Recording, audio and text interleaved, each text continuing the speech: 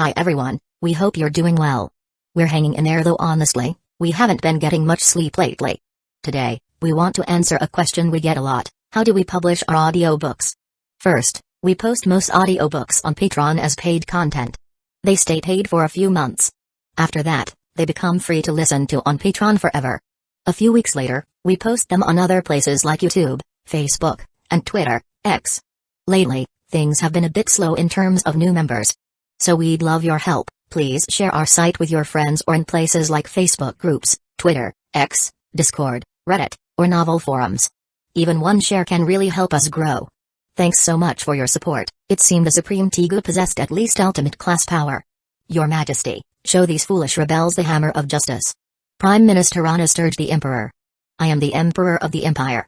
The young Emperor declared without hesitation. These were the activation words for the Supreme Tegu. The ground trembled. The officials in the throne room stumbled and fell. A massive object began to emerge from beneath the floor. Everyone, get out of here! Roy shouted, leading them out of the throne room. From outside, they could see a colossal suit of armor rising from the ground. The throne room was instantly destroyed. Most of the officials inside were killed. When the Supreme Tegu fully emerged, they could finally see its true form. It was a gigantic suit of armor, 1,000 meters tall, its presence radiating an oppressive aura. What is that? It's like a monster. Is that the legendary Supreme Tegu? I can't believe it actually exists. The Night Raid members stared at the colossal giant in shock. But they weren't afraid. They had seen a giant of this scale before. Roy's Ice 1,000-armed cannon was just as massive. So this is a ultimate class Tegu? Roy thought. Such a powerful Tegu. It consumed a lot of stamina to use, but the frail young emperor didn't have much stamina to spare. Yet, even so, in the original story, the emperor had managed to unleash its devastating power. Just then, the emperor's voice boomed from within the Supreme Tegu. This empire, passed down through generations, is the order of God. To rebel against God is blasphemy. A red light emanated from the gem on the Tegu's forehead. A crimson laser beam shot down towards Roy and the others.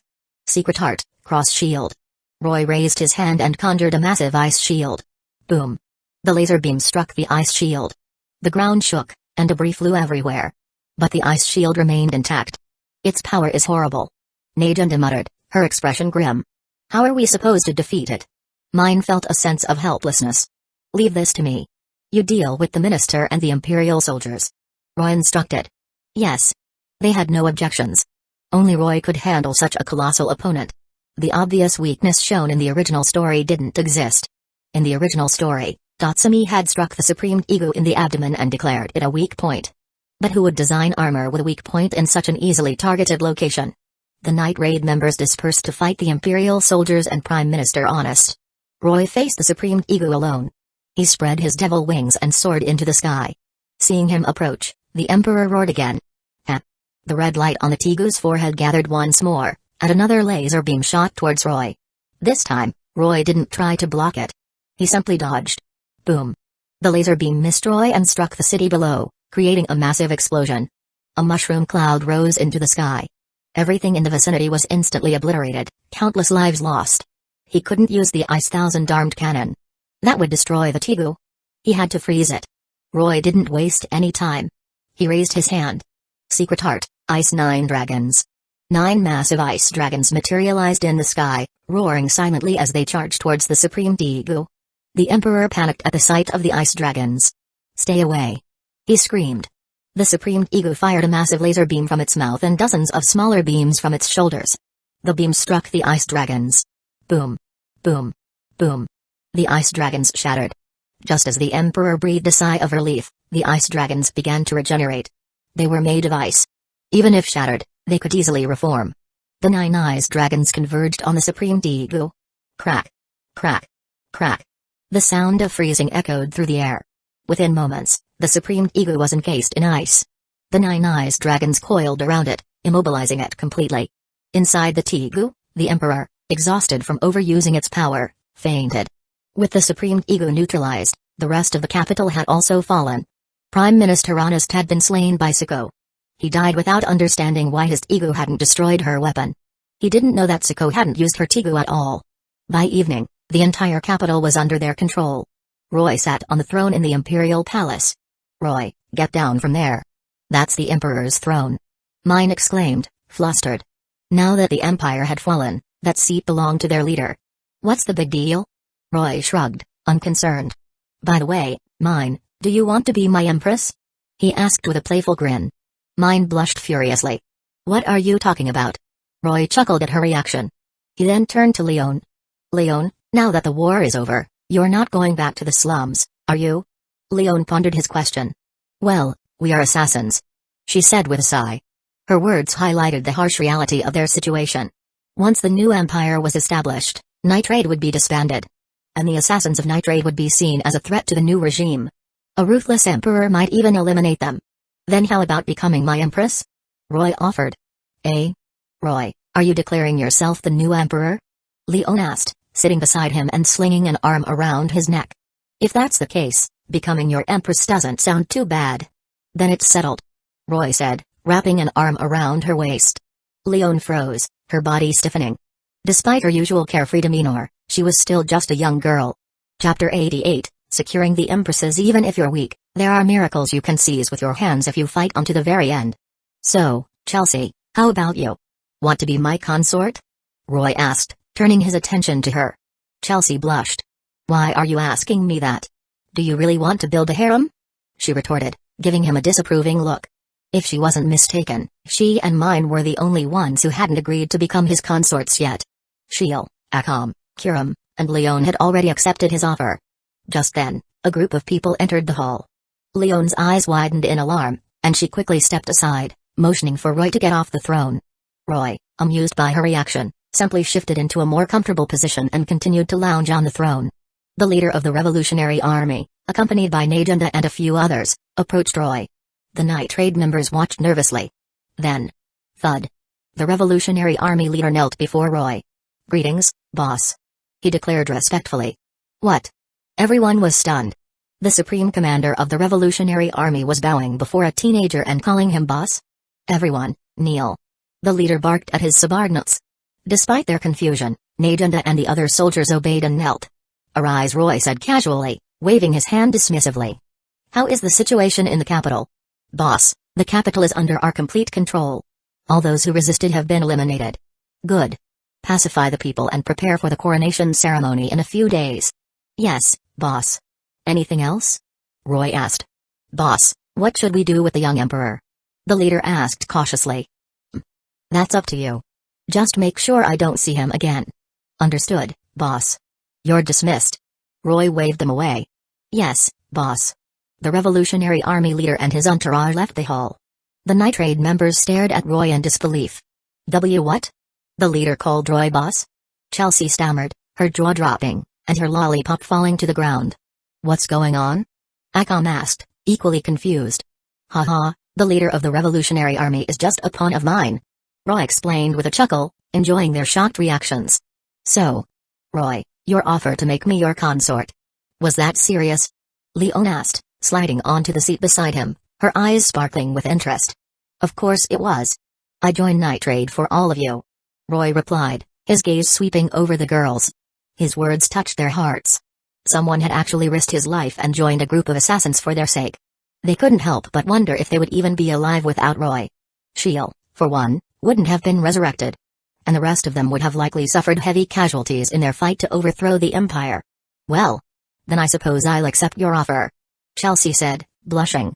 She had been born into common family and had even worked for the Empire. She had fantasized about becoming the Emperor's consort. And she already had feelings for Roy, further amplified by his selfless actions in joining Nitrade. It was no surprise that she agreed. This cliché tactic might be laughable in the modern world, but it seemed quite effective in this situation. What about you, Mine? Roy asked, turning his attention to her. I. Mine stammered, her face flushed. She undoubtedly liked Roy. But her tsundere nature made it difficult for her to confess in front of everyone. Why does every confession have to be in front of an audience? She lamented internally. Seeing her hesitation, Roy approached her and gently placed a hand on her shoulder. Mine, don't you like me? He asked softly. Of course I do, you idiot. But do you have to make me say it in front of everyone? Mine cried, burying her face in his chest. The other girls smiled, happy for Mine. They knew how difficult it was for her to express her feelings honestly. I'm sorry, Mine. It's my fault. Roy apologized, patting her back. Humphrey, fine. I forgive you. Mine replied, finally smiling through her tears. Kurum tugged at Roy's sleeve. Anya-chan, what about me? I want to be your consort too, she said shyly. Roy paused, then patted her head. Don't worry, Kurum. You're already my servant. I won't forget about you. Akam blushed at his words. Roy then proceeded to form contracts with the girls. Mine, as a long-range ADC, consumed a lot of mana. The rook and knight pieces weren't suitable for her. The bishop piece was the best fit. Chelsea wasn't suited for frontline combat, so he gave her a pawn piece. And finally, the main event, Esdeath. She was destined to be his queen. After Esdeath's transformation, her strength soared to ultimate class, an incredible feat. But it wasn't surprising, considering she was already at the peak of high-class devil. A few days later, Roy was officially crowned emperor. Even he hadn't expected to become an emperor, but he wasn't particularly interested in the position itself. He then declared the night trade girls and Esdeath his consorts. With the immediate matters settled, Roy didn't rush to leave this world. He used his knowledge to implement reforms, improving the lives of the people and ensuring they no longer suffered from hunger and poverty. He then dispatched Esdeath to the western regions to quell the unrest among the minority tribes. Mine, who was from the western border region, had been discriminated against for being a half-breed since childhood. She had dreamed of a new empire where such discrimination would be eradicated. Therefore, Roy sent Esdeath to conquer the western tribes and integrate them into the empire. Of course, this was also part of Roy's plan to unify the entire world. To achieve this, he needed to conquer the southern and northern tribes as well. He sent Najunda and Nitrade to the south. And he personally led an army to the north. Any tribe that resisted was crushed. Within a month, all three regions were under his control. Roy then ordered the men from the conquered tribes to relocate to the capital for work. He also sent a group of citizens from the capital to the newly acquired territories. This integration would ensure that within 100 years, there would be no more divisions between different races. During this time, Roy finally discovered the method for creating Degu. The first thing he did was modify the Supreme Degu, Shikao Taser. Previously, only those with the bloodline of the former emperor could use it. Even Roy couldn't force it to activate. But after his modifications, anyone could use it. Roy then entrusted Najunda and the former revolutionary army leader with governing the empire and tasked them with producing more Degu. He then left the world of Akamgakil with his consorts and a collection of Tegu. After his departure, the world continued to function smoothly under Najunda and the former leader's rule. They followed Roy's instructions diligently. Roy wasn't worried about the empire's future. After all, he could return anytime. Chapter 89, Return to DxD, New Trouble. Those painful memories are what help us make it to tomorrow and become stronger. High school DxD world, Roy's castle. Ryaz, fresh from her bath, arrived at Roy's room. She froze as she opened the door. Several unfamiliar girls were inside. Ryaz puffed out her cheeks, a bit annoyed. Roy, what's going on? She demanded, pointing at the girls. Roy hadn't expected her to come in so soon after he returned. Your Majesty, who is she? Mine asked suspiciously, eyeing Ryaz. Ahem. She's my queen consort, Roy replied. Eh? No wonder your Majesty hasn't chosen an queen consort yet. You already have one. Leon exclaimed, though she didn't consider herself a candidate for the position. Among them, the only one who could truly be Roy's queen consort was Esdeath, the strongest. Queen consort? Your Majesty? What are you talking about? Ryaz was confused. Don't worry, we'll explain everything outside. Roy led the girls to the living room and called for Saya, Kani, and the others.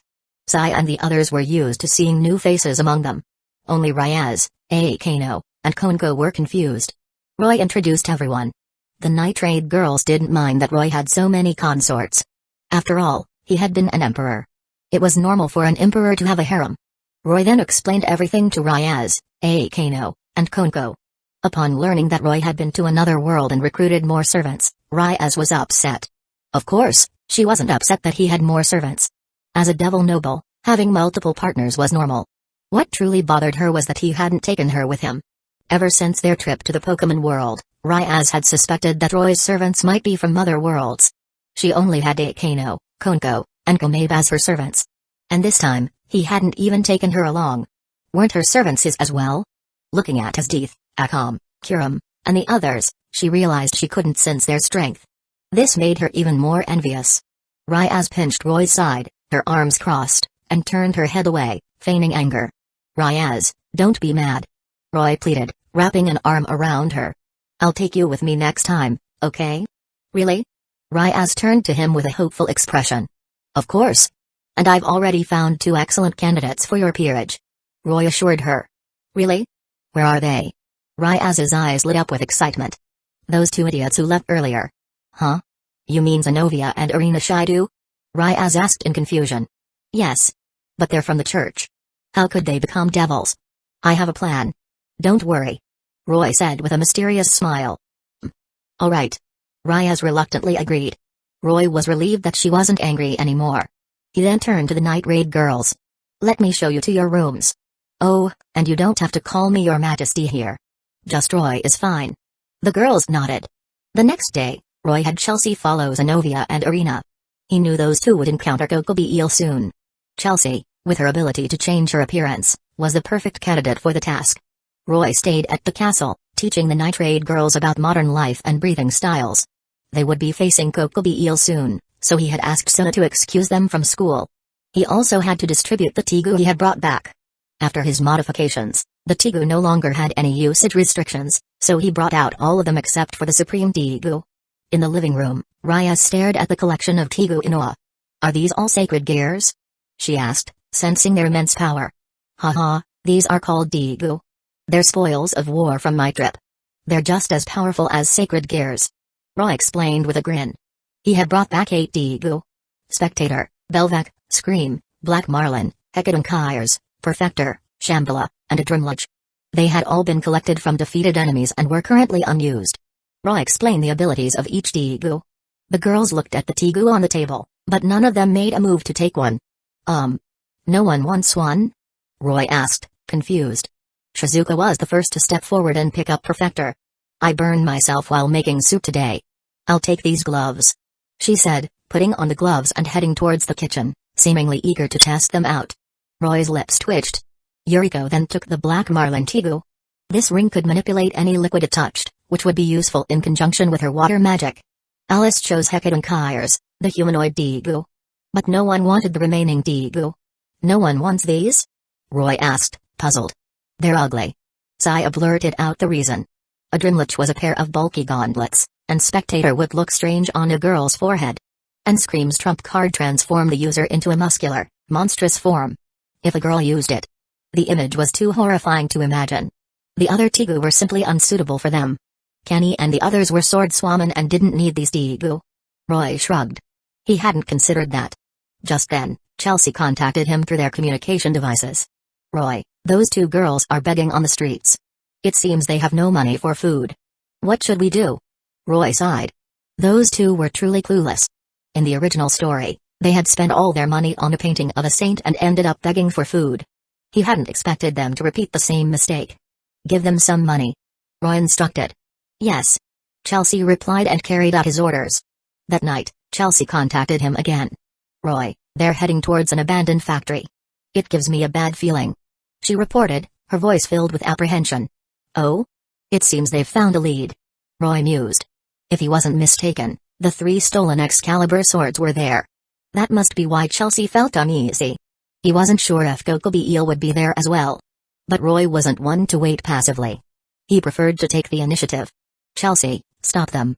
Those 2 are no match for the Excalibur swords. Yes. Roy then contacted Suna and explained the situation. They all headed towards the abandoned factory. Get out of our way. Irina shouted angrily at the girl blocking their path. I told you, it's too dangerous for you to go in there. I won't let you pass. Chelsea insisted, her arms crossed. If it weren't for the fact that you gave us money, I would have. Zenovia threatened. Would have what? A voice interrupted them, causing both girls to freeze. They slowly turned around and saw Roy and his entourage. Their faces fell. So you devils are going to interfere in church matters?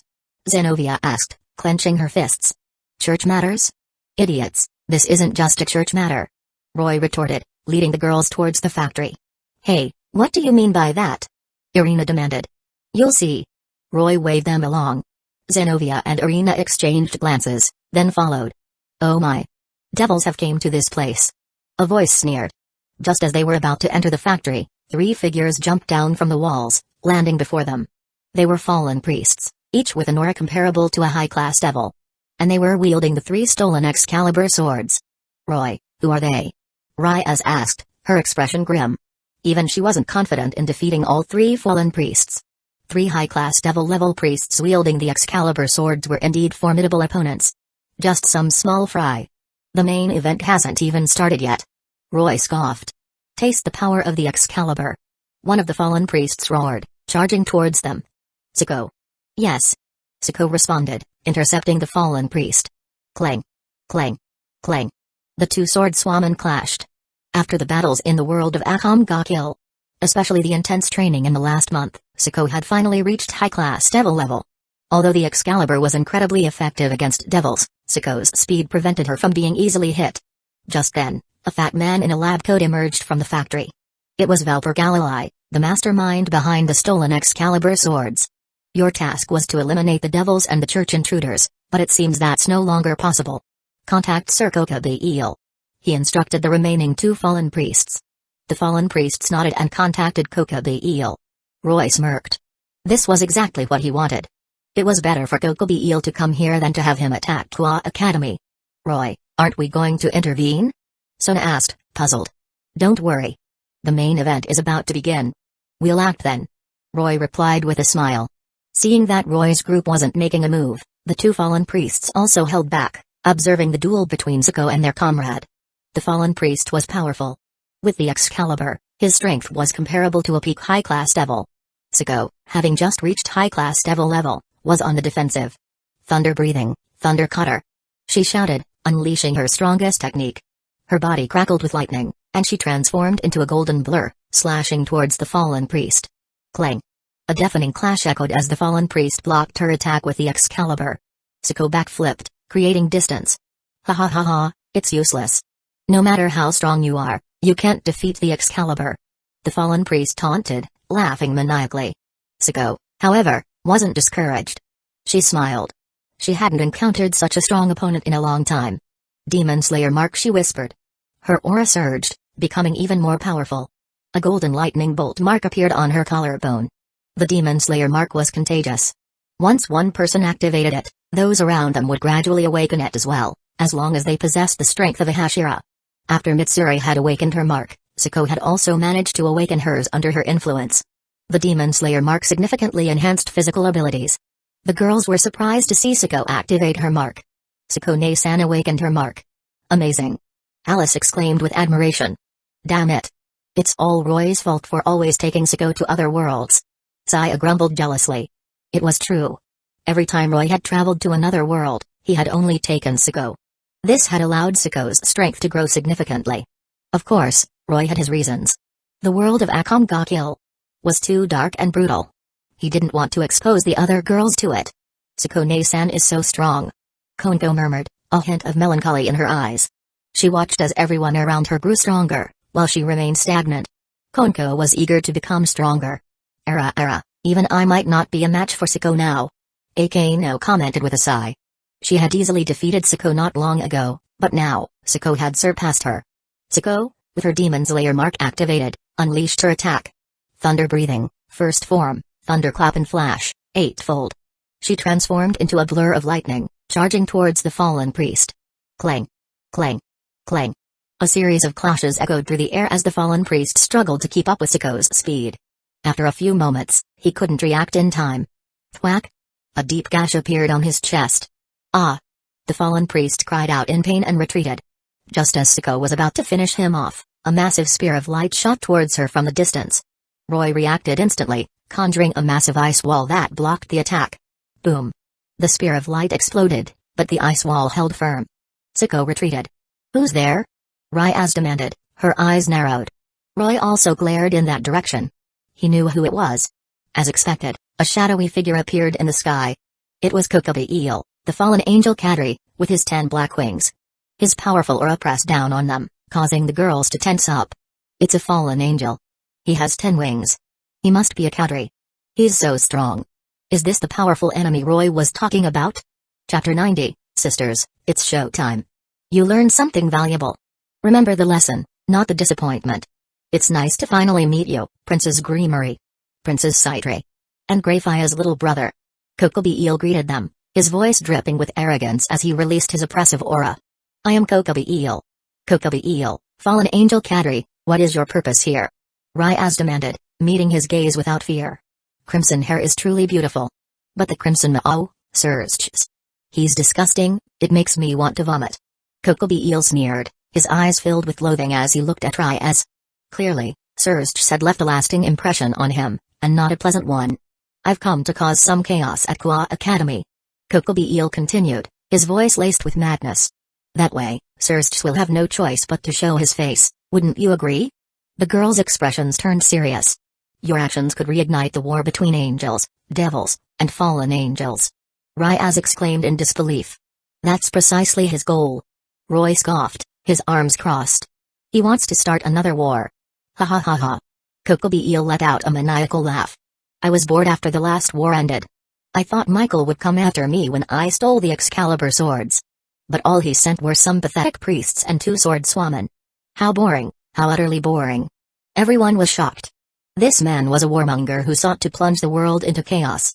Mine, Leon, and the others glanced at Asdeeth. She seemed to share a similar love for battle and bloodshed. As if sensing their gazes, Asdeeth looked at them, a faint blush on her cheeks. I'm not like him, she declared. I already have Roy. She walked over to Roy and embraced him from behind. The other girl's lips twitched. Seriously, Asdeeth? Now's not the time for this, they thought. But Asdeeth ignored them, clinging to Roy. Roy didn't mind. He wasn't concerned about Kokobi Eel. The real threat tonight was Volley, the White Dragon Emperor, who could easily defeat Kokobi Eel. Kokobi Eel, you think you can come here and leave as you please? Roy scoffed, then waved his hand. The space around them distorted. He had erected a barrier. This way, their battle wouldn't affect the outside world. After all, this was a fight involving strong beings. If they weren't careful, the entire town of Kwa could be destroyed. Oh? I heard Greyfire's little brother was a failure. It seems that's not the case. Kokobi Eel said, intrigued by Roy's display of power. As an old-fashioned fallen angel, Kokobi Eel wasn't well informed about recent events in the underworld, so he didn't know about Roy's rise to power. But creating such a large-scale barrier in an instant was no easy feat. Only an ultimate class and above could do that. This young man, possessing such power, piqued Kokobi Eel's interest. However, Kokobi Eel wasn't afraid. He was a fallen angel who had survived the Great War, a veteran of countless battles. He wouldn't be intimidated by a mere child. Trying to stop me? Perhaps you should call Greyfire. Kokobi Eel sneered. Whether I stay or leave isn't up to you. Roy retorted with a smirk. Roy, leave him to me, Asdeeth declared, stepping forward with excitement in her eyes. Go ahead. Roy nodded. Ha ha ha ha. Very well. Consider this an entertaining sideshow. Kokobi Eel laughed, snapping his fingers. A throne resembling a burning torch materialized beneath him. Kokobi Eel sat down, crossing his legs, looking every bit the arrogant villain. Ryaz and the others were visibly impressed. Now, let my pets play with you, Kokobi Eel said, snapping his fingers again. A golden light shot from the base of his throne, creating a massive magic circle on the ground. Pillars of fire erupted from the magic circle, and monstrous hounds, their bodies flowing with magma, emerged. Cerberus? Ryaz gasped, recognizing the creatures. Those are the guard dogs of the underworld. Suna explained. The girl's expressions turned grim. Over 20 Cerberus hounds had already appeared, each with the strength of a middle-class to high-class devil. They were a formidable force. And more Cerberus hounds continued to emerge from the magic circle. Siko. Yes. Siko responded, then turned to the other girls. Sisters, it's showtime. I've been waiting for this. Come on, my pumpkin is thirsty for action. Eliminate? Koi, come out. The girls were eager to fight. They charged towards the Cerberus hounds, each utilizing their unique abilities. Hey Kano, Konko, let's join the fray. Yes, Buku. Understood. Inspired by the others, Ryaz also joined the battle, her fighting spirit ignited. Sona, too, led her page into the fray. Even Zenobia and Irina, who had been standing on the sidelines, joined the fight. The battle raged. Mine's pumpkin, with each charged shot, took down a Cerberus hound. Akam and Kurum were even faster, their blades slicing through the hounds with deadly precision. Shinobu and Kenny were equally formidable, their movements graceful and their attacks precise. None of the hounds could touch them. Siko, Nezuko, and Mitsuri faced the three fallen priests.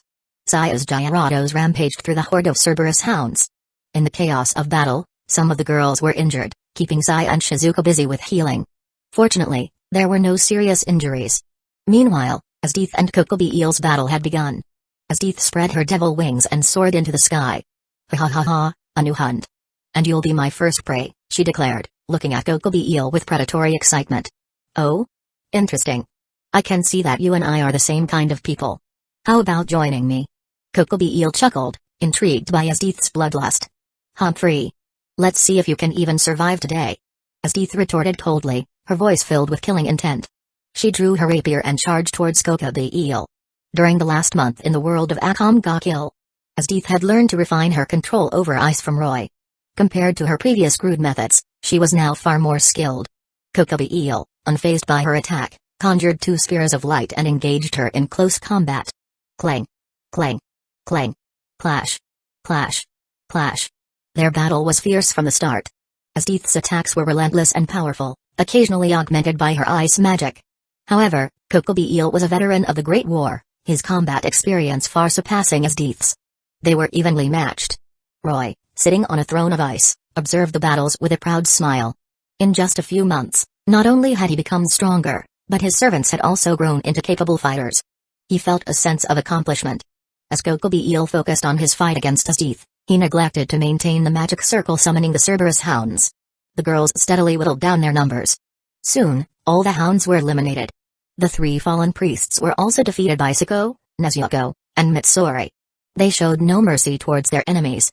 Valper Galilei, the mastermind behind the stolen Excalibur swords, was caught in the crossfire and killed. No one mourned his death. The battle on the ground was over. But the battle in the sky had just begun. Kokobi Eel, despite wielding 2 spears of light, couldn't gain an advantage against Asdeath in close combat. His pride was hurt. He couldn't believe he was struggling against a little girl. He pushed Asdeath back with a powerful attack and hurled his spears of light at her. Asdeath conjured a thick ice wall, blocking the projectiles. Boom. A massive explosion rocked the air, but the ice wall remained intact. Asdeath smirked. She dispelled the ice wall and saw Kokobi Eel charging an incredibly large spear of light. The destructive aura emanating from the spear made even Asdeath apprehensive. But she didn't back down. She charged towards Kokobi Eel. Ha ha ha ha, die. Kokobi Eel roared, launching the massive spear of light. Be careful. Asdeath Nasan, dodge. The girls below watched with worry. The spear of light was incredibly fast, reaching Asdeath in an instant. But Asdeath showed no fear. She smirked and uttered a single word. Mahapadma. The sky fell silent. Everything froze. The girls below could only see a flash of ice blue engulfing the sky.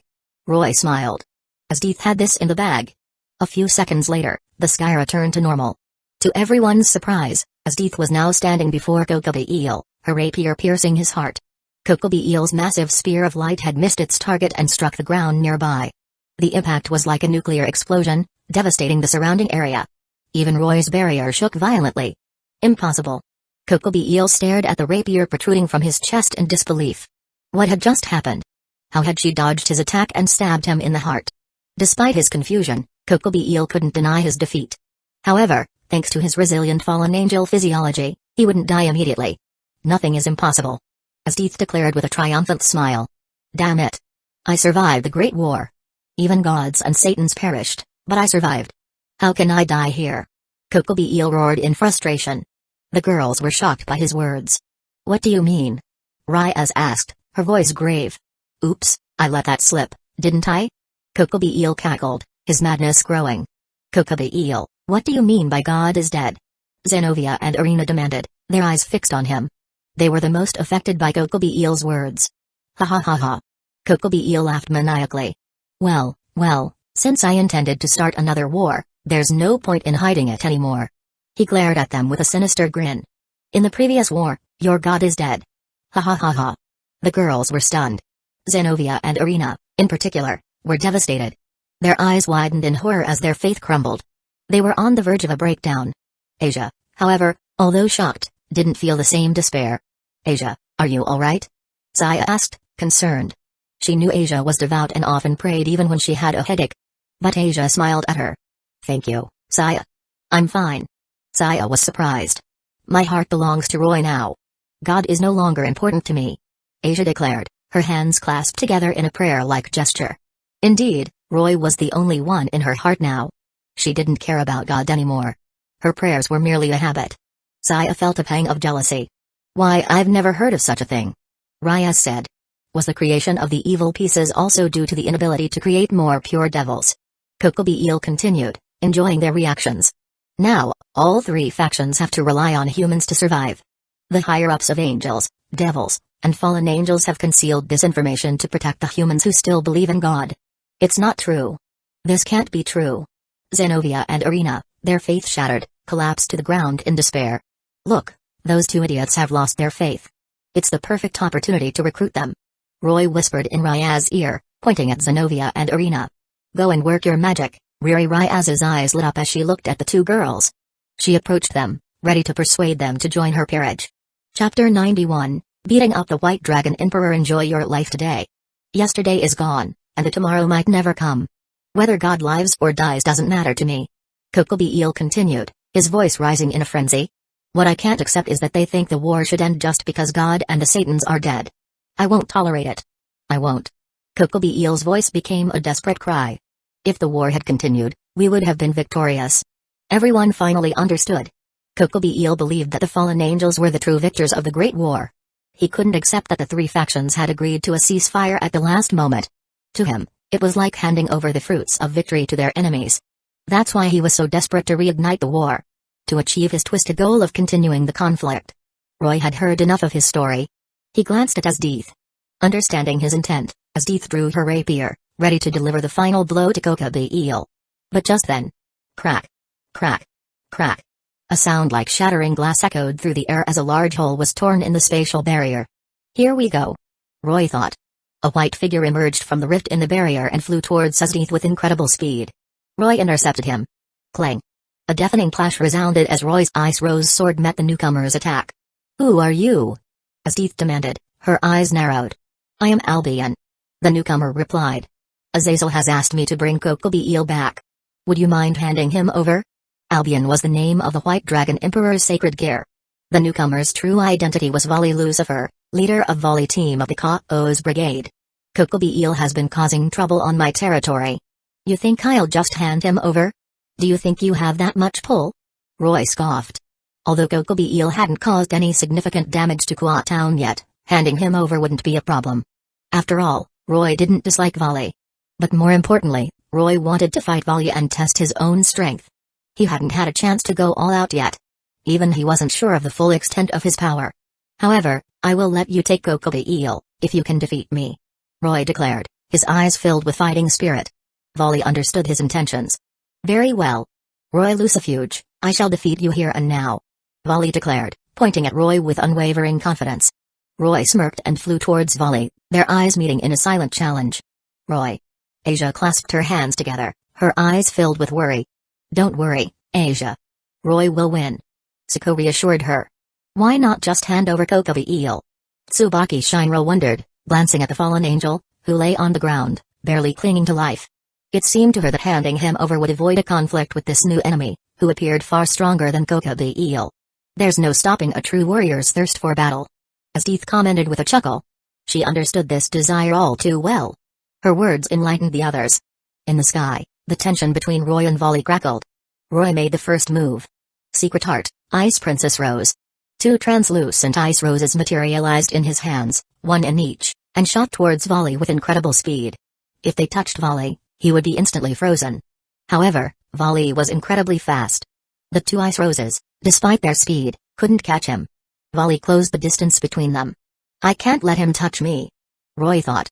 One of the abilities of the White Dragon Emperor's armor was Divide, which had the opponent's power upon contact. And it activated every 10 seconds.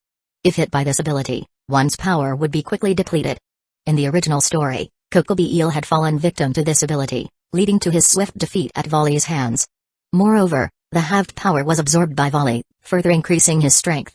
Without a countermeasure, facing Volley was a sure path to defeat. Roy couldn't let Volley touch him. Secret Heart, Ice 9 Dragons. 9 ice dragons materialized and charged towards Volley. But Volley simply flew straight into the ice dragons. Crash. Crash. Crash. Crash. Ice shards scattered through the air. Volley had shattered the ice dragons. However, after destroying the second and third dragons, his momentum faltered, and he was engulfed by the remaining ones. Crack. Crack. Crack. The sound of freezing echoed as Volley's body was encased in ice. He plummeted towards the ground. Is it over? The girls below wondered, seeing Volley frozen solid. They knew how powerful this technique was. No one had ever broken free from it before. Asdeath stared at the ice with a fervent gaze. Roy had been teaching her this technique, but she hadn't mastered it yet. Her control over ice was still too crude. Roy, however, shook his head, hearing their comments. He didn't believe Volley was defeated so easily. As if to confirm his suspicions, a brilliant light emanated from within the ice. Then, Volley's voice boomed through the air, filled with power and authority. I, who shall awaken, am the heavenly dragon who has stolen the principles of supremacy from God. I envy the infinite. And I pursue the dream. I shall become the white dragon of supremacy, and I shall sink you into the depths of the abyss. Juggernaut drive, crack. Crack. Crack. As Volley finished his chant, cracks appeared on the ice mountain. Boom. The ice shattered, and Volley emerged, his form transformed. He had activated his Juggernaut drive. However, it couldn't be maintained for long, as it consumed his life force. Volley, having broken free, didn't hesitate. He charged towards Roy with even greater speed. Secret art, ice archery. Roy conjured an ice bow and knocked an arrow. He loosed the arrow, which split into a barrage of icy projectiles. Volley, however, didn't dodge. He relied on his armor and flew straight through the rain of arrows. Thud. Thud. Thud. He broke through the barrage and continued his assault. He reached Roy in an instant and threw a punch. The rapid series of events left the girls below speechless. They gasped as Volley's fist was about to connect. But Roy remained calm. He summoned his ice rose sword and parried the attack. The two clashed, their movements a blur. Bang. Bang. Bang. Their battle was incredibly intense, exchanging countless blows in a matter of seconds. Roy couldn't shake Volley off and could only rely on his swordsmanship to defend himself. Volley threw another punch. Roy raised his sword to block, but... Crack. His ice rose sword shattered. Volley's fist struck Roy. It's over. Volley grinned triumphantly from within his armor. He had touched Roy. Divide. The White Dragon Emperor's armor declared. Roy felt his power diminish, halved by Volley's ability. Volley, on the other hand, absorbed Roy's lost power, becoming even stronger. Roy couldn't help but smile wryly. Despite his caution, he had been touched. It seems I have to use that technique, he thought. I didn't want to resort to this, but I have no choice. Roy declared. Mahapadma. The entire space within the barrier was engulfed in an icy blue light. Everything froze. Only Roy could move freely. He had used Asdeath's technique, Mahapadma.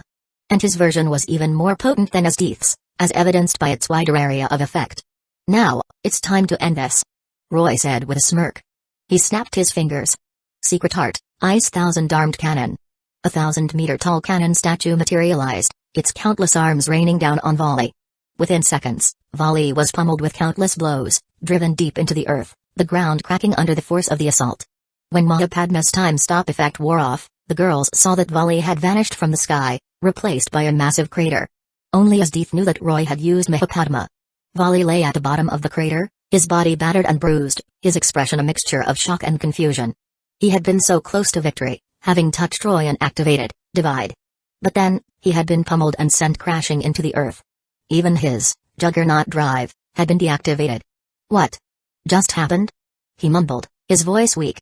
Partner, it seems you've encountered a time-stopping sacred gear. Albion, the White Dragon Emperor, said. There's a sacred gear that can stop time. Stop time. Volley finally understood how he had been defeated. But he was filled with frustration. He was supposed to be the strongest White Dragon Emperor in history. Yet, he had been defeated so easily by someone his own age, especially when he had been so close to victory. His confidence was shaken. Ha ha ha ha. Roy burst into laughter, hearing Albion's assumption. I don't have such a sacred gear, he declared, flying down to the bottom of the crater and looking at Volley with a smug grin. In the original story, Gasper, when controlled by an enemy, had used his time-stopping ability on the Satans during a meeting. However, only Konko and a few others with weaker powers had been affected. The Satans themselves remained unaffected, simply because Gasper was too weak. No way, Volley said, refusing to believe him. Suit yourself. I'm not interested in revealing my abilities. Roy shrugged. Volley fell silent. Don't worry, someone will come for you soon. Roy reassured him before flying out of the crater. Royani-chan, are you alright? Are you hurt? Roy-sama, you were amazing. Roy-sama is so strong. The girls surrounded Roy as soon as he landed, their voices filled with concern and admiration. Haha, don't worry, I'm fine. Roy chuckled. That guy is the one who's hurt. He won't be recovering for a while. He added, pointing at the crater. The girls were relieved to see he was unharmed. Just then. Crack. Crack. Crack. Another hole appeared in the spatial barrier. A dark figure flew towards them. The girls tensed up, ready to fight. Don't worry, everyone. Roy said calmly. He knew who it was. Azazel, Governor General of the Fallen Angels. He was a fallen angel who had fallen from grace to pursue his desires, but he was generally a laid-back and easygoing individual. Yo. Good evening, everyone. Azazel greeted them with a casual wave. Azazel, Governor General of the Fallen Angels. Why are you here? Ryaz asked, then, noticing the barely conscious Gokobi eel, she understood. Well, it's just as you've guessed. Azazel admitted with a shrug. I noticed Gokobi eel's recent activities and intended to stop him, but it seems you beat me to it. To avoid unnecessary complications, I asked the White Dragon Emperor to bring Gokobi eel back. The girls understood. After all, Gokobi eel was a fallen angel cadre. If Azazel intervened directly, it might be seen as an act of aggression. And if news of this incident spread, it could lead to mistrust and tension between the three factions. A new war might even break out. But now, Azazel had no choice but to come, as Vali, whom he had entrusted with retrieving Gokobi eel, had been defeated. In that case, take them both. Roy said, gesturing towards Gokobi eel and Vali. Azazel was surprised by his easy agreement. Hadn't Roy said he would only release Gokobi eel if Azazel defeated him?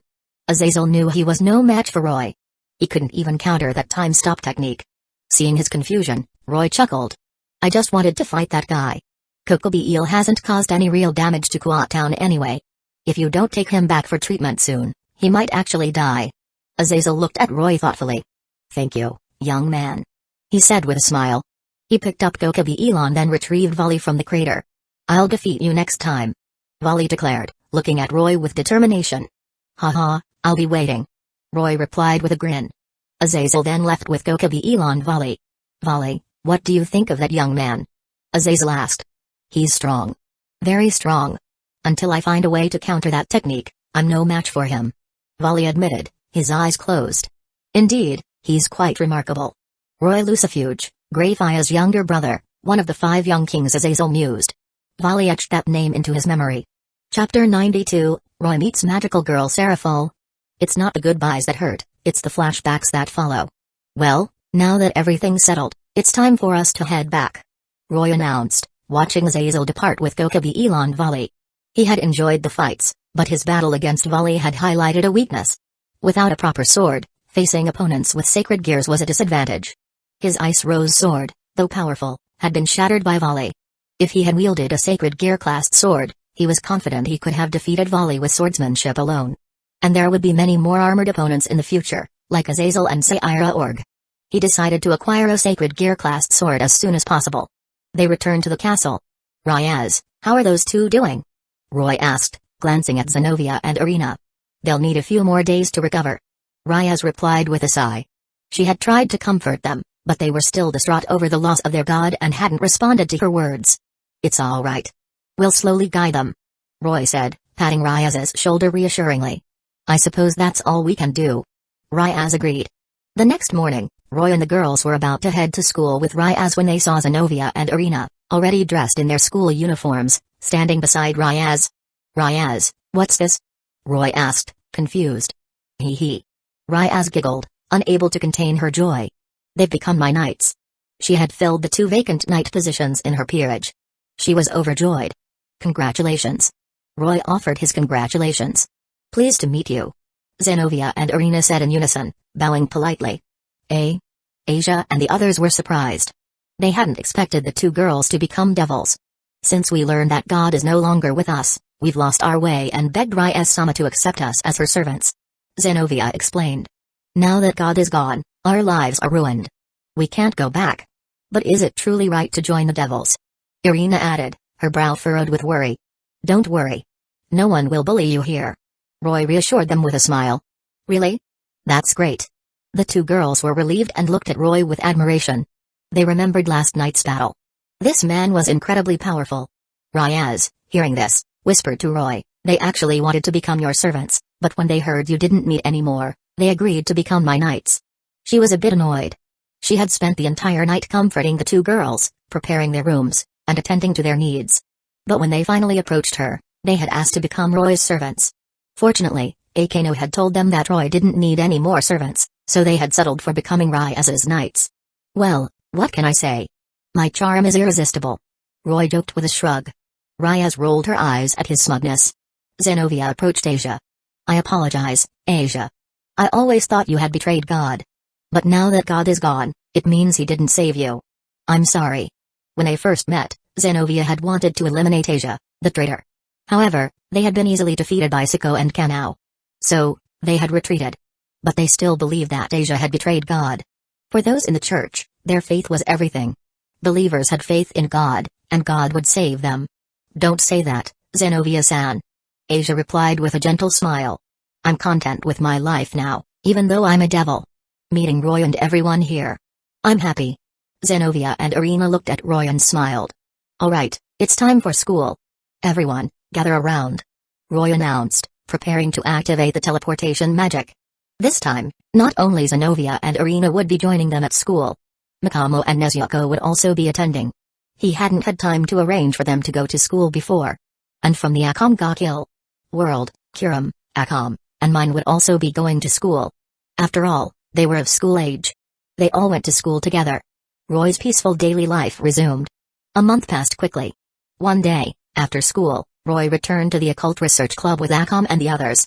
Get out of my way. No, you move. Let me in first. I should go in first. I was here first. Roy sighed, watching Sai and Mine bickering at the doorway. He wasn't sure if it was because they had similar personalities or if they were simply incompatible. But Sai and Mine, the two tsundere girls with pink pigtails, just couldn't get along. They argued about everything, especially after being assigned seats next to each other in class. My Gyarados is the strongest. Humphrey. My pumpkin can take it down with a single shot. No way. My Gyarados knows Hyper Beam. You're no match for it. Ha. I'm not as weak as you. Damn it. Saya gritted her teeth and reached for her pokeball, ready to teach mine a lesson. But then. Bonk. Bonk. Roy flicked both of them on the forehead. Cut it out, you two. Ow. The two girls clutched their heads, pouting at Roy. Roy sighed and patted their heads, calming them down. Just as he dealt with them, Akam tugged at his sleeve. I want meat, she declared. Akam, we'll be having dinner soon. Can you wait a bit? No, I want meat now. Akam shook her head, her eyes fixed on him. Roy sighed and took out a roasted suckling pig. Akam's eyes lit up at the sight of the meat, and she drooled. Sometimes, Roy felt like he was Akam's pet owner. Roy is so kind. Asia commented, her eyes filled with warmth as she watched him. Aka, Murayama, and Katace nodded in agreement. Just then, the door to the Occult Research Club opened. Roy. On-chan. Kurom dashed in and hugged Roy. Being younger, she was in the same class as Konko. On-chan is eating meat. Roy, I want candy too. Kurom pleaded, clinging to him. Okay, here you go. But don't eat too much candy. It'll rot your teeth. Roy said, handing her a bag of candy. Roy-senpai. Konko greeted him. Oh, Konko wants some too? Here you go. Roy gave her a bag of candy as well. Thank you. Konko replied, blushing slightly as she took the candy. The door opened again. This time, it was Ryaz, Akano, and Siko.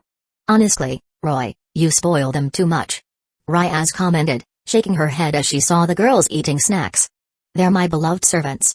Let's head back now. Roy said, standing up and preparing to activate the teleportation magic. Just then, a red magic circle appeared before them. A figure with crimson hair materialized within the circle. Ani-sama. Ryaz exclaimed. It was her older brother, DxD Lucifer. It's quite lively here. Is there some kind of event going on? DxD asked with a smile. Just messing around. What brings you here, Aniki? Roy asked his brother-in-law. I heard you defeated Gokobi Elon the White Dragon Emperor. That's quite impressive. DxD said, changing the subject. Those two? Haha, I was just itching for a fight. I didn't cause any trouble for the underworld, did I? Roy shrugged. Don't worry, the incident was kept under wraps. Oh, that's good. I'm here on behalf of the underworld to formally invite you to the Three Factions Peace Treaty. And this time, it will be held at Kwa Academy. DxD announced, his expression turning serious. The Three Factions Peace Treaty? Held at Kwa Academy? The girls were surprised. Why invite me? Wouldn't it be enough for you to attend? Roy asked. Since it was a peace treaty between the leaders of the three factions, the underworld already had Xerxes and Seraphol representing them. There shouldn't be a need for anyone else to attend. Well, you now possess the power to influence all three factions. Xerxes explained with a smile. He was quite pleased with his brother-in-law. Especially after hearing about Roy's victory against the White Dragon Emperor. Roy's strength and the power of his spirit were undeniable. He was qualified to participate in the peace treaty. Roy understood and agreed without hesitation. In that case, I accept. Ha ha ha, that's great. Xerxes exclaimed, then added, by the way, my little sister hasn't been causing you any trouble, has she? Ryaz puffed out her cheeks, annoyed that her brother would say such a thing. Anai-sama, how can you say that? She whined. Ha ha, don't worry, Aniki. I can take care of Ryaz. Roy assured him. Roy, you too. Ryaz glared at him playfully. Roy and Xerxes exchanged amused glances and laughed. That night, Ryaz arranged for Xerxes to stay at the Occult Research Club. Xerxes had wanted to stay at Roy's castle, but Roy declined, citing the inconvenience of having a male guest among so many girls. The three factions' peace treaty was scheduled for 3 days later, so they had some time to relax. The next day, Roy and the others went to school, while Ryaz showed Xerxes around the academy. A magical girl photo shoot. As members of the photography club, we have to check it out. Yes, yes. During break time, Roy overheard some girls talking about a magical girl event and became interested. He decided to go and see. Saya, mine, let's go check it out. Huh? Roy, are you interested in magical girls? Saya asked, surprised. Was this some new strange hobby of his? I'm a bit curious, but I'm more interested in the person cosplaying as a magical girl. Roy replied with a grin. They followed the girls and arrived at a classroom that was clearly used for performances. A girl dressed as a magical girl stood on a stage, posing and smiling for the cameras. The girls in the audience were taking pictures and admiring her. Seraphol Leviathan. Roy instantly recognized the magical girl as Sona's older sister. She had black twin tails, a pink magical girl costume, and a star-shaped wand. She looked quite adorable. But she was rather short, probably no taller than 150 centimeters. So this is the magical girl Roy is interested in? She's not that impressive. Mine commented, although she didn't know what a magical girl was. She was confident she wouldn't lose to this girl in terms of cuteness. Humphrey, if it were me, I'd be much cuter. Saya added, surprisingly agreeing with mine. Roy's lips twitched. She's a strong Mao-class devil, you know. Is it okay to say that about her? He wondered. What's going on here? Roy, why are you here? Sona, perhaps drawn by the crowd, approached them. I think you should deal with her first. Roy said, pointing towards the magical girl on stage. Sona turned around. Sona-chan. A figure leaped onto Sona, clinging to her. Ne-sama? Sona asked, her body stiffening. Yes. It's your beloved Ne-sama. Seraphol exclaimed, hugging Sona tightly. The scene was a bit awkward. Sona-chan, what's wrong? We're finally reunited. You should be happier. And wouldn't it be wonderful if we had a Yuri relationship? Seraphol rambled on, lost in her fantasies. Sona's expression darkened. Anyone would be annoyed by a sister who constantly fantasized about a Yuri relationship with them. Roy chuckled. But he had to intervene before Sona had a meltdown. Ahem. He cleared his throat, interrupting Seraphol's daydreams. You must be the one trying to steal Sona-chan away. I won't let you succeed.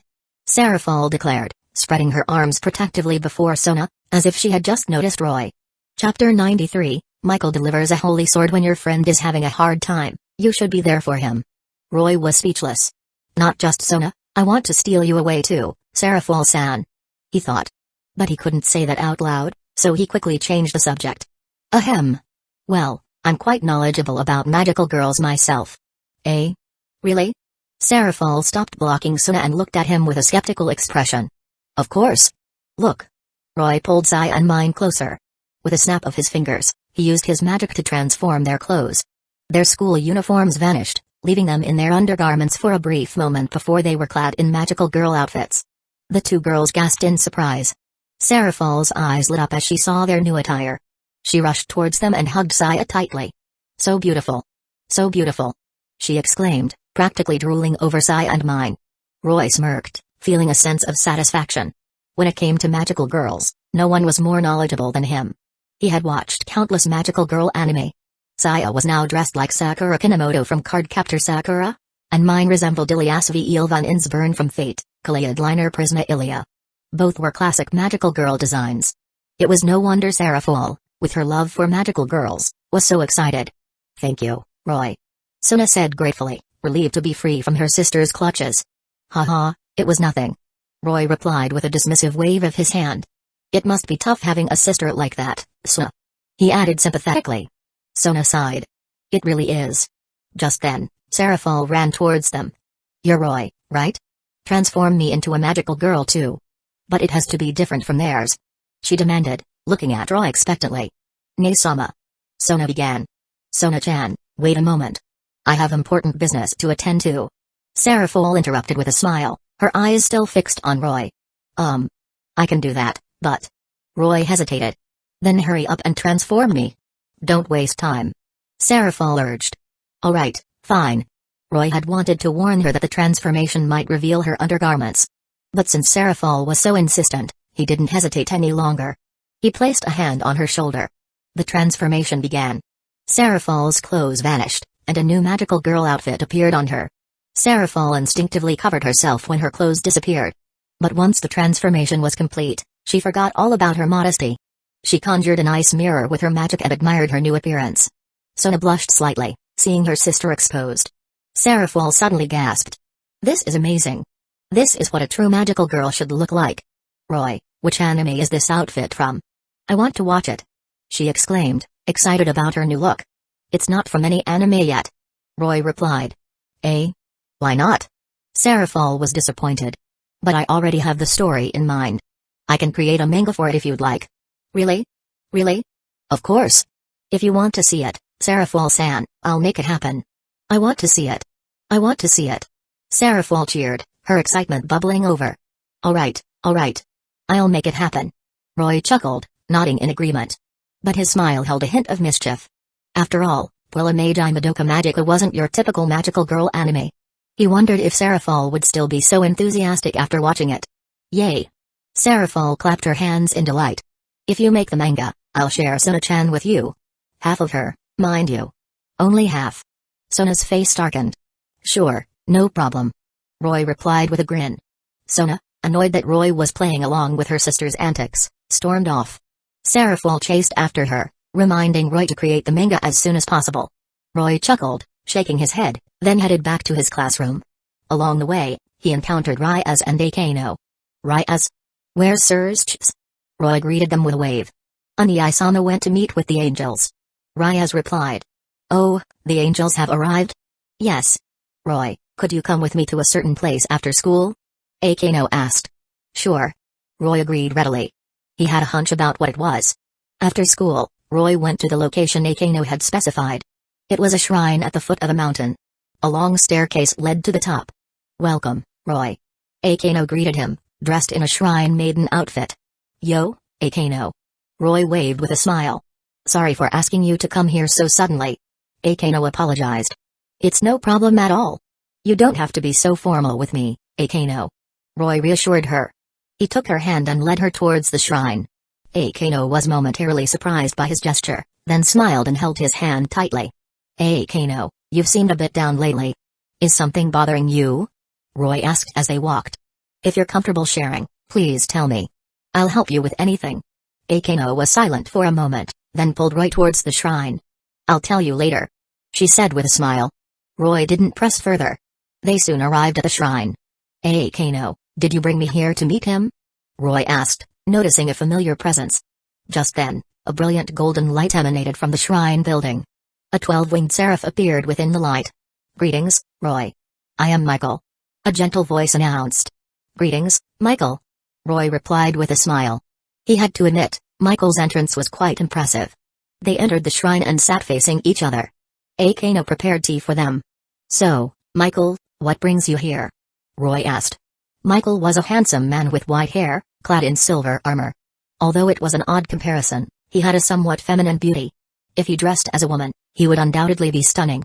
"Well." Michael summoned a sword with a flash of light. "This is the Dragon Slayer sword, Ascalon. It's a sword capable of slaying dragons."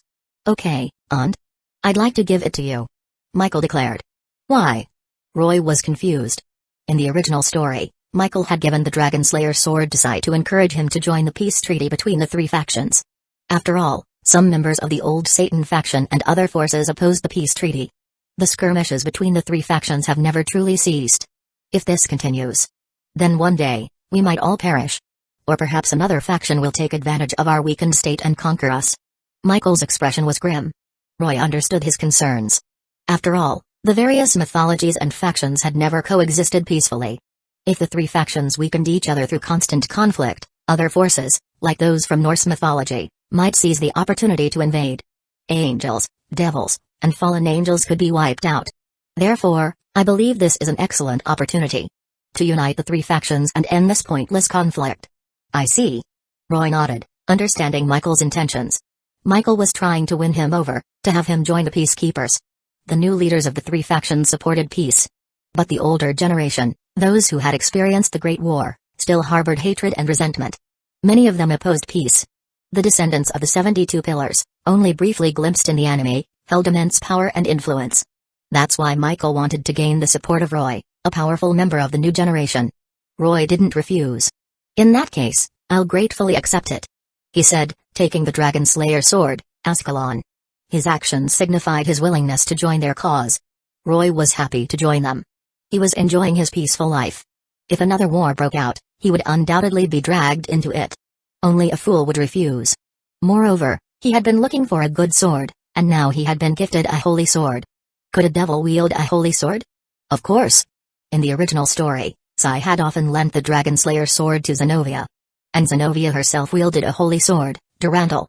Unfortunately, the holy swords they had obtained from the fallen priests, along with Zenobia and Irina's swords, had been returned to the church after their battle against Kokabiel. Although Zenobia and Irina had stayed, they still had to complete their mission. However, Zenobia's Durandal, being her personal holy sword, hadn't been returned. Roy had no reason to refuse such a beneficial offer. Michael smiled in satisfaction. With that, my task is complete. I'll take my leave now. See you at the Three Factions Peace Conference then, Roy said with a wave. Michael then vanished in a flash of light. Roy examined the Dragon Slayer sword, nodding in satisfaction, then stored it away. He turned to Akano with a smile.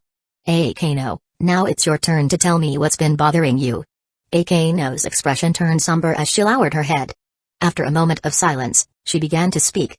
I'm actually the child of a fallen angel Kadri, Barakael, and a human. My mother was the daughter of a shrine priestess. One day, she met Barakael, who was injured. She treated his wounds, and they fell in love and had me. Akano paused. Then stood up. She untied her shrine maiden outfit, revealing her back. A devil wing and a fallen angel wing sprouted.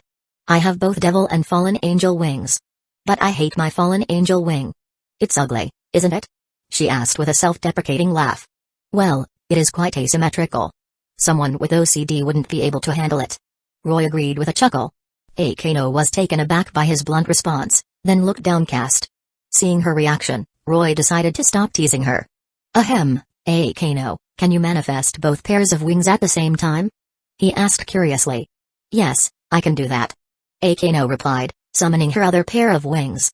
Now, she had one pair of devil wings and one pair of fallen angel wings. That's much more symmetrical, Roy commented, nodding in approval. They look beautiful, Akano, he said with a smile, giving her a thumbs up. Akano looked at him, then smiled back. Thank you. But you still haven't told me why you hate your fallen angel wing. Did Barakael abandon you? Roy asked. No, he didn't abandon us, Akano replied. After I was born, my father, mother, and I lived happily together. Until one day, a group of people came to our house and demanded that my mother hand me over. Of course, she refused. And to protect me, she was killed.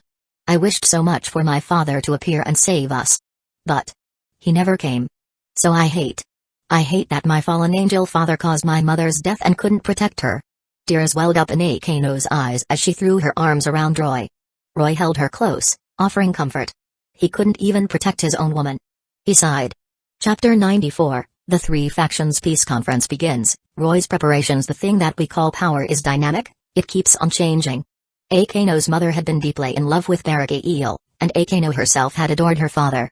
However, when they needed him most, he hadn't been there. The greater the hope, the greater the disappointment. That was why Akano had came to resent Barakael. Don't worry, Akano. I'll protect you. I won't let anyone hurt you.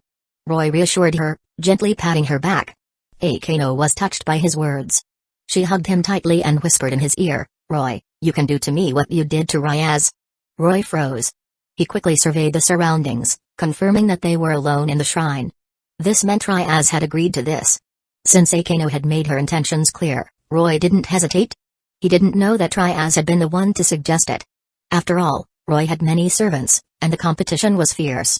Ryaz had decided to team up with Akano. Back at the castle, the other girls didn't seem to notice anything different. Only Ryaz and Akano exchanged knowing glances. Roy, back in his room, started working on the manga. Using his magic to recreate the images in his mind was a simple task. 3 days passed quickly. In the evening, Roy and the girls arrived at the conference room in the new school building of Kua Academy. The leaders of the 3 factions were already present: Michael, Sersts, Seraphol, and Azazel. An empty seat was clearly reserved for Roy. He sat down without hesitation. "Sorry I'm late." He apologized with a smile. "It's all right," Michael replied. He was presiding over the meeting. "By the way, Roy, where are your servants?" Sersts asked curiously. It seemed to be an unspoken agreement that each leader would bring their elite members. A young priest stood behind Michael, his aura suggesting considerable strength. Sersts had Ryaz with him. Seraphol was accompanied by Suna and her peerage. Seraphol was dressed in Madoka Kaname's god form attire from Puella Magi Madoka Magica, looking both adorable and imposing. And Azazel had Vali, the White Dragon Emperor, by his side. They were surprised to see Roy alone. After all, they knew Roy's peerage was quite powerful. In fact, it was precisely because of his strong peerage that he was considered equal to the leaders of the 3 factions. "They have other matters to attend to," Roy explained casually. Sersts and the others didn't press further. The 3 factions' peace conference officially began. Outside the building, angels, devils, and fallen angels patrolled the sky, ensuring the meeting's security. Ryaz and Suna began their reports, detailing the various conflicts between the 3 factions in recent years, including Kokobi Eel's attack on Kua Town. A screen above them displayed images of the conflicts. "That concludes my report," Ryaz declared as the screen disappeared. "I confirm that Ryaz Grimory's report is accurate," Suna added.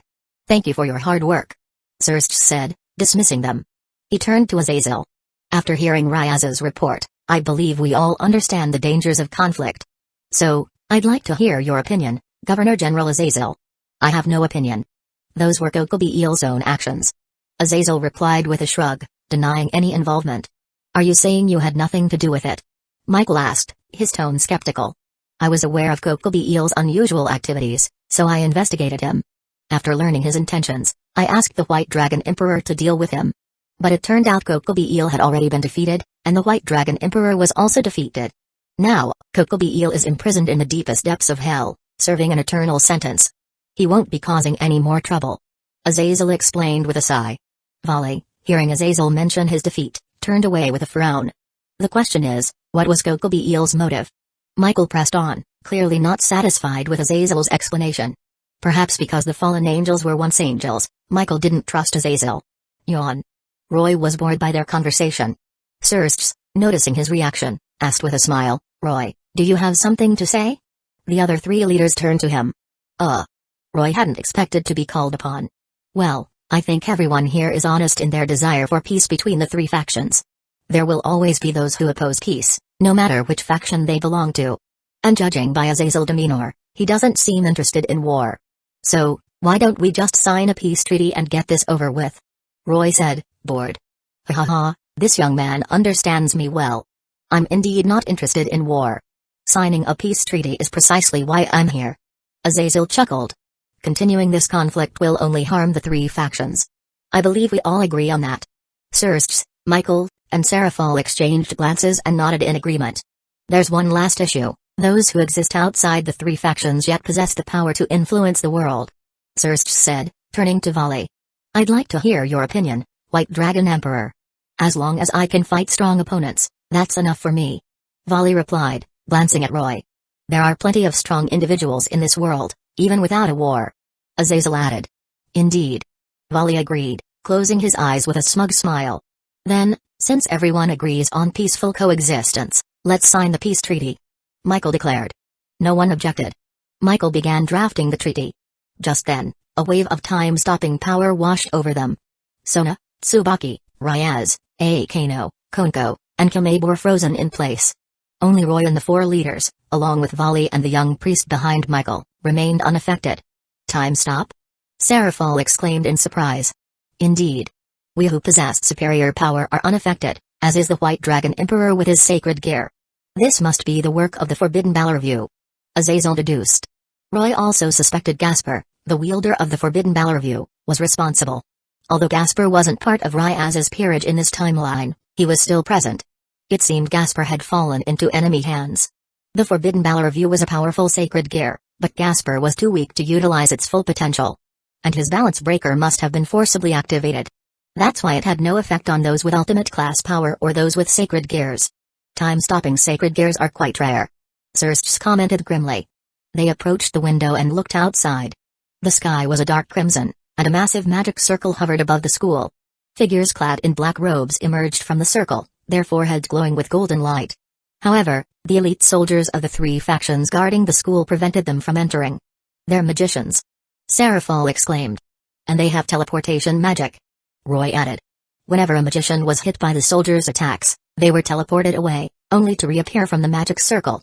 This allowed them to attack relentlessly without fear of death. Our teleportation magic is restricted. We've been outsmarted. Xerxes said with a frown. They knew the exact time and location of our meeting. There must be a traitor among us. Michael declared, glancing at Azazel. Azazel shrugged, not denying the suspicion. There's no need for speculation. The traitor will reveal themselves eventually. Let's focus on resolving this situation first. Roy interjected calmly. Do you have a solution, Roy? Xerxes asked curiously. I detected the presence of foreign magicians in Kuat town 3 days ago. Roy explained with a smile. So I had my servants stationed throughout the town. Now that these magicians have attacked the peace conference, I'm sure my servants are already taking action.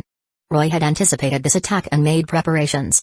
The enemy had used Gasper's Forbidden Ballerview to create a barrier around the school building. They just had to deal with Gasper. And Gasper's time-stop range was limited to the school grounds. Asdeath, Siko, and the others wouldn't be affected. Outside Kuat Academy, Asdeath and the others sprang into action as soon as they noticed the magic circle surrounding the school.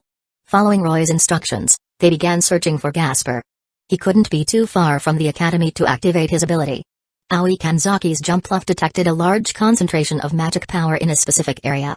Asdeath and the others rushed towards that location. They found a group of black-robed magicians surrounding a smaller figure. The small figure, also clad in black robes, had crimson eyes that glared at them with malice. Humphrey. So you're the ones behind this. Zaya sneered, taking out her pokeball. Eliminate? Akam declared, charging towards the magicians without hesitation. Take them down. Asdeath followed, her eyes filled with icy determination.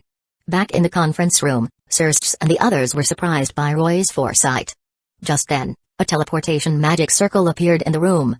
Due to the enemy's barrier, they couldn't use teleportation magic. This meant the newcomer was an enemy. A dark-skinned woman with glasses and a voluptuous figure materialized within the circle. Greetings, Satan, Xerxes and Seraphol. She said with a sly smile. The inheritor of the previous Leviathan's bloodline, Kater-E Leviathan. Xerxes introduced her. Why are you here, Kater-E-chan? Seraphol asked in surprise. I will bring destruction and chaos to this world. Kater-E declared, raising her staff and gathering magic power. Just as she was about to unleash an attack, a powerful kick sent her flying out of the conference room, interrupting her spell. Coming here to cause trouble? Big mistake, Roy snarled, then turned to the leaders. I'll take care of this. With that, he flew out of the room, chasing after Kater-E. Thank you for your assistance. Xerxes said with a smile. They approached the window to watch the battle. Outside the conference room, Kater-E unleashed a barrage of magic attacks. Roy simply raised his hand. Secret Heart, Ice Mirror Reflection. An ice mirror materialized before him, reflecting Kater-E's attacks back at her. Kater-E dodged frantically, surprised that her magic was being reflected. Greyfire's brother, Scion to the Lucifuge clan. You're stronger than I expected. But you'll all die here today. She declared with a cruel smile. Roy chuckled. How amusing. You think you can defeat all of us, with just yourself? Keep dreaming. Kater-E was enraged. She swung her staff, and several more magic staves appeared in the air, their tips glowing with dark red energy as they lashed out at Roy. Chapter 95, Roy vs. Kater-E Leviathan and Volley Lucifer. Human beings are strong because we have the ability to change ourselves. Roy casually dodged Kater-E's attacks, then reached out with his right hand. Secret Heart, Ice Archery. An ice bow materialized in his hand, and he drew back the string, knocking an icy arrow. The arrow shot forward, piercing through Kateri's magic circle in the blink of an eye. It then split into countless arrows, raining down on Kateri. Kateri's expression changed as she hastily erected a defensive magic circle. Bang! Bang! Bang! The barrage of ice arrows struck her defenses, but they didn't cause much damage. Damn it! Kateri roared, summoning even more magic circles. Countless magic tendrils lashed out at Roy. Secret Heart, Ice Mountain. Roy extended his hand towards the tendrils. An ice mountain materialized, instantly freezing the tendril solid. He then turned his attention to Kateri. Secret Heart, 9 ice dragons. 9 ice dragons emerged, coiling around Kateri.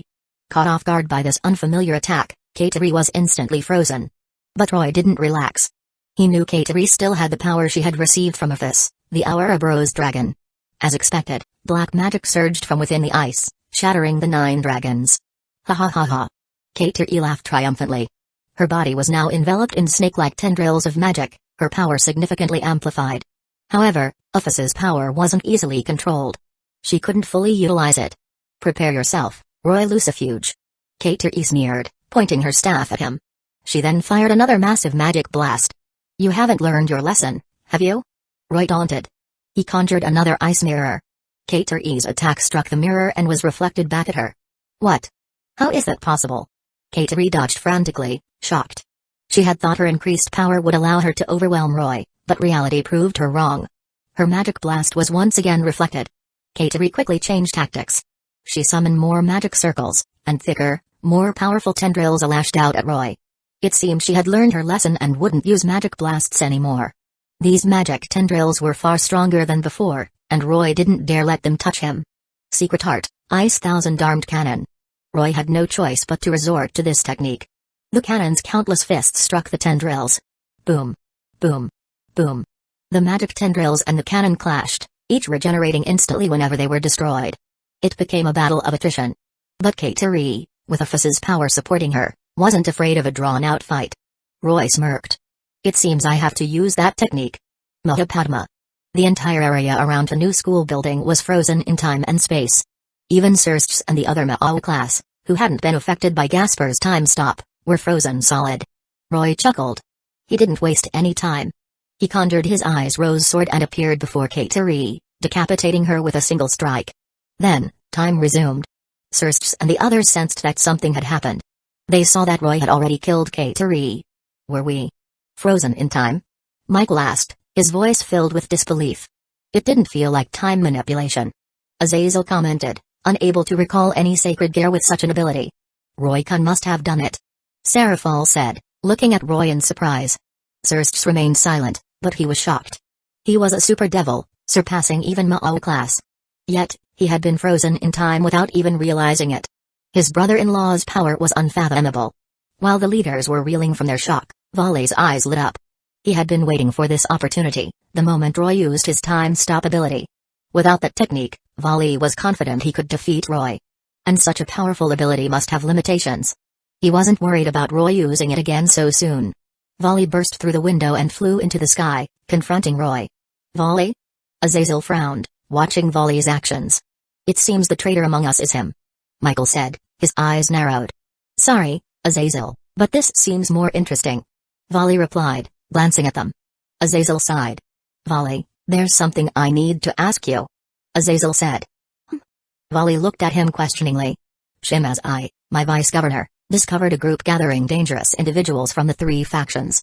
I heard it's called the Chaos Brigade, led by Aphis, the Ouroboros dragon. Azazel revealed. Even Sirsts and the others were surprised.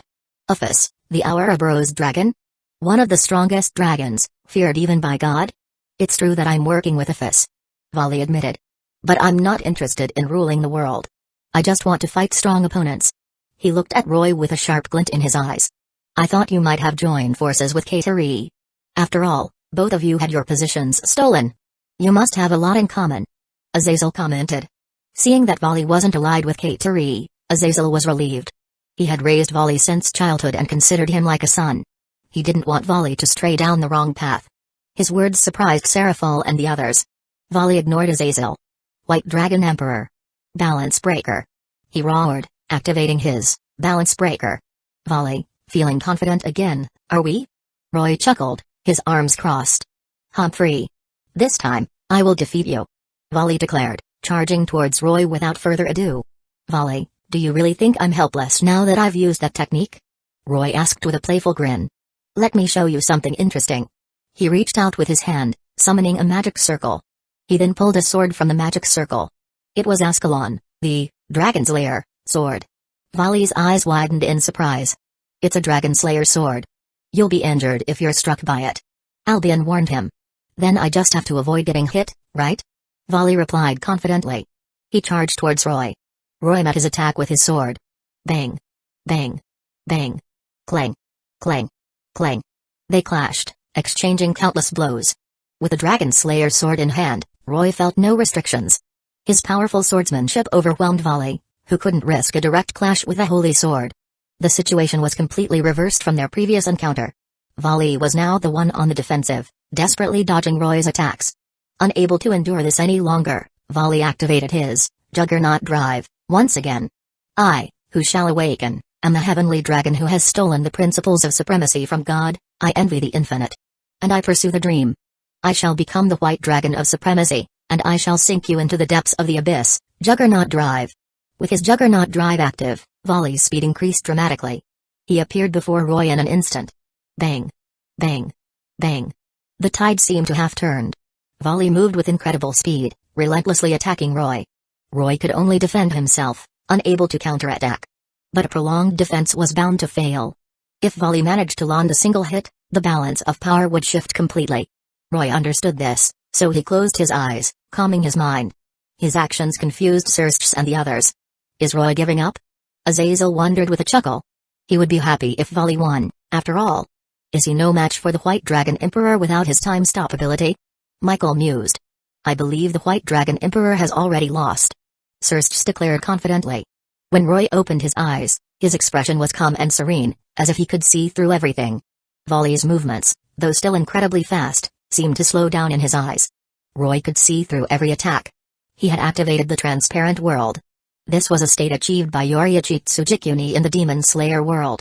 It was the transparent world reached only after pushing oneself to the absolute limit and enduring immense pain. And now, Roy had mastered it. He effortlessly dodged Volley's next attack and casually struck him with the Dragon Slayer sword. No way. Volley gasped, feeling the wound on his chest. Damn it. He didn't dwell on how he had been hit. His Juggernaut Drive wouldn't last much longer. He charged at Roy again. But Roy's sword seemed to anticipate his every move. As Volley threw another punch, the Dragon Slayer sword effortlessly sliced through his armor, creating another wound. Volley, your Juggernaut Drive is reaching its limit. If you continue, you'll damage your life force. Albion warned. But Volley ignored him and attacked again. Thwack. The same result. Another wound appeared on Volley's body. This time, Roy added a kick for good measure. Volley was sent flying, crashing to the ground. Roy landed beside him. Well, Volley, do you yield? He asked with a smirk. Volley was in a worse state than before, his chest covered in deep wounds. His Juggernaut Drive had deactivated. Why? He asked, his expression blank. There's no need for why. I am simply stronger than you. Roy replied with a shrug. And by the way, I can use that technique more than once. Volley's eyes widened in shock. He had assumed Roy couldn't use his time-stop ability consecutively, so he had tried to take advantage of that. But Roy had just told him he could use it repeatedly. This was a devastating blow to his confidence. Just then, the sky shattered like a mirror. A figure descended. Vaiku, what are you doing here? Volley asked, looking at the newcomer. I came to retrieve you for the battle against the Norse gods in the north. It seems I arrived just in time. Vaiku replied, surprised to see Volley's injuries. Is it time already? Volley asked flatly. Who did you fight? Vaiku couldn't help but ask, curious. Isn't he right there? Volley glanced at Roy. Vaiku followed his gaze. Oh? He doesn't look that strong. Vaiku commented skeptically. Let's go. We have to leave now. All right. Vaiku helped Volley to his feet and prepared to leave. Roy didn't stop them. I'll defeat you next time. Volley declared, looking at Roy with determination. I'll be waiting. Roy replied with a smile. Vaiku and Volley then teleported away. Roy looked up and saw that the barrier had vanished. It seemed as Death and the others had succeeded. He returned to the conference room. That was Vaiku, wasn't it? I didn't expect him to join the Chaos Brigade. Azazel commented. Yes. Roy confirmed. Now that there are no more interruptions, we can sign the peace treaty. Xerxes and the others agreed. The three factions successfully signed the peace treaty. Just then, the door opened. Asdeath and the other girls entered. Roy, we've taken care of all the magicians outside. Asdeath reported. Good work.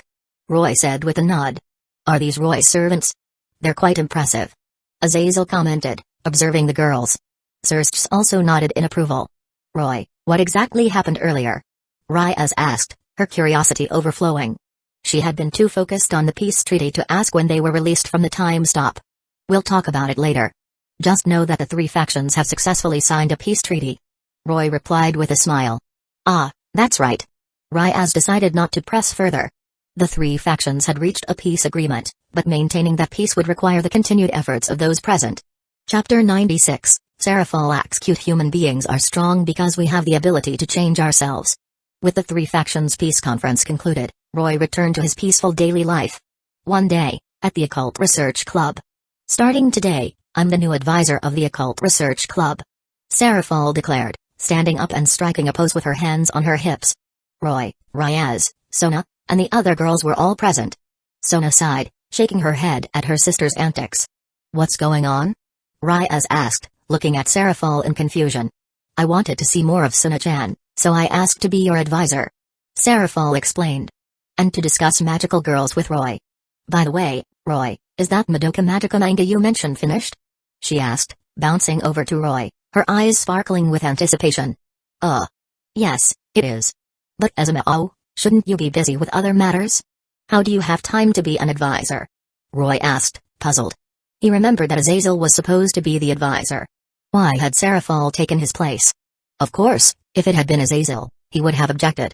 After all, Qua Academy was an all-girls school. I am quite busy, so I won't be here often.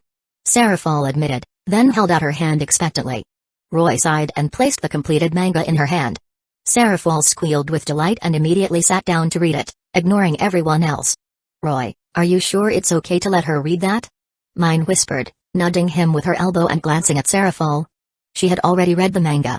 It was a good story, but unlike typical magical girl stories, Madoka Magica was quite dark and disturbing. Roy had called it a healing anime. After watching it, she had been furious. Healing? She had thought. More like depressing. Would Seraphol, who feared nothing, be affected by this dark tale?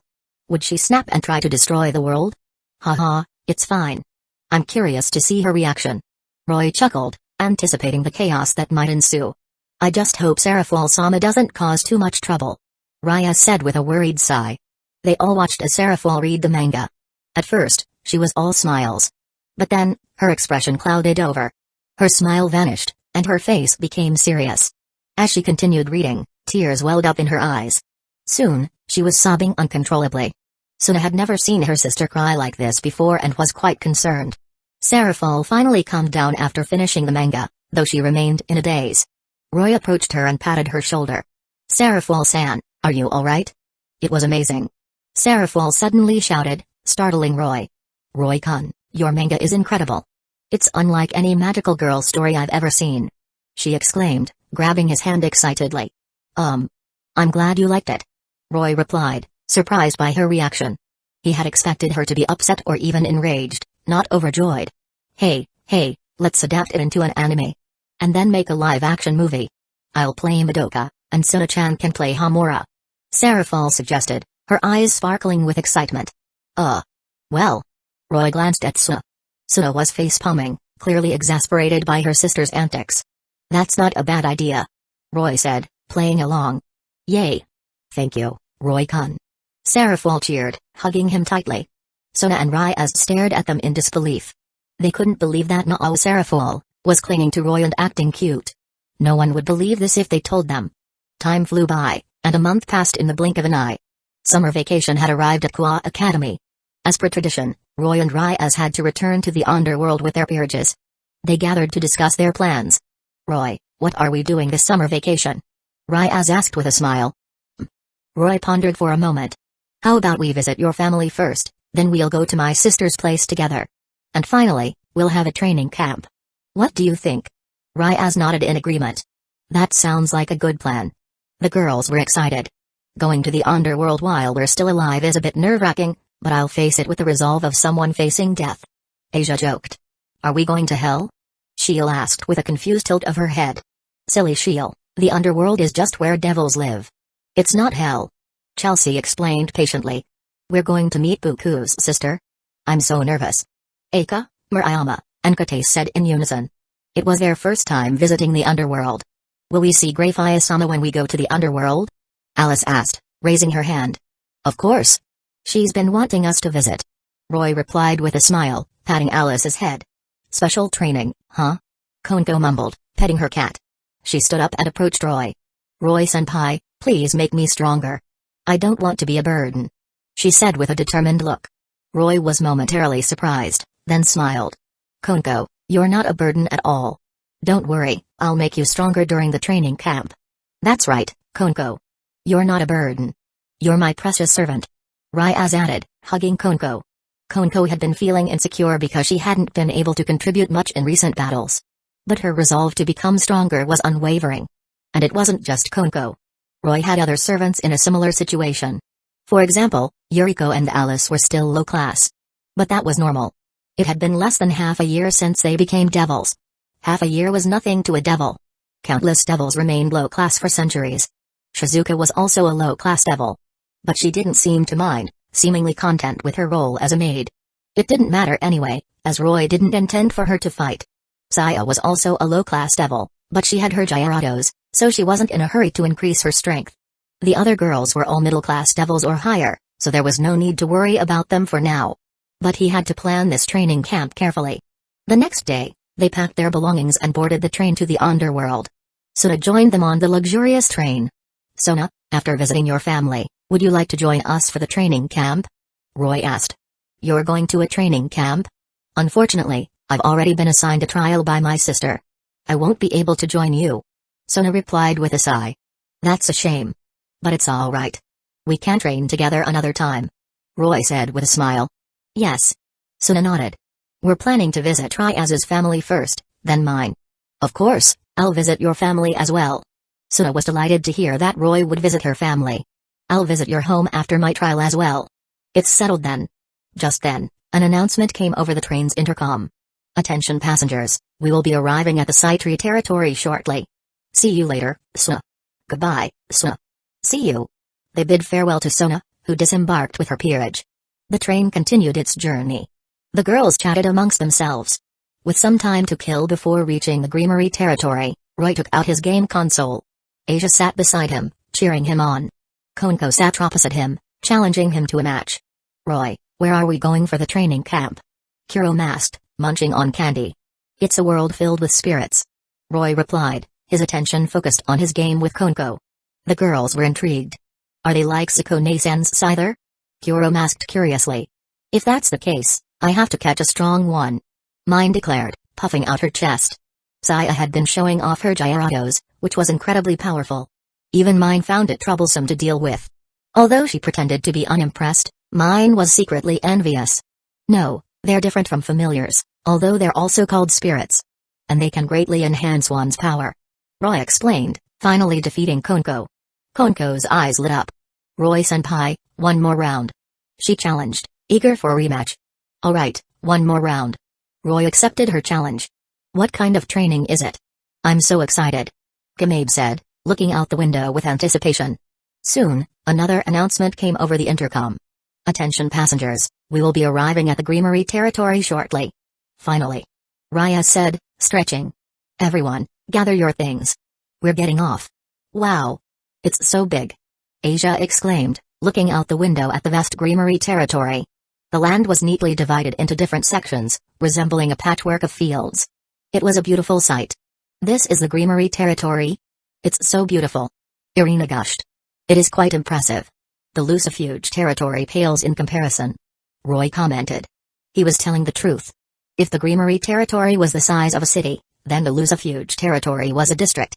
Of course, he wasn't including the uninhabited areas. The underworld was vast, and the devil population was relatively small. Ryaz chuckled, hearing Roy's comment. I believe with Roy around, our clan will become even more prosperous. Yes, yes. The girls agreed confidently. Hee, of course. But to truly prosper, we'll need your help. Roy said with a wink, looking at the girls suggestively. Their help? Does he mean having children? Ryaz wondered, blushing. The other girls also blushed, understanding his implication. Roy grinned, then led them off the train. They soon arrived at the Greenery family estate, a massive and luxurious castle. Is this Puku's home? It's amazing. Zenobia and Irina were awestruck. The castle doors opened, and several maids emerged. Welcome back, Ryaz-sama, Roy-sama, and everyone. The head maid greeted them with a bow. Let's go inside. Ryaz said to Roy with a smile. Okay. They entered the castle. Ryaz led them towards the dining hall. Servants and maids lined the long corridor, welcoming them. Ryaz-ne-sama, welcome back. A young boy with red hair ran towards Ryaz and hugged her. I'm back, Milkaz. You've grown so much. Ryaz chuckled, patting the boy's head. Roy looked at the child curiously. Could this be Serst's son? He wondered. But Greyfire was his sister now. Where did this child come from? Ryaz, who's this? He's my nephew. Ryaz explained. Come, say hello to everyone. Okay. Milkaz readily agreed and bowed politely. I'm Milkaz Greenery. Pleased to meet you all. He's so cute. Hello, Milkaz. What an adorable little guy. They followed Ryaz and met her mother, Vanillana Greenery. Vanillana was like a mature version of Ryaz with brown hair. She was incredibly beautiful. Chapter 97, Training Camp in the World of Blade Dance. No matter what arena, I refuse to lose any battles I take part in. Greetings, Mother. Roy and Ryaz said in unison, bowing respectfully. Since they were engaged, it was appropriate for Roy to address Vanillana as Mother. Welcome back, Ryaz, Roy. Vanillana greeted them with a warm smile. You must be tired from your journey. Let's have dinner. Ryaz, please lead the way. The girls were charmed by Vanillana's gentle and elegant demeanor. They followed Ryaz to the dining hall. Ryaz's parents were already seated at the table, but Serst was absent, likely attending to important matters. During dinner, Ryaz's parents asked Roy some questions, which he answered honestly. To be honest, Roy wasn't fond of this formal setting. They usually had their meals in a more casual atmosphere. Akam, for instance, loved to devour meat with gusto. But now, she was forced to use a knife and fork, taking small bites of her steak. Roy felt a pang of sympathy for her. He decided to make it up to her later with a special meal. Dinner soon ended. The maids led them to their respective rooms. As soon as the maids left, Roy was about to go find Akam and offer her some extra food.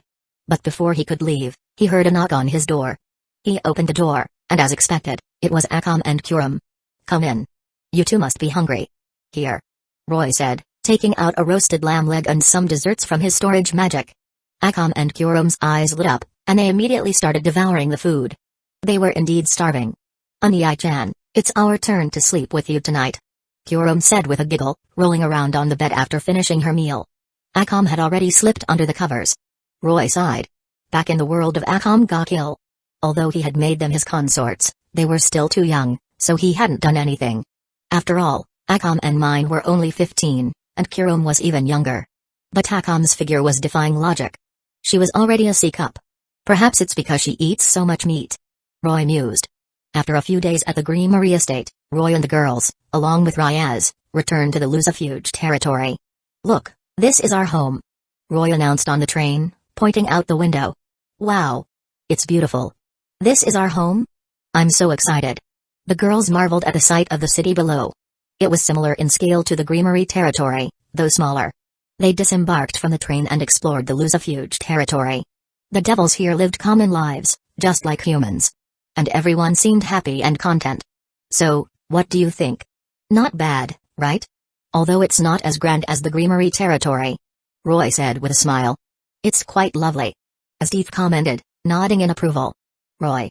Ryaz glared at him playfully. The Greenery territory isn't this peaceful. Devils were generally aggressive and prone to fighting, so conflicts were common.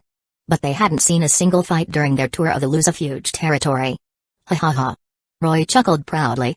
He was the reason for the peace and stability in the territory. They soon arrived at the Lucifuge castle. Welcome home. Greyfire greeted them with a smile. Roy was surprised to see his sister personally welcoming them. Sis, I'm home. Greyfire-sama, we're back. After exchanging greetings, Roy led the girls inside. That evening, after dinner, Roy and Ryaz decided to start their training camp the next day. After all, returning to their world would be instantaneous. They would visit Soa after the training camp. Roy had already chosen their destination. It was the world of Bladedance of Elementalers, one of the worlds that had recently appeared in the system. In this world, there was an elemental spirit world inhabited by countless spirits. There were sword spirits, as well as spirits of fire, wind, earth, light, darkness, and other elements, including dragons. These diverse spirits formed the vibrant and magical elemental spirit world. The humans in this world could form contracts with these spirits and utilize their powers. Roy's target was these spirits. They could transform into various weapons or enhance existing ones. This would perfectly address the lack of powerful weapons for Siko, Kani, Mitsuri, and the others. Even Leon and Mine, who had Tegu, could benefit from having spirits enhance their weapons. Roy also had his eyes on two specific spirits. One was the sword spirit, Restia Ashdol, the spirit of the demon slayer sword that could kill Mao. The other was the dark elemental lord, Ren Ashdol. Many might not know her, but they would likely recognize her other form, Restia Ashdol. Restia's sword form was the Vorpal sword, the first black sword wielded by the protagonist in the original story. And Restia Ashdol was just a high-ranking dark elemental created by Ren Ashdol in her own image. These two sword spirits were Roy's primary targets. With them, he could retire the Dragon Slayer sword. The next morning, after breakfast, Roy gathered everyone in the training room. "Is everyone ready? It's time for our training camp," he announced with a smile. "We're ready. Bring it on. I'm so excited to see what kind of world we're going to. I'm going to become stronger this time." Seeing their enthusiasm, Roy activated the system's teleportation function. In the next moment, they vanished. World of Bladedance of Elementalers, all worlds were bubbles born from the world root, the Chaos Sea. In this world, the first to be born were the spirits of light and darkness. The light spirits illuminated the world, while the darkness spirits cloaked it in night. Then came the spirits of fire and wind, water and earth. The sky and earth separated, hills rose, rivers flowed, and forests grew. The spirits created their own subordinate spirits, forming a separate world within this world, the elemental spirit world, a paradise of harmony and balance.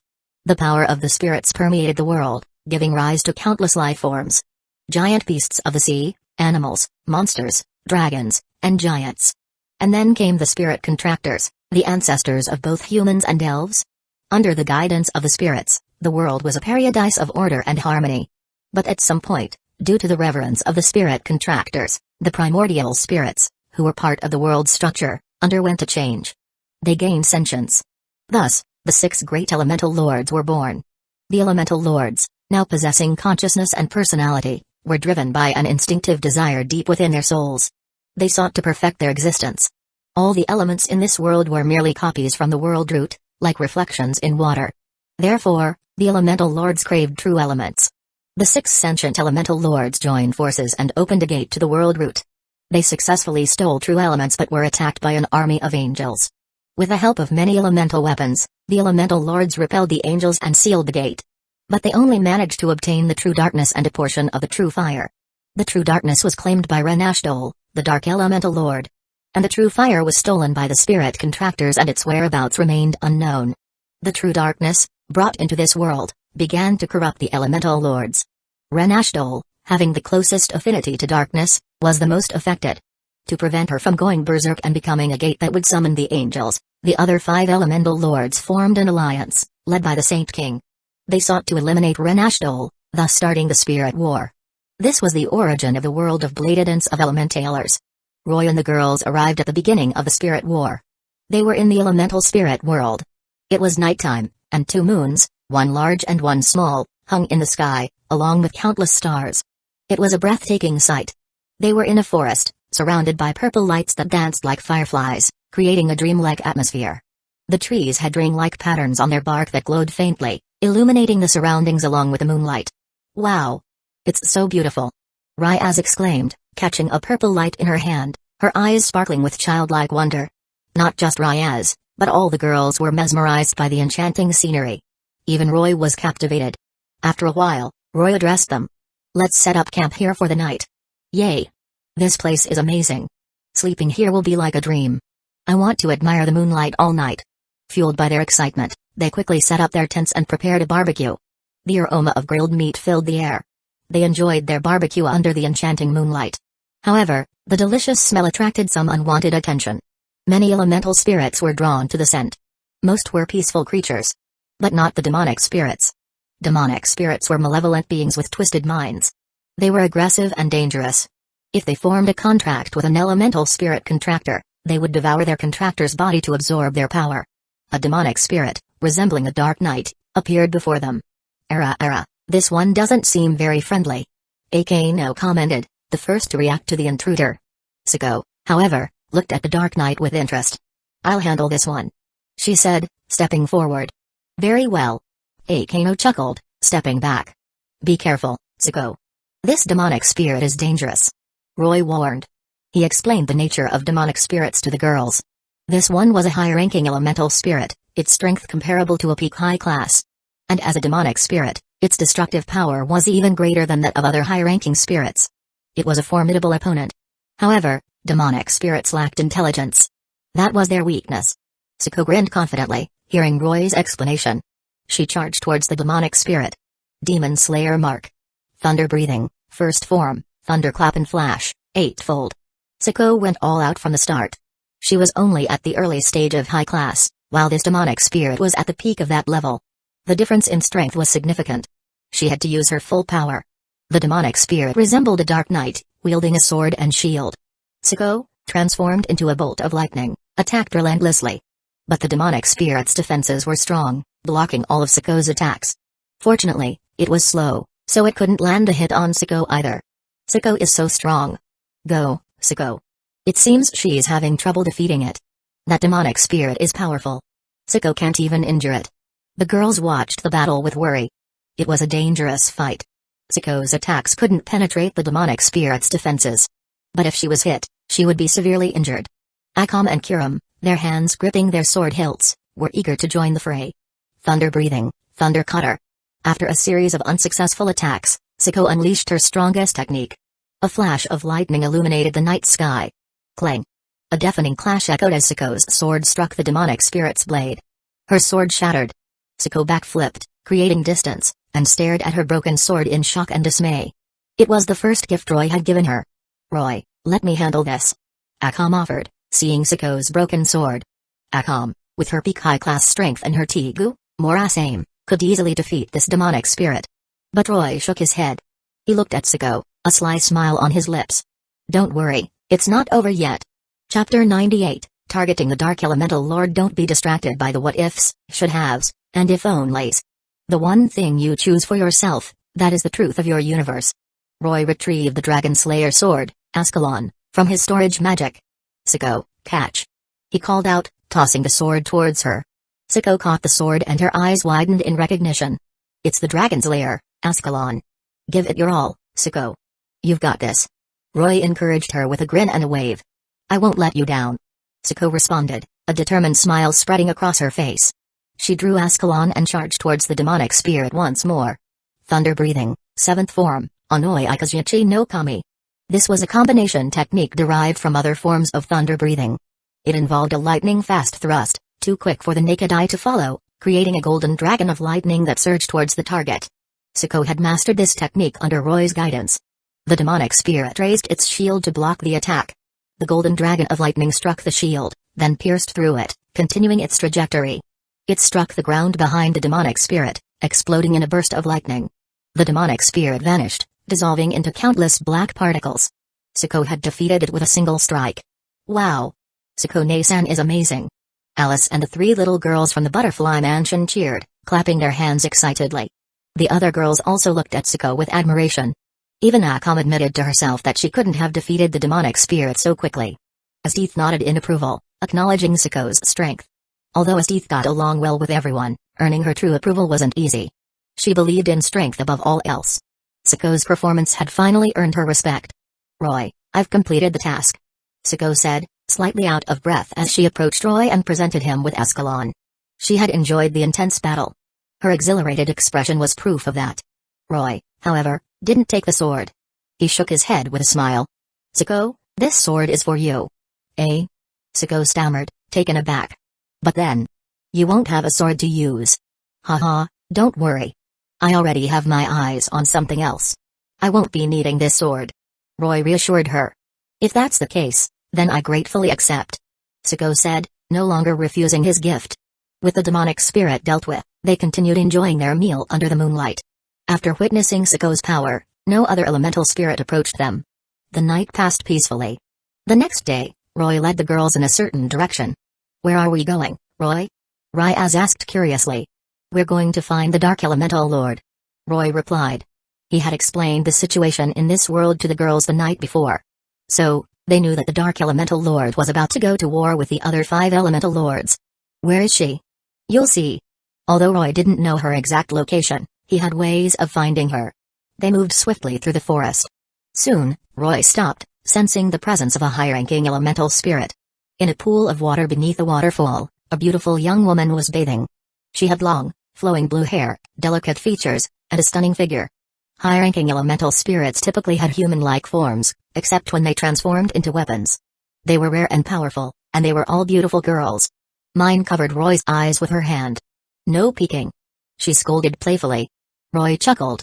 "Come on, it's just an elemental spirit. Humphrey. Even if it's an elemental spirit, you can't look." Mine insisted. Surprisingly, Sai agreed with Mine. Weren't they usually arguing? "Who are you?" "This is my territory." The elemental spirit in the water noticed them. Elemental spirits had a strong sense of territoriality, especially high-ranking ones.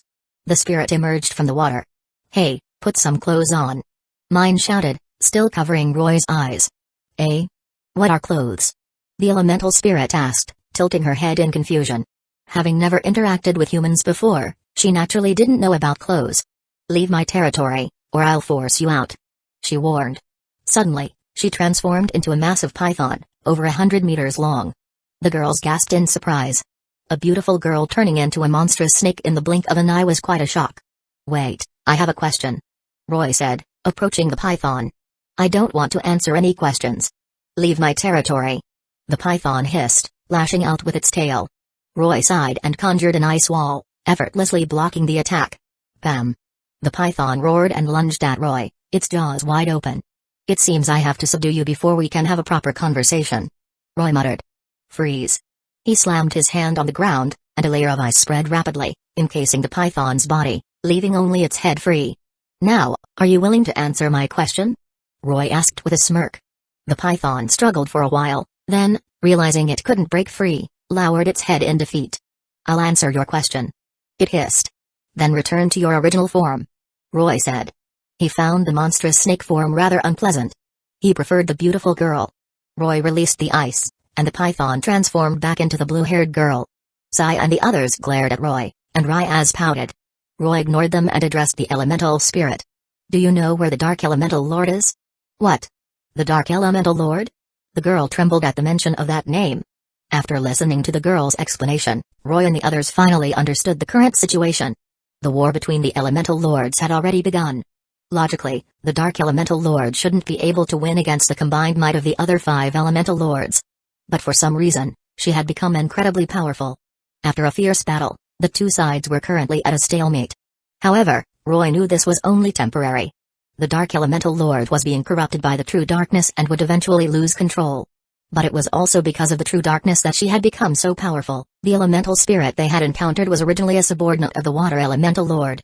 After witnessing the Dark Elemental Lord's power in the previous battle, she had fled to the edge of the elemental spirit world to escape the war. This meant they were currently at the edge of the elemental spirit world. The Dark Elemental Lord's territory was to the south, and the territories of the other 5 Elemental Lords were to the north. They had to act quickly. If the Dark Elemental Lord was completely consumed by the true darkness, it would be disastrous. "So, who wants this Water Elemental Spirit?" Roy asked, turning to the girls. "Eh? Aren't you going to let me go?" the Water Elemental Spirit exclaimed in surprise. "Ahem, I never said that," Roy replied, feeling a bit awkward. He felt like he was bullying a child. Although the girls sympathized with the Elemental Spirit, their desire to become stronger outweighed their pity. But none of them spoke up first. Many of them wanted this Water Elemental Spirit. "Alright, how about this? Everyone who wants her, raise your hand. Ryaz, you can too. But ultimately, I'll decide who gets her," Roy declared. The girls agreed. Those who wanted the Elemental Spirit raised their hands. Eika, Murayama, Kates, Yuriko, Rika. Even Konko and Gomade seemed eager but were too shy to raise their hands. Roy didn't mind. There were plenty of other elemental spirits. I'll give this water elemental spirit to Yuriko. He decided. After all, Yuriko was one of his first servants, but she was still a low class. It was time to boost her strength.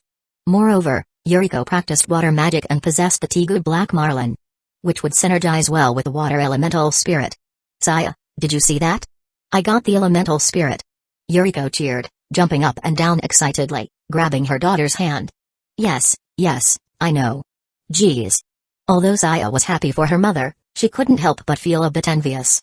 Yuriko ignored her daughter's Tsundeeract and approached Roy. Go ahead and use the pact magic. Roy instructed. There were various types of contract magic, such as master-servant contracts and peerage contracts. The pact magic would allow Yuriko to merge with the water elemental spirit's power. She would be able to fully utilize the spirit's power in battle. Of course, this also meant their lives would be linked. They would share each other's fate. Understood. Yuriko nodded and approached the water elemental spirit. Don't resist, or I'll turn you into snake soup, got it?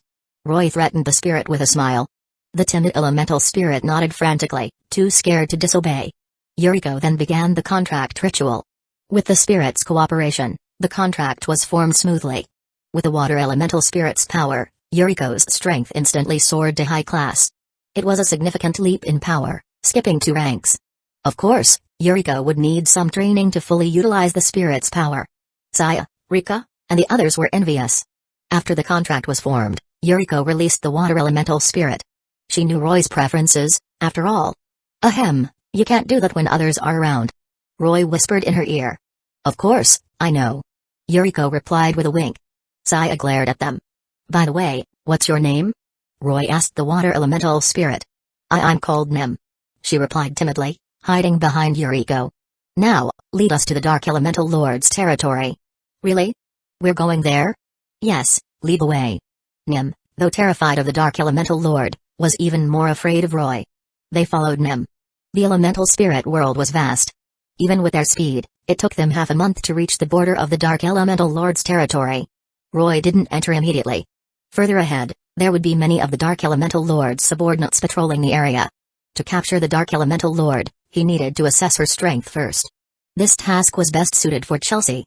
Chelsea, go and scout the area. Roy instructed. No problem. Leave it to me. Chelsea replied confidently, popping a lollipop into her mouth.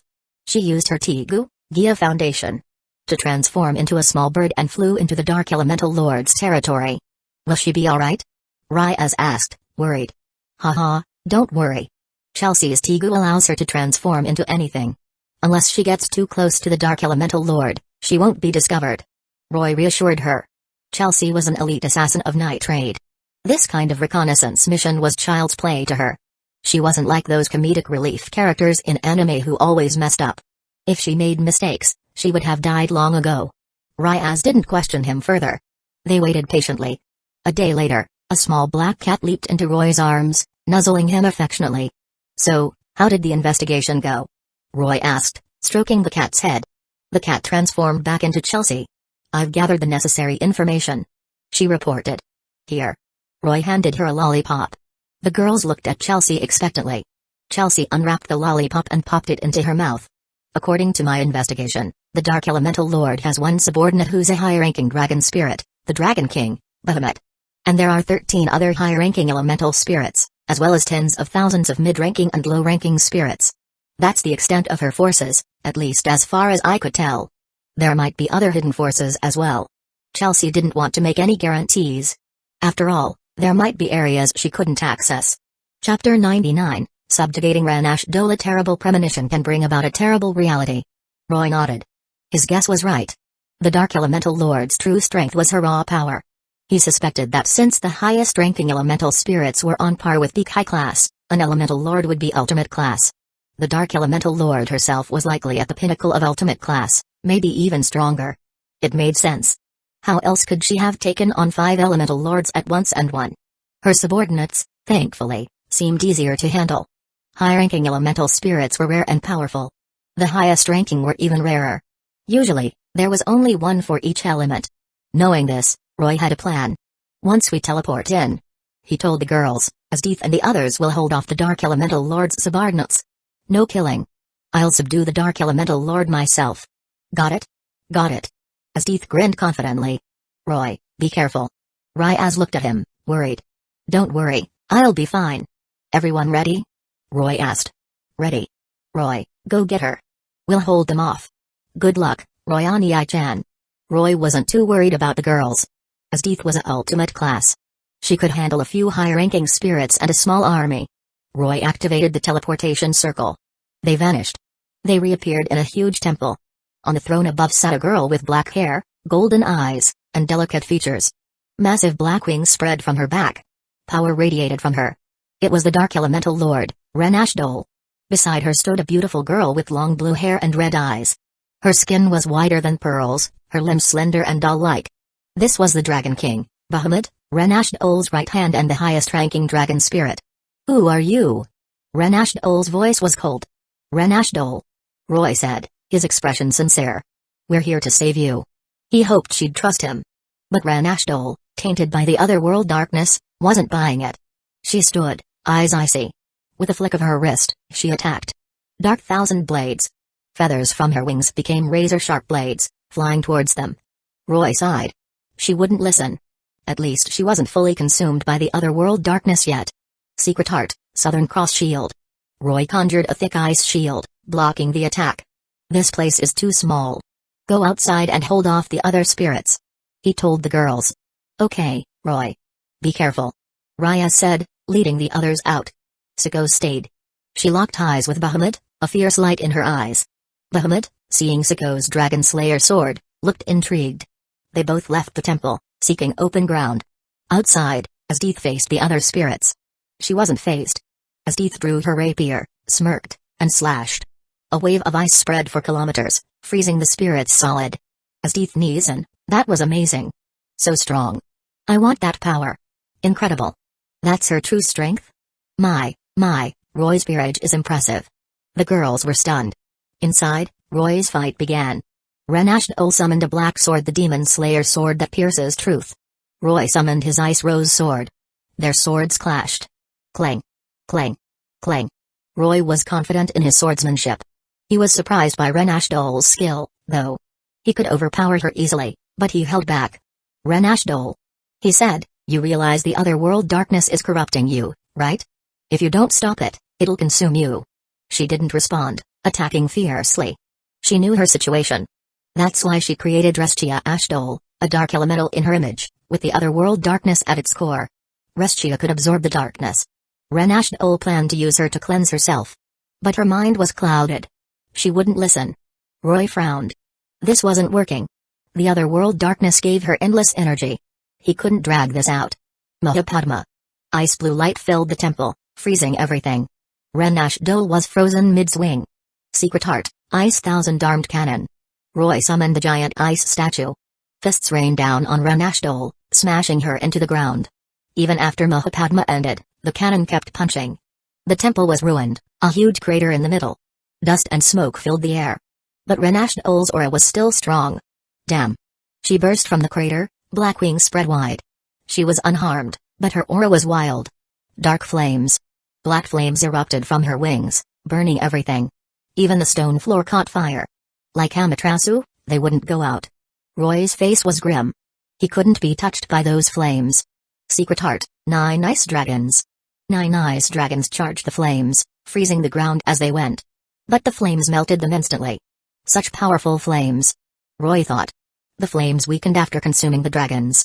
Roy blocked the last of them with a Southern Cross shield. Furious, Renashdol raised her hands. Black lightning crackled, forming a dark energy sphere. It pulsed with destructive power. Dark demon lightning blast. Roy knew that attack. Black lightning that could burn souls. The dark element's strongest spell, a wide area attack. Even mid-ranking spirits were instantly destroyed. Reschia had used it in the original story. It was terrifying. Renashdol's version would wipe out even high-ranking spirits. He couldn't let her use it. It would destroy everything for kilometers. Mahapadma. Roy froze time again, then moved behind Renashdol. He placed his hand on her back. Secret Heart, Absolute Zero. Renashdol froze solid, the black lightning ball in her hands freezing with her. Time shall resume. Roy wiped his brow, relieved. Absolute Zero was one of Satellizerel Bridget's strongest moves.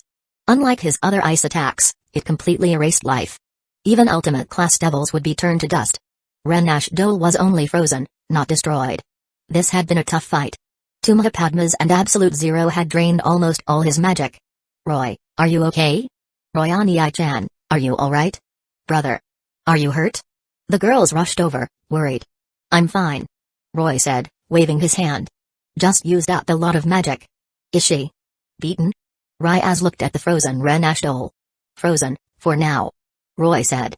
What now? I need to recover some magic. Then we'll try a devil piece. He wasn't sure it would work. Even frozen, Ren Ashdol was still conscious. If she resisted, it would fail. But he had to try. Roy rested, regaining some magic. He went to Ren Ashdol. Ren Ashdol, I know you can hear me. The other world darkness is eating away at you. You'll be destroyed. I'm the only one who can save you. He held out a queen piece. Accept my power. You can break through your limits. You'll control the other world darkness, not fear it. The other world darkness was just a more powerful kind of dark energy. Strong enough, and you could control it. Too weak, and it consumed you. Ren Ashdol hadn't been instantly corrupted. She was close to the threshold. If she broke through to Mao, she'd control it. Roy started the ritual. A nice blue magic circle appeared under her feet. By my name, Roy Lucifuge, I command thee, Ren Ashdol, to become my servant devil, reborn as my queen. He spoke the words of the contract. The queen piece drifted towards Ren Ashdol and merged with her. Roy watched, tense. It was up to her now. After a moment, she didn't resist. Devil wings sprouted beneath her black ones. Yes. Roy jumped for joy. A wave of power exploded from her, pulverizing the temple debris. Roy's face changed. He shielded the girls with a spatial barrier. The power was monstrous. Ren Ashdol had broken through to Mao. And a powerful one at that. Roy felt the surge of power course through him, elevating him from a low-tier Mao to an intermediate Mao. Two Mao auras erupted, cracking the earth and shaking the land for kilometers. Then, it faded. Ren Ashdol rushed into Roy's arms, her eyes shining. Ren Ashdol? Roy asked, hesitant. Yes. You saved me. She said. Elemental spirits were young, their minds pure. Even Ren Ashdol, the Dark Elemental Lord, was like a child. Corrupted, yes, but she remembered who saved her. I did. I'm Roy. He said. Roy. Her voice was bright. Roy felt like his heart was melting. She was adorable. He released the barrier. Everyone, this is Ren Ashdol, the Dark Elemental Lord. She's my queen now. He grinned, introducing her. Chapter 100, Discovering Terminus Estate. I can't go on thinking that anyone will come and save me. If you've grown to be a great hero, then all the more. I have to be a good example. The girls were happy for Roy. They crowded around Ren, introducing themselves. Ren, still clinging to Roy, didn't speak, but she looked at them with a friendly expression. Ren. Roy said, why don't you call your subordinates back? Okay. Ren nodded softly. She went to gather her spirits and returned quickly, snuggling back into Roy's arms. She seemed reluctant to let go. Roy chuckled and stroked her head. It seemed being rescued had made her rather attached to him. Kuram, who was also quite attached to her Oni-chan, glared at Ren, hoping she'd leave Roy alone. Ren, however, ignored her. Roy laughed and patted Kuram's head. Some things never change, he thought. Soon, Ren's subordinates arrived. Ren-sama, what's going on? The Dragon King, Bahamut, looked at Ren, confused. Why was she in the enemy's arms? Bahamut. Ren said, from now on, Roy is my master. He's your master too. Ren-sama, are you back to normal? Bahamut asked, a hint of excitement in her voice. She'd been worried about Ren, knowing she'd been corrupted by the otherworld darkness. Yes. Roy saved me. Ren turned to Roy, a sweet smile on her face. Bahamut hadn't seen her smile like that in a long time. Master. Bahamut bowed, kneeling respectfully. The tens of thousands of spirits followed suit, bowing in unison. Roy chuckled and waved his hand. Arise. With Ren subdued, he'd accomplished half his goal. The other half was powering up the girls. The plan was simple, each girl would form a pact with a high-ranking elemental spirit. Then, his spirit would be entirely high-class level. Now that's what I call a power boost. But Ren's subordinates weren't enough. He needed the other 5 elemental lords and their spirits. His next objective was clear, defeat the 5 elemental lords alliance, conquer the elemental spirit world, and claim all the high-ranking spirits for his peerage. Plus, he'd get to avenge Ren. It was a win-win. Let's get out of here. Roy said. Find somewhere to rest. The area was barren, not a good place to relax. Right. The girls agreed. Roy led the spirits to a new location, a picturesque spot by a mountain and a river. They set up camp. That evening, they had another barbecue. "I'm attacking the Five Elemental Lords Alliance tomorrow," Roy announced, handing Ren a grilled fish. "I'm with you, Roy," Ren said, taking the fish and smiling. She immediately devoured it. It was her first time trying this kind of food, and she loved it. Roy watched Ren eat several fish, a worried thought crossing his mind. "I hope I'm not turning her into a glutton." Then, he glanced at Akam and Kuram. "Never mind. I already have enough gluttons in my peerage." "Wait, Roy, I thought you were done here?" Ryaz asked, confused. "Half done," Roy said. "What's the other half?" "Powering you all up." "Powering us up?" "Yep. You've seen how strong elemental spirits are, right? Form a pact with one, and your power skyrockets." He grinned. "So, I'm getting each of you a high-ranking elemental spirit." The girls were touched. "Thank you, Roy." Ryaz looked at him, eyes shining. "Haha, no problem. You're mine, after all." Roy grinned, waving it off. "Does that include me?" Akano asked, her eyes sparkling. Roy paused, then smiled. "Of course." Akano's smile widened. "Perverted Lilicon." Konko muttered, unimpressed. "Haha, even if you call me that, Konko, I won't leave you out," Roy said, patting her head. Konko blushed and turned away. The next morning, Roy was woken by the sounds of fighting. Ryaz and the others were gone.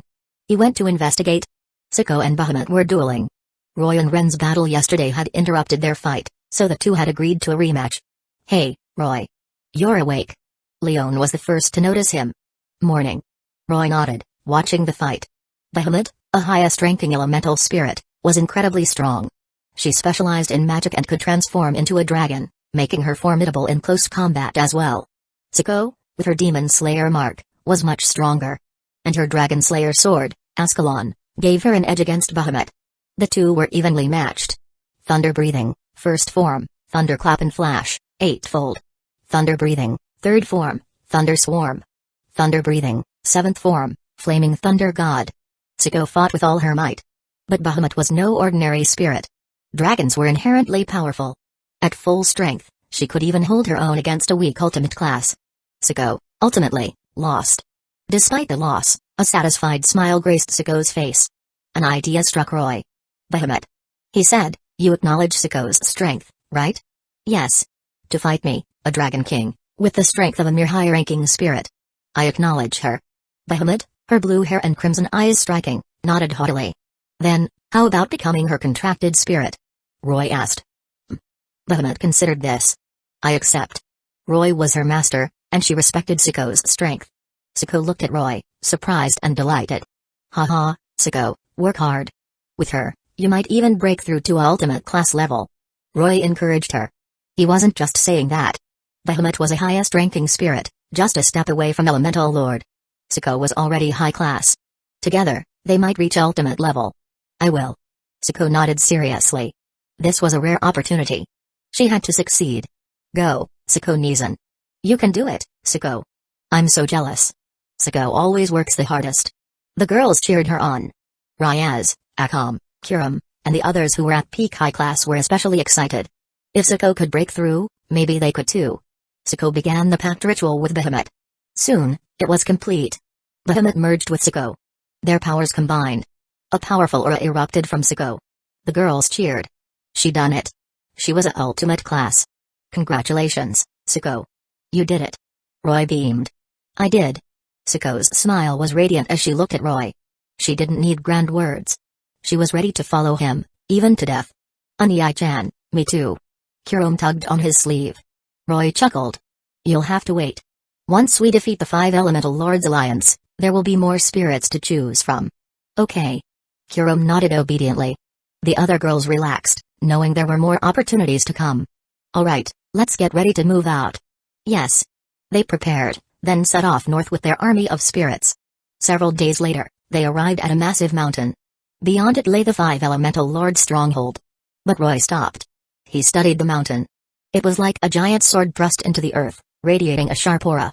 "There's a sword spirit in that mountain," Ren whispered to him. The girls looked at the mountain curiously. "A sword spirit, huh? Interesting." Roy looked at the kilometer-high peak with a smirk. He summoned his ice rose sword and swung. Ice breathing, Second form, Ice Dragon Swirl. A blue ice dragon roared as it slammed into the mountain. The earth shook. The mountain crumbled. Rock and dust filled the air. Roy waved his hand, dispelling the debris with a gust of wind. A sword floated in the air. It had a golden hilt and a white blade. Roy's eyes lit up. It was the sword spirit, Terminus Estate. In the original, only Estate's avatar was summoned. Her true form remained in the elemental spirit world. As the strongest sword spirit, even the 5 elemental lords and the dark elemental lord were wary of her power. She was, without a doubt, a ultimate class spirit. Perfect? Roy was thrilled. Is that the sword spirit you were looking for? Zuko asked. Roy had given her Ascalon, saying he no longer needed it. This sword must be his target. Yep. Roy grinned. She looks tough. And she's coming this way. Mine tugged on Roy's sleeve, pointing. Estate had been sleeping. She was furious at being woken so rudely. She flew towards them, ready to attack. Roy summoned his ice rose sword and met her charge. Clang. Clang. Clang. Their swords clashed in the air. Hey, sword spirit. Roy asked as he pressed his attack, easily overpowering her with his superior swordsmanship. Want to be my servant? Insolent fool. I will not spare you. A flat, emotionless, childlike voice echoed from the sword. Roy chuckled. If you become my servant, I'll give you delicious treats. He held out a vanilla ice cream cone. He remembered Estate's sweet tooth. Ice cream, tofu, steamed buns. She loved them all. Estate's attack faltered as she smelled the ice cream. If you give me that, I'll forgive your intrusion. She said. Sure. Roy smiled, offering the ice cream. With a flash of white light, Estate transformed into an adorable white-haired little girl in a white dress. She looked like a doll. She took the ice cream and licked it. Sweet. Estate's eyes closed in bliss. If you become my servant, Roy said, holding out a box of cake, I'll give you even more treats. Estate's eyes widened at the smell of the cake. Deal. She grabbed the cake and started eating. It was even sweeter than ice cream. She was hooked. Chapter 101, The Demonic Spirit. Leia, I know your kind. You think you can just walk in and take our planet. But you forgot one thing. I'm my father's son. Gotcha. Ha ha ha. Roy grinned triumphantly. Food was a powerful tool. Thanks to his stash of treats, subduing Estate had been a piece of cake. Come to think of it, he'd won over Akam and Kiram with food too. I need to stock up on more snacks, he thought. The girls, however, were dumbfounded. He'd subdued the sword spirit so easily. Hey. I could have done that. Mine rolled her eyes. Sure you could. You'd be sliced to ribbons before you even got close. Chelsea teased. Mine glared at her. Chelsea had a point, though. Without being able to withstand Estate's attacks, there'd be no chance to offer her any treats. Roy and Estate completed the devil reincarnation ritual. Estate became his queen, her power surging to peak ultimate class, almost the AU level. Congratulations, Roy. Another powerful servant. Ryaz said, a hint of envy in her voice. Don't worry, Ryaz. I have my eye on some candidates for your peerage. You'll be pleased. Roy assured her. Really? Ryaz's eyes lit up. Really? Trust me. Roy nodded seriously. Ryaz, thrilled, gave him a quick kiss on the cheek. Roy, who is she? Can I kill her? Estate, munching on cake, looked at Ryaz with a blank expression. Uh-oh. Looks like Estate is the jealous type. Roy thought. This could be a problem.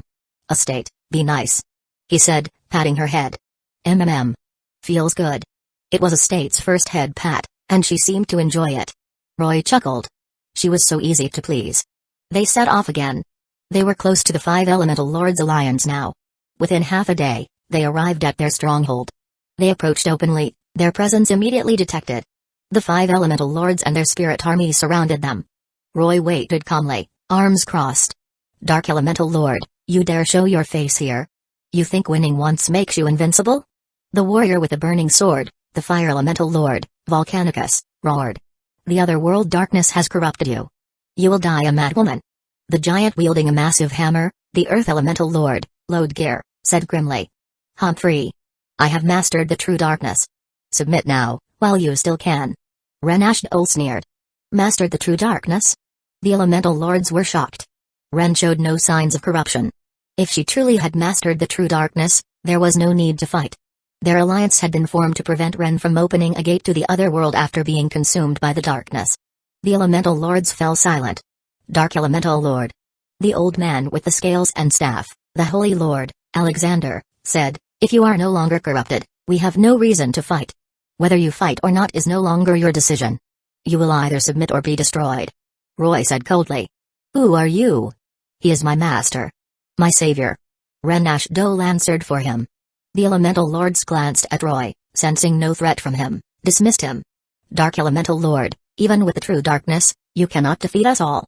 Let us return to peace. The woman holding a water jug, the water elemental lord, Iseria Seward, said softly. She was the most gentle of the lords. You still don't understand the difference in our power. Ren said, ready to attack. Roy stopped her. I'll handle this. Ren nodded obediently. A state. Roy called. Yes.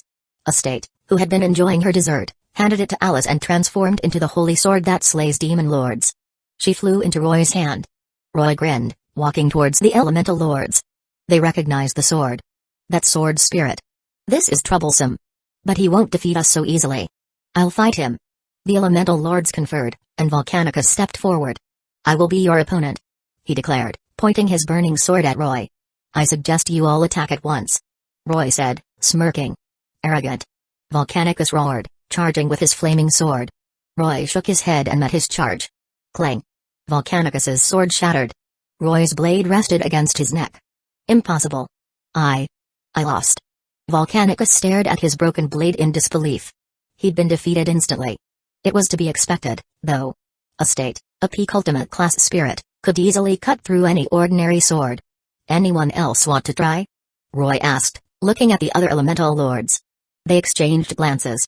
Alexander, the old man with the scales and staff, stepped forward. If you want us to submit, you must defeat us all. Alexander was the most ambitious of the elemental lords. In the original story, he had manipulated Solomon, who inherited Ren-Ashdol's power, into becoming a demon lord and conquering the human world. However, he wasn't corrupted by the otherworld darkness yet and was still relatively sane. Fine. Come at me, all of you, Roy said, holding a state's sword and smirking. The 4 remaining elemental lords attacked simultaneously, unleashing a barrage of elemental magic. Roy casually dispersed the magic with a single swing of his sword. The gap between Ultimate and Ma'o was too vast.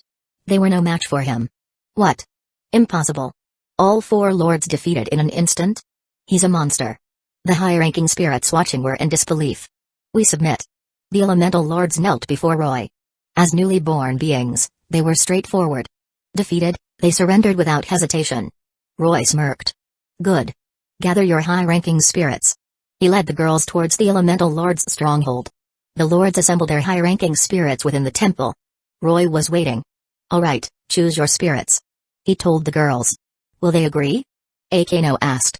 With the elemental lord's orders, they should. But it's best if you can defeat them first. Elemental spirits were easier to contract now, unlike in the original story where they refused to form contracts with men. The only male elemental spirit user had been empowered directly by Ren-Ashdol. Even with women, the spirits were picky, only choosing those with pure hearts and bodies. The girls nodded and began choosing their spirits. Asdeath, however, approached Roy. Roy, she said with a smile, can I have her? She pointed at Iseria Seward, the water elemental lord. Of course, Asdeath. Only an elemental lord would catch your eye. Roy thought. Sure. He nodded. I will not submit to a weakling. Iseria Seward, clutching her water jug, said, looking down at Asdeath. Indeed. The strong do not bow to the weak. Let us see who is weaker, then. Asdeath smirked, drawing her rapier. I accept your challenge. Iseria said. Follow me. She led Asdeath away to find a suitable battleground. Ryaz, inspired by Asdeath, felt a surge of pride. She couldn't be left behind. She had to catch up. She decided to contract an elemental lord as well. She looked at the remaining lords, an old man, a giant. No women. She wouldn't contract a male spirit. Ryaz went to Roy, clinging to his arm. Roy, I want an elemental lord too. Help me. An elemental lord, huh? Well. Roy thought for a moment. There had to be other ultimate class spirits in the elemental spirit world, like a state. They were just harder to find. He turned to the remaining lords. Do you know any other powerful spirits like a state? They looked at each other. Alexander spoke. There is a powerful demonic spirit said to have been born in the east. A demonic spirit? Roy frowned. Demonic spirits were mindless and difficult to control, especially a ultimate class one. Roy, I'll try. Raya said, her voice firm. All right. We'll go and see. Roy gave the girls some instructions, then opened a teleportation circle. He and Ryaz vanished, leaving Ren to protect the others. Estate, clever as ever, transformed into a sword mark and attached herself to Roy's arm. They arrived on a mountaintop in the east. The scenery was drastically different. The vibrant beauty of the elemental spirit world was replaced by a dark, swirling mist that obscured everything. The only thing visible was the abundance of demonic spirits battling each other. Roy, this place is chaotic. Ryaz frowned. Don't worry about it. Let's go. He took her hand and they flew deeper into the mist. The mist grew thicker, until they could barely see a few feet ahead. As devils, however, they weren't hindered. Finally, beneath a massive tree, Roy sensed an ultimate-class demonic spirit. It was a centaur, with flowing golden hair, large dark eyes, a beautiful face, a voluptuous human torso, and the lower body of a horse. Whoa. Those are impressive. Roy muttered. Ryaz rolled her eyes. Roy, how do I subdue her? She asked. At your current level? Beating her is out of the question. Roy said, stroking his chin. Ryaz nodded. She was peak high-class devil. Challenging an ultimate-class demonic spirit would be suicide. But she had to defeat it to form a contract. This was a problem. Roy's eyes lit up. He had an idea. He remembered a certain ultimate-class Tegu he'd acquired in the Akamga Kill world. The supreme Tegu, Shikao Taser. If Ryaz used it, she could defeat the demonic spirit. Roy explained his plan. Ryaz was thrilled. She hadn't known Roy possessed such a powerful Tegu. Roy summoned Shikao Taser. The 1,000-meter-tall armor appeared, radiating power.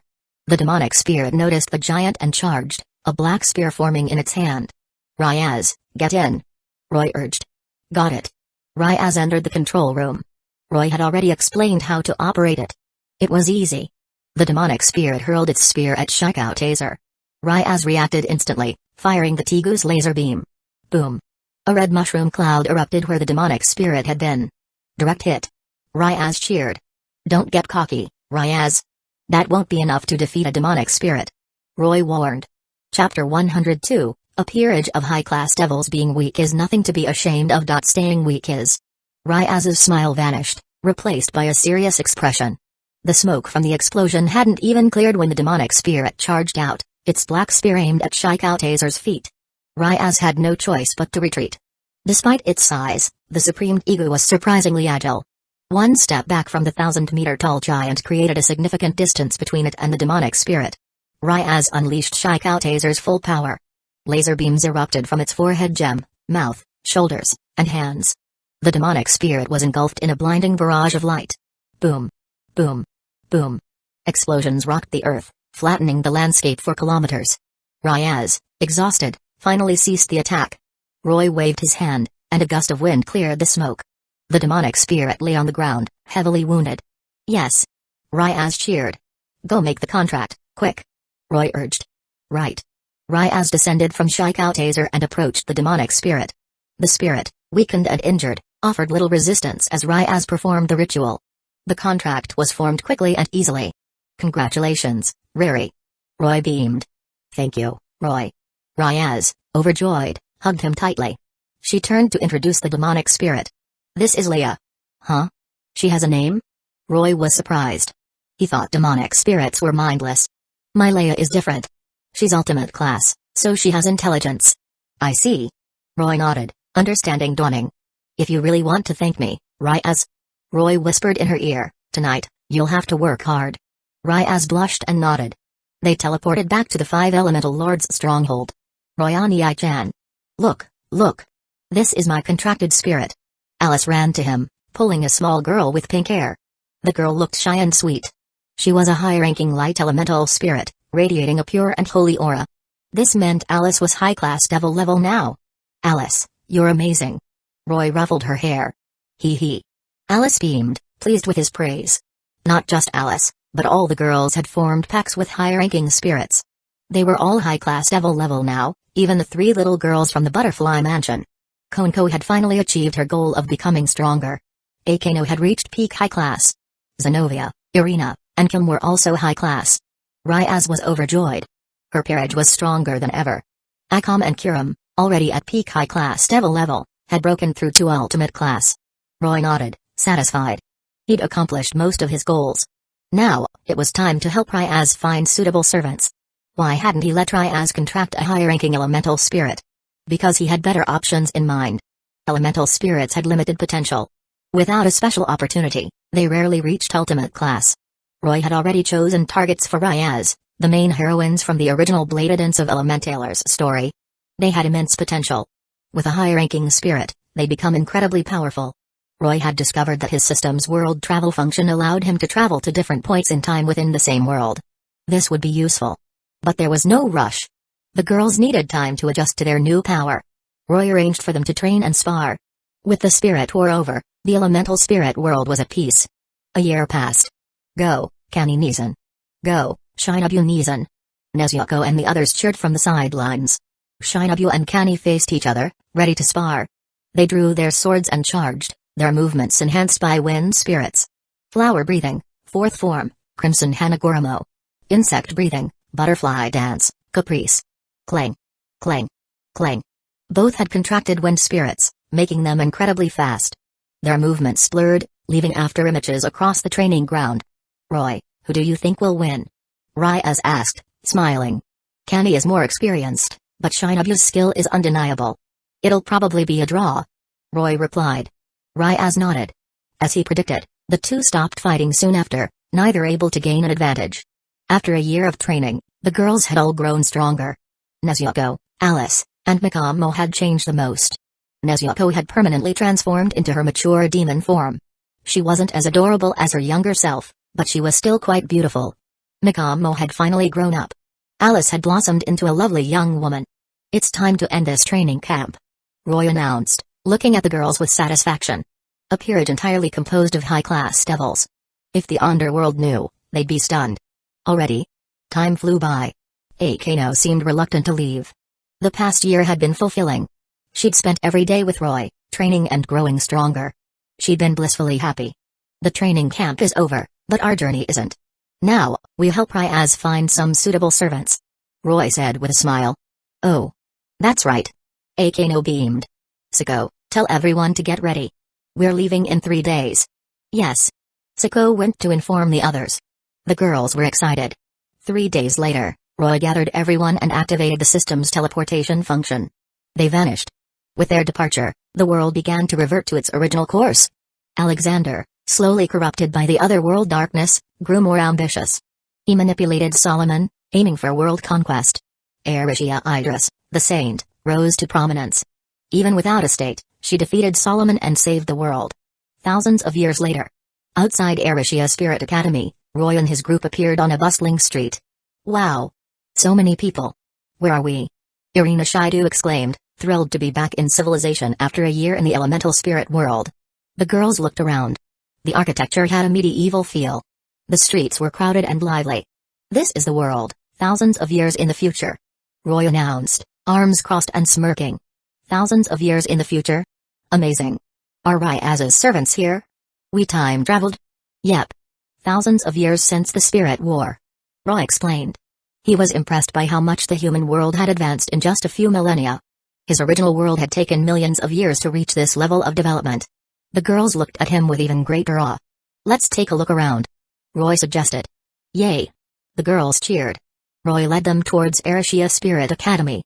The academy trained maidens from across the empire to become elementalists. Despite being called an academy, it was vast, with its own spirit forest and a city-like campus.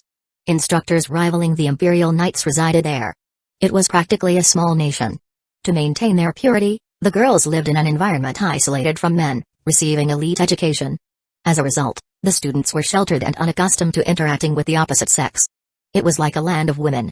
The head of the academy was Greyworth Seal Mace, known as the Dusk Witch and the strongest elementalist. She was considered the most talented elementalist in the world, holding the title of Chief of the Empire's 12 Knights. Her self-created absolute blade arts were incredibly powerful. Her contracted spirit was the demonic spirit, Void, a spirit said to be impossible to contract. Compared to her, the protagonist of the original story, who inherited Dranashdol's power, was weak. The sudden appearance of Roy and his group naturally caught Greyworth's attention. In the academy office, Freya Grandal reported the presence of powerful strangers in the city. Powerful strangers. Greyworth adjusted her glasses, a thoughtful expression on her face. She ordered someone to monitor them, then dismissed the matter. As the strongest elementalist, She was confident no one could cause trouble on her territory. Roy and the girls explored the city, then checked into an inn for the night. Under the cover of darkness, Roy and Ryaz teleported to Greyworth's office. "Who's there?" Greyworth looked up, startled by their sudden appearance. "Hello, Duskwitch Greyworth Seal Mace, I'm Roy Lucifuge." Roy greeted her with a wave and a smile. "You're the strangers from earlier," Greyworth said, adjusting her glasses. She wasn't fazed by their sudden appearance. "Don't worry about who we are. Just enroll us tomorrow," Roy said. "You know who I am, yet you dare cause trouble in my academy?" Greyworth asked, a cold smile on her lips. "Want to test my strength? Fine. I guess I'll have to show you who's in charge." Roy shrugged. He released his aura, the sheer pressure forcing Greyworth to her knees. Chow. How can he be so powerful? Greyworth stared at him in disbelief. As the strongest elementalist, she had never felt such overwhelming pressure, not even from an elemental lord. She looked up at Roy. He wasn't any of the elemental lords she knew. The pressure vanished. "Now you know. I'm bringing some people to the academy tomorrow. Be ready." Roy patted her head and teleported away with Ryaz. "Roy, why didn't you just use magic?" Ryaz asked. He could have controlled her mind or altered her memories. "Because she's one of my targets," Roy said, grinning. "You want me to make her my servant?" Ryaz asked. "Yep. She's the strongest elementalist, remember? She'd be a valuable addition to your peerage." "Alright, I'll get her tomorrow." Ryaz was eager to try. The next day, Roy led the girls towards Arishia Spirit Academy. Greyworth had gathered all the students at the entrance to welcome them. She was there as well. She'd spent the night researching, but she couldn't find any record of such a powerful man. And a man, at that? Elemental spirits only formed contracts with pure maidens. The man from last night, whose aura alone had brought her to her knees, was clearly beyond her power. She would greet him with respect. "What's going on? Why is the headmaster making such a fuss? I'm the eldest daughter of the Lorenfrost family. I can't believe she's making me welcome someone. This is ridiculous. I heard it's some important person." "Important? Even the Emperor wouldn't get this kind of welcome." The students grumbled among themselves. Greyworth ignored them and waited patiently. Soon, Roy and the girls arrived. "Wow. Are we that popular? So many people. Are they welcoming us? This is excessive." The girls looked at the assembled students curiously. "Roy-sama, welcome to Arishia Spirit Academy," Greyworth said, bowing respectfully. "Well done." Roy said, pleased. "It was my honor. Please, follow me." Greyworth gestured for them to enter. Chapter 103, Kurome's Mischief, Claire Rouge and the Feisty Firecat. "It is truly painful to not be able to trust the ones you are closest to." Roy nodded, satisfied with her response. "Alright, let's head inside," he said to the girls. They entered Arishia Spirit Academy. The students, seeing Headmaster Greyworth personally welcoming a group of strangers, including a male, couldn't help but gossip. The headmaster invited a man. "Is he going to join our school?" "A man? My mother told me men are no good. Did you see those girls with him? They seem really strong." Roy and the others followed Greyworth to her office. He sat down in the headmaster's chair without hesitation. The teachers in the office frowned, but seeing that Greyworth didn't object, they remained silent. "Roy-sama, what brings you to Arishia Spirit Academy?" Greyworth inquired respectfully. "Well, I'm here to scout for talented students and experience school life," Roy replied honestly. "So you're joining our academy?" Greyworth asked, adjusting her glasses. "That's right. Please enroll them first," Roy said, gesturing towards the girls. "Of course. I won't let you do this for free. Here." He handed her a small vial. "Phoenix tears." Kamebe exclaimed in surprise. She hadn't expected Roy to give away such a valuable item so easily. Roy, of course, wasn't giving it away for free. Greyworth would be one of his own soon enough. Greyworth, hearing Kim's exclamation, realized it must be something precious. She had a cursed seal on her heart, a constant source of pain and a threat to her life and abilities. 24 years ago, she had won the Blade Dance. To prolong her life, which was being consumed by the cursed seal, she had made a wish to the elemental lords, eternal youth. As a result, she could reverse her aging periodically, like some kind of immortal witch. No matter how many years passed, her appearance wouldn't change. There were rumors that she had already surpassed the typical lifespan of a high-ranking elemental spirit contractor. However, the cursed seal on her heart would eventually sever her spirit veins, completely stripping her of her powers. She was well aware of this. This is called the Phoenix Tears. It can completely heal your body from the effects of the cursed seal, Roy explained. Greyworth was shocked. How did he know about her condition? And this liquid could heal her completely. It was unbelievable. But she didn't doubt Roy's words. "Thank you, Roy-sama. I'll arrange your accommodations now," she said, accepting the phoenix tears and leading them out of the office. Roy followed without hesitation. Greyworth led them to a sheltered villa. "Roy-sama, this is where you'll be staying. If you're not satisfied, we can arrange for a different location." "This is fine. No need to change," Roy replied, pleased with the villa. "Then I'll excuse myself." Greyworth adjusted her glasses. Yes, go ahead," Roy said with a dismissive wave. He knew she was eager to test the phoenix tears and see if it could truly heal her. Greyworth left. "All right, everyone, enjoy your school life in this new world," Roy announced with a grin. "I noticed that this academy is also an all-girls school," Saya commented, glancing at Roy. "Just like our school," Asia chirped happily. "We finally have a vacation, and now we have to go to school again in another world?" Zenobia groaned, face-palming. "That was a year ago, idiot," Irina retorted. They had spent a year training in the elemental spirit world. "Don't worry about it. Let's go explore the school," Roy said. "Ryaz, there are many talented girls here. Don't miss this opportunity," he added with a wink.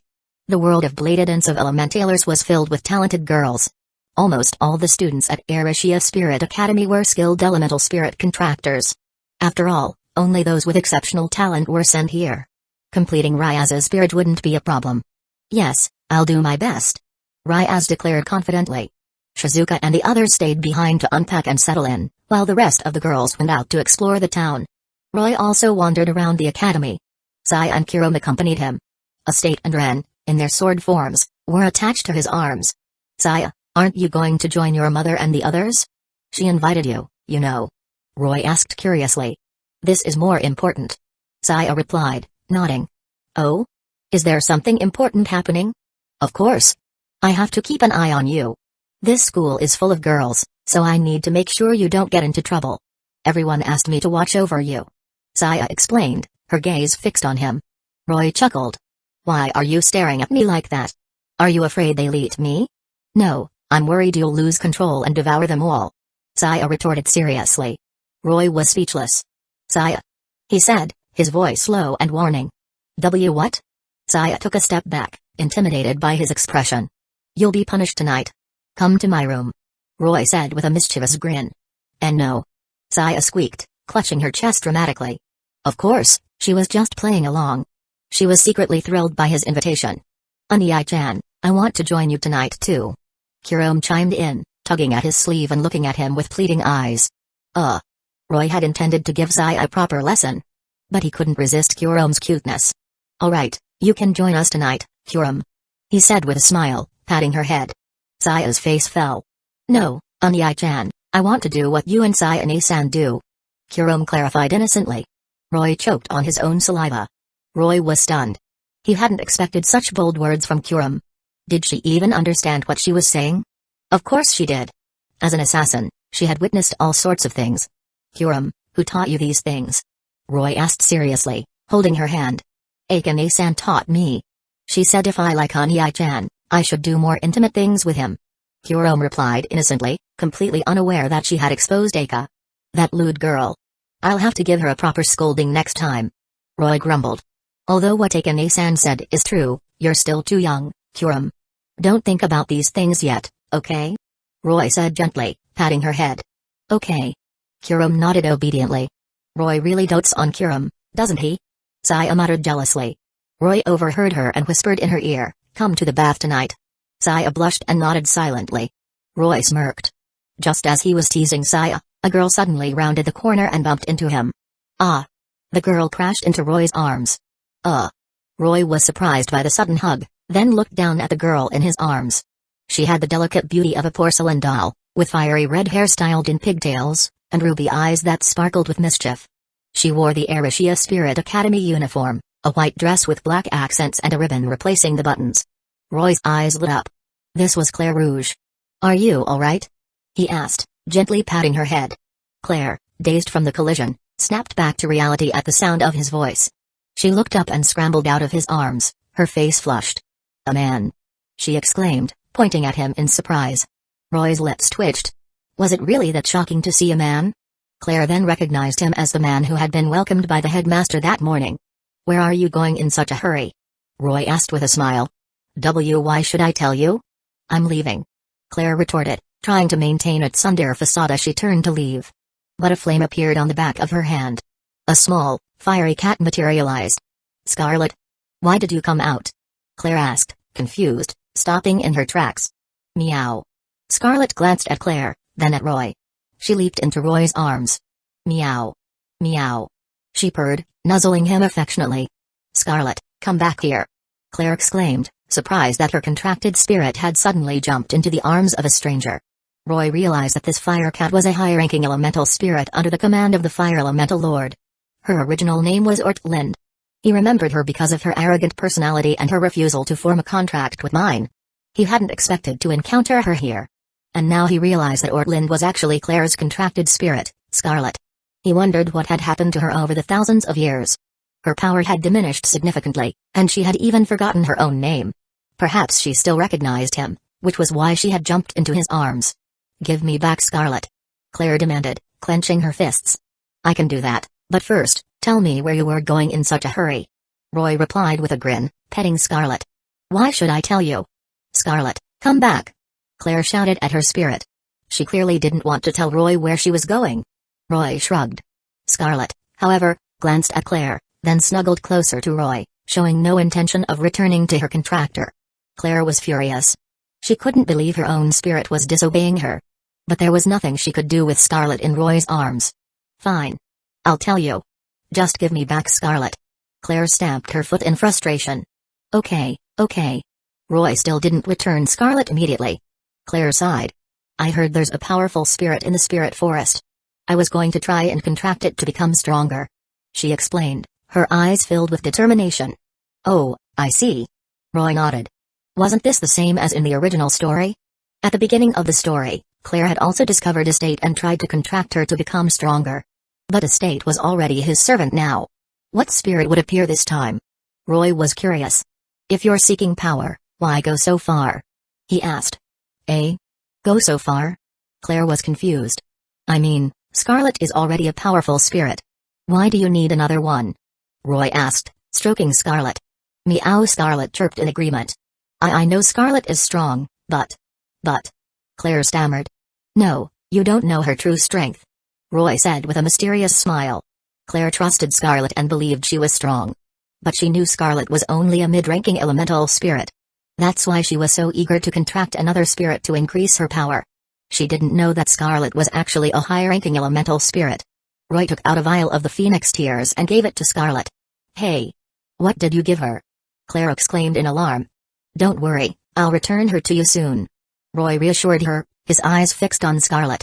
Chapter 104, Scarlet's True Form, Meeting Rinslet. I know that understanding the atmosphere and not standing out is the key to happiness. Roy suspected that Scarlet had been injured in a battle with other spirits, causing her to lose most of her power and even forget her name. But after consuming a drop of the Phoenix Tears, her wounds healed within moments, and her true strength as a high-ranking spirit was restored. Scarlet, her power fully recovered, transformed into a petite girl with fiery red hair, crimson eyes, cat ears, and a tail. She looked at her hands in surprise, then bowed deeply to Roy. "Thank you, Roy-sama." Roy's eyes widened slightly. Scarlet's clothes were quite revealing. "Ahem, you're welcome." He coughed, waving his hand dismissively. Saya shot him a disapproving look. Scarlet?" Claire stammered, her face flushed as she stared at the transformed Scarlet. How could her contracted spirit take on a human form? Claire was bewildered. Only high-ranking elemental spirits could do that. "Is that really you, Scarlet?" she asked, her curiosity overcoming her embarrassment. "Yes," Scarlet replied with a sweet smile. Her voice was clear and melodious. "But how is this possible?" Claire was dumbfounded. "I'm a high-ranking elemental spirit," Scarlet explained. "Thousands of years ago, I was severely injured in a battle against a demonic spirit, causing me to lose most of my power and my memories." Roy's guess had been correct. Claire was stunned. Her Scarlet was a high-ranking elemental spirit. This was unbelievable. High-ranking spirits were incredibly rare. There were only a few in the entire world. And the highest-ranking spirits were even rarer. She couldn't believe she had one as her contracted spirit. The reason high-ranking spirits were so scarce was mainly due to Roy and his group having contracted most of them. and very few new high-ranking spirits had been born in the past few thousand years. Scarlet, this is wonderful! Claire exclaimed, tears of joy welling up in her eyes as she hugged Scarlet tightly. But a moment later, she released Scarlet, her face flushed red. Huff. Huff. That was close. I almost suffocated. Claire gasped, relieved. Scarlet's assets were a bit overwhelming. Scarlet, you won't leave me, right? Claire asked, her eyes filled with worry. Forming a contract with a high-ranking elemental spirit was incredibly difficult, and Scarlet had formed a contract with her when she had lost her memories. Claire wasn't sure if Scarlet would still acknowledge her as her master. Yes. Scarlet replied with a nod. Claire was overjoyed. She had been planning to go to the spirit forest to find another spirit, but now that Scarlet had regained her true power, there was no need. Anyway. Scarlet, please put on some clothes. Claire said, remembering that there was a man present. Scarlet blinked, then conjured a school uniform identical to Claire's. Ahem. Roy cleared his throat, interrupting Claire's thoughts. Hey, I'm Roy. What's your name? Eh? Claire was startled, then quickly replied, Claire Rouge. Claire, I healed Scarlet for you. How are you going to repay me? Roy asked with a mischievous grin. Don't call me so casually. Claire blushed, flustered by his forwardness. Well, since you helped Scarlet, I'll grant you one request. She offered. Is that so? Then give me your first kiss. Roy said with a chuckle. What? Claire's face turned as red as an apple. My first kiss? She squeaked, staring at him in disbelief. Sai and Kiram, who were standing beside Roy, pinched his sides, clearly displeased with his outrageous request. Roy sighed and gently removed their hands. If you're not willing, then forget it. He said to Claire, shrugging. How about this? You can guide me to the elemental spirit you heard about in the spirit forest. Claire breathed a sigh of relief. Okay, follow me. She agreed, leading the way. Roy, Saya, and Kiram followed closely behind. Meanwhile, at the academy, Greyworth was observing Roy from the window. She was growing more and more curious about him. He could identify a high-ranking elemental spirit, and he had casually given away a precious item like the Phoenix Tears. She had already used the Phoenix Tears, and her years of accumulated injuries were instantly healed. Yet, he had given such a valuable item to an elemental spirit. And that elemental spirit seemed to know him. Who was he? Greyworth's curiosity deepened. In the spirit forest, Claire led Roy, Saya, and Kiram, searching for the elemental spirit she had heard about. By midday, they still hadn't found anything. Growl. Claire's stomach rumbled. She blushed and covered her stomach with her hands. Let's take a break. Roy suggested with a smile. Claire, though embarrassed, agreed. She took out a can of food from her bag and was about to eat when a delicious aroma wafted towards them. Claire's mouth watered. It smelled so good that her canned food suddenly seemed unappetizing. She turned towards the source of the smell. Roy and the others were sitting at a table laden with delicious food. Where did all this come from? Claire asked, staring at the feast in disbelief. I just brought it with me. Would you like to join us? Roy offered with a smile. How can someone just bring so much food? Claire wondered. But she didn't dwell on it. Some elemental spirits could store items. Like the ice spirit, Fenrir, contracted to Rinslet.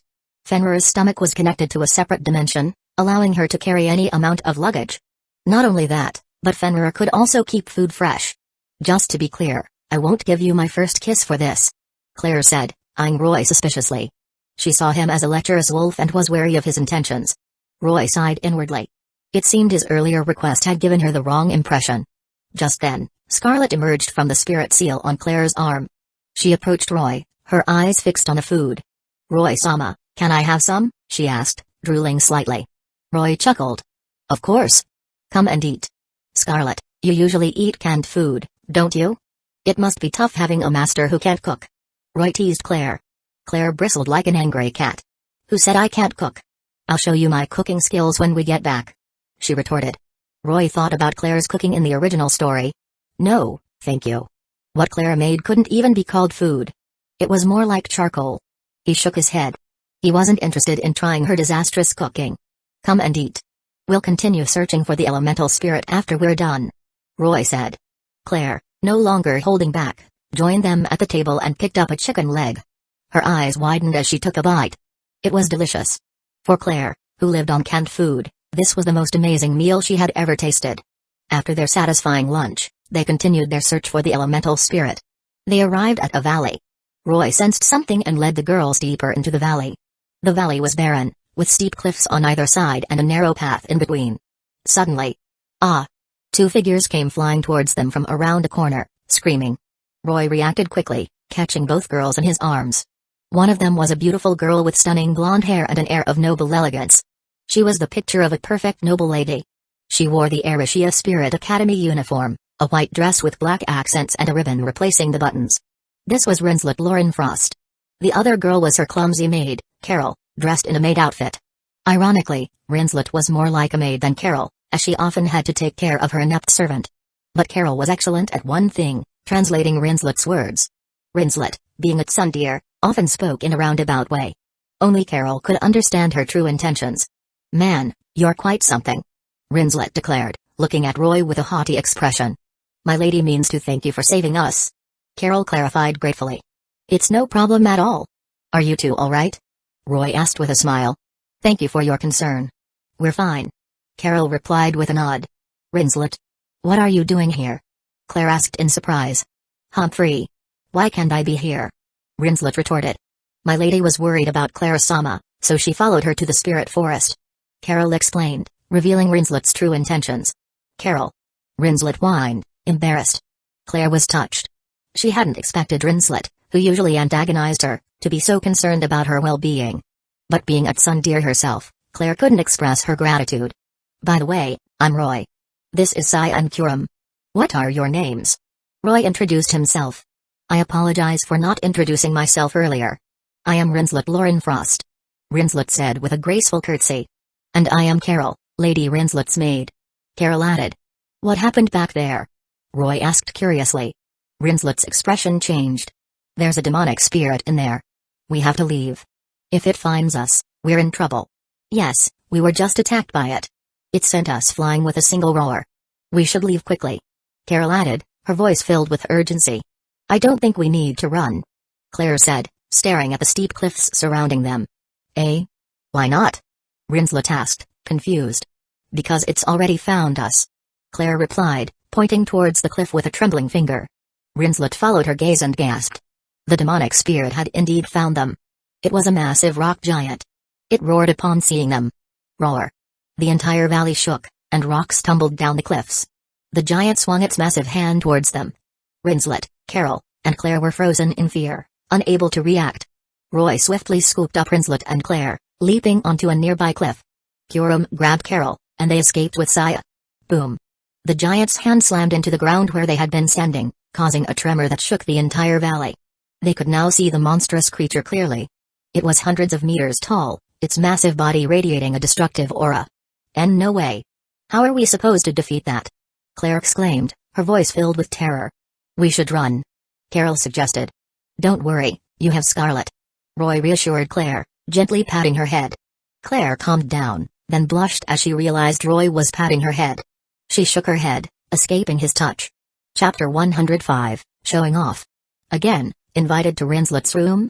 A place where someone still thinks about you is a place you can call home. That's right. Now that Scarlet is stronger, I should be able to defeat it, Claire declared, her confidence renewed. "Crimson Protector, Guardian of the Ever-Burning Flames, I hereby invoke the blood contract, obey my command." Claire chanted the incantation to release her elemental waff. A fiery red whip materialized in her hand. Through her elemental waff, she could wield a fraction of Scarlet's power. However, it consumed her divine power, which was essentially magic. "Ha!" Claire shouted, leaping into the air. She lashed out with the flaming whip, striking the rock giant repeatedly. Stone fragments and dust filled the air. Blazing inferno. After a series of strikes, Claire unleashed an elemental magic spell with her left hand. A massive fireball hurtled towards the rock giant. Boom. The fireball exploded against the giant's face. "I did it!" Claire exclaimed, surprised by her success. "Damn it! How did Claire become so strong?" Rinslet grumbled. Claire's attacks were incredibly powerful. Rinslet knew she couldn't replicate them. But Claire wasn't usually this strong. What had caused this sudden increase in power? "Don't celebrate too early, Claire. It's not over yet," Roy warned. "What? How?" Claire couldn't believe it. Scarlet's restored strength had boosted her confidence, making her a bit overconfident. But just as she spoke, roar. The rock giant roared, the flames dissipating as it glared at Claire with its crimson eyes. Claire froze. Rinslet, however, reacted quickly. She summoned her own elemental waff, an ice bow, and aimed it at the giant. Claire, snap out of it. Attack! She shouted. Claire finally snapped back to reality. One more time, and I'll definitely defeat it, she told herself. The rock giant swung its massive hand at them. This time, they were prepared and dodged the attack. Roy, carrying Carol, leaped to a safe distance to observe the fight. Roy-sama, please help them. Lady Rinslet and Claire-sama can't defeat that demonic spirit alone. Carol pleaded, looking at Roy with worry. She knew that only this mysterious man could save her mistress. Don't worry, Carol. I'll intervene if necessary. But let them try first. Roy replied with a smirk.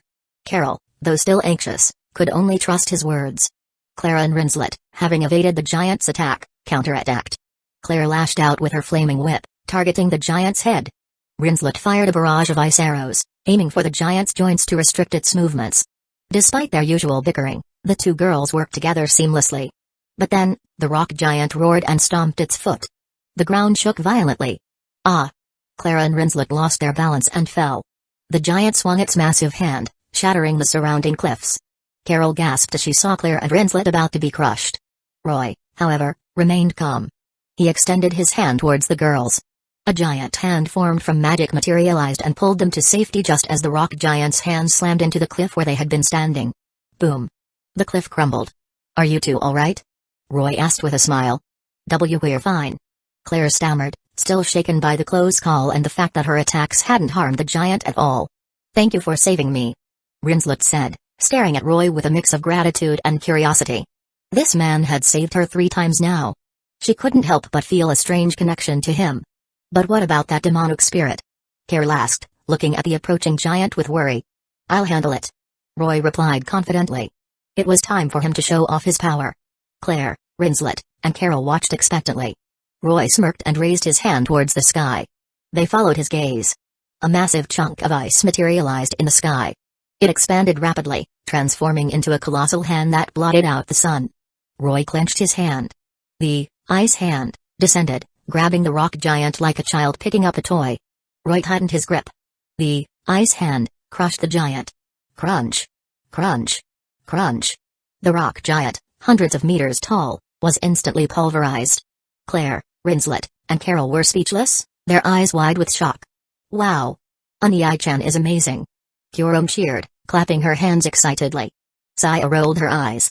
Roy could have easily defeated the giant with a simple attack, but he had to make a spectacle of it. But she had to admit, it was quite impressive. He's so strong. That was incredible. As expected of Roy-sama. The girls were awestruck. Haha, it was nothing. Don't look at me like that. Roy chuckled, enjoying their admiration. Well, it's getting late. Let's head back. He stretched and yawned. They returned to the academy.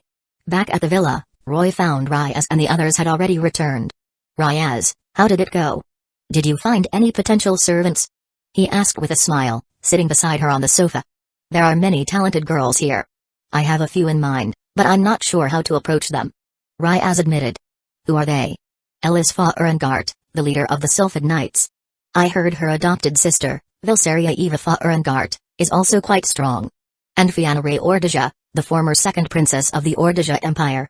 Of course, I'm also considering how to persuade Headmaster Greyworth. And the teachers here aren't bad either. Ryaz rattled off a list of names, her eyes sparkling with excitement. There were simply too many talented girls in this academy. The ones Ryaz mentioned were among the strongest and most talented. Most of them were main characters from the original story. However, since the protagonist in this timeline hadn't inherited the Dark Elemental Lord's power, he wasn't present at the academy. But Roy was surprised that Fianna was still here. In the original story, Fianna had came to this academy specifically to defeat the protagonist and win the Blade Dance. But now, she had already enrolled in Erishia Spirit Academy. It seemed Roy's actions had caused a butterfly effect. To recruit them, you'll need to be patient and appeal to their desires. Roy advised. From what I know, Vilsaria is eager for power. That could be an opportunity. Vilsaria was indeed talented. Roy remembered her mostly for her resemblance to Mikoto Misaka from a certain magical index. Just like in the original story, she had been easily defeated in the Blade Dance. However, unlike in the original story, she had lost to another red-haired girl this time.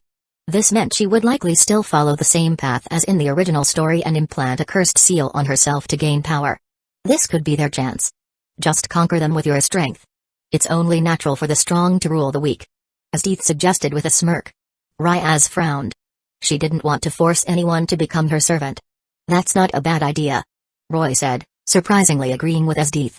Eh? Why? Ryaz looked at him in confusion. Lucifuge is different from others. She used to be a kind and gentle person, though a bit serious. Roy explained. But after her defeat in the blade dance, she became obsessed with power, even willing to go astray. So, using force to subdue her might not be a bad approach. Really? Ryaz was intrigued. Yes, but I suggest waiting a bit longer, Roy added. Ryaz glared at him but nodded in agreement. Roy had his reasons for suggesting they wait. Without experiencing the consequences of the cursed seal, Lucifuge wouldn't understand that her reckless pursuit of power was wrong. The next day, Roy went to class with Nezuko and Mikamo, hoping to learn more about elemental wafts. He happened to encounter Claire and Rinslet in the classroom. The two girls, seeing him enter, rushed over and sat beside him. Ahem, Roy-san, I've prepared a delicious lunch. Would you like to join me? Rinslet asked with an expectant look. What? But I brought my own lunch today, Claire retorted, her confidence faltering. If her lunch wasn't always burnt to a crisp, she might have been more assertive. But when it came to cooking, she had to admit that Rinslet was better. How about we all have lunch at my place? Roy suggested. Shizuka and Suko were preparing lunch at the villa. If he didn't go back, they would be upset.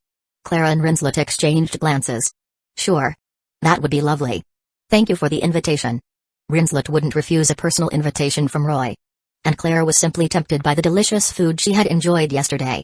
The other students in the classroom gossiped, seeing Claire and Rinslet acting so friendly with the new male student. Did you see that?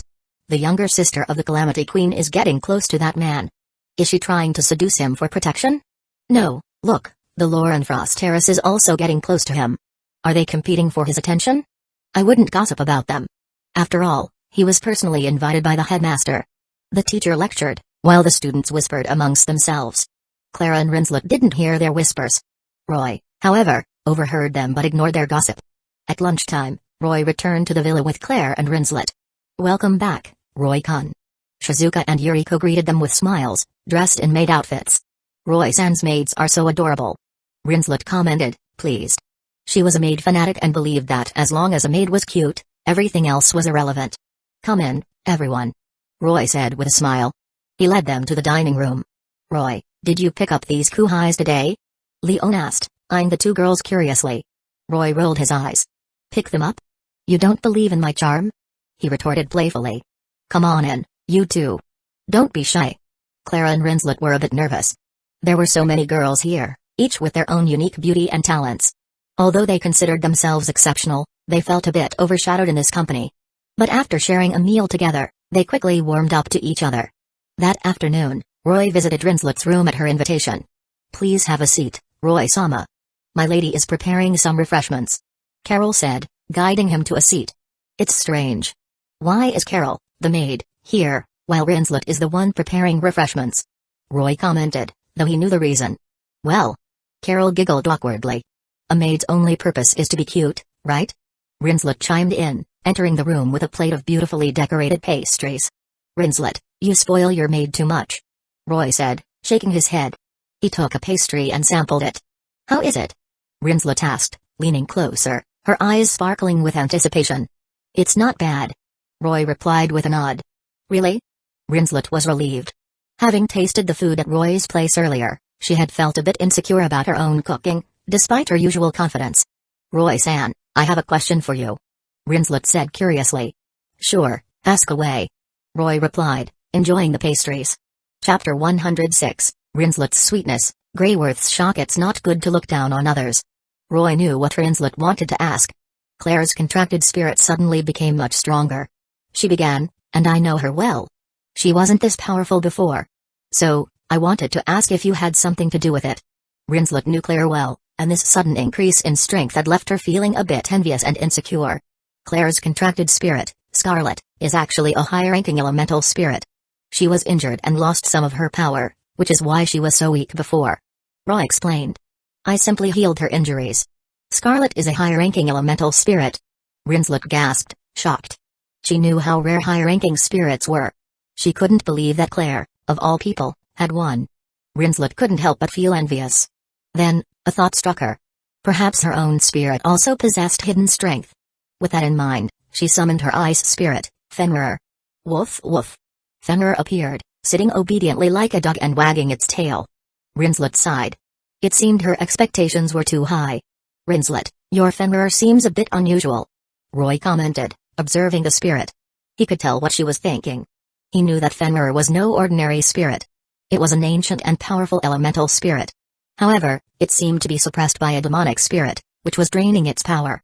If they could eliminate that demonic spirit, Fenrir's strength should recover. What do you mean? Rinslet asked, her eyes widening with hope. It seems your Fenrir is being parasitized by a demonic spirit, Roy explained. Really? Rinslet looked at Fenrir with concern. Fenrir tilted its head, looking at Roy curiously. This type of demonic spirit is like a parasite. Once it attaches itself to a host, it's undetectable, and it slowly drains the host's power until they die. Roy elaborated. This was just a guess, but he was certain that this demonic spirit was up to no good. Rinslet's worry grew. What can we do? She asked anxiously. I can try to find this parasite, Roy offered. Please, I beg you. Rinslet clasped her hands together. No problem, Roy replied with a smile. He approached Fenrir and placed his hand on its head. Fenrir didn't resist. Roy channeled his magic into Fenrir, carefully examining its body.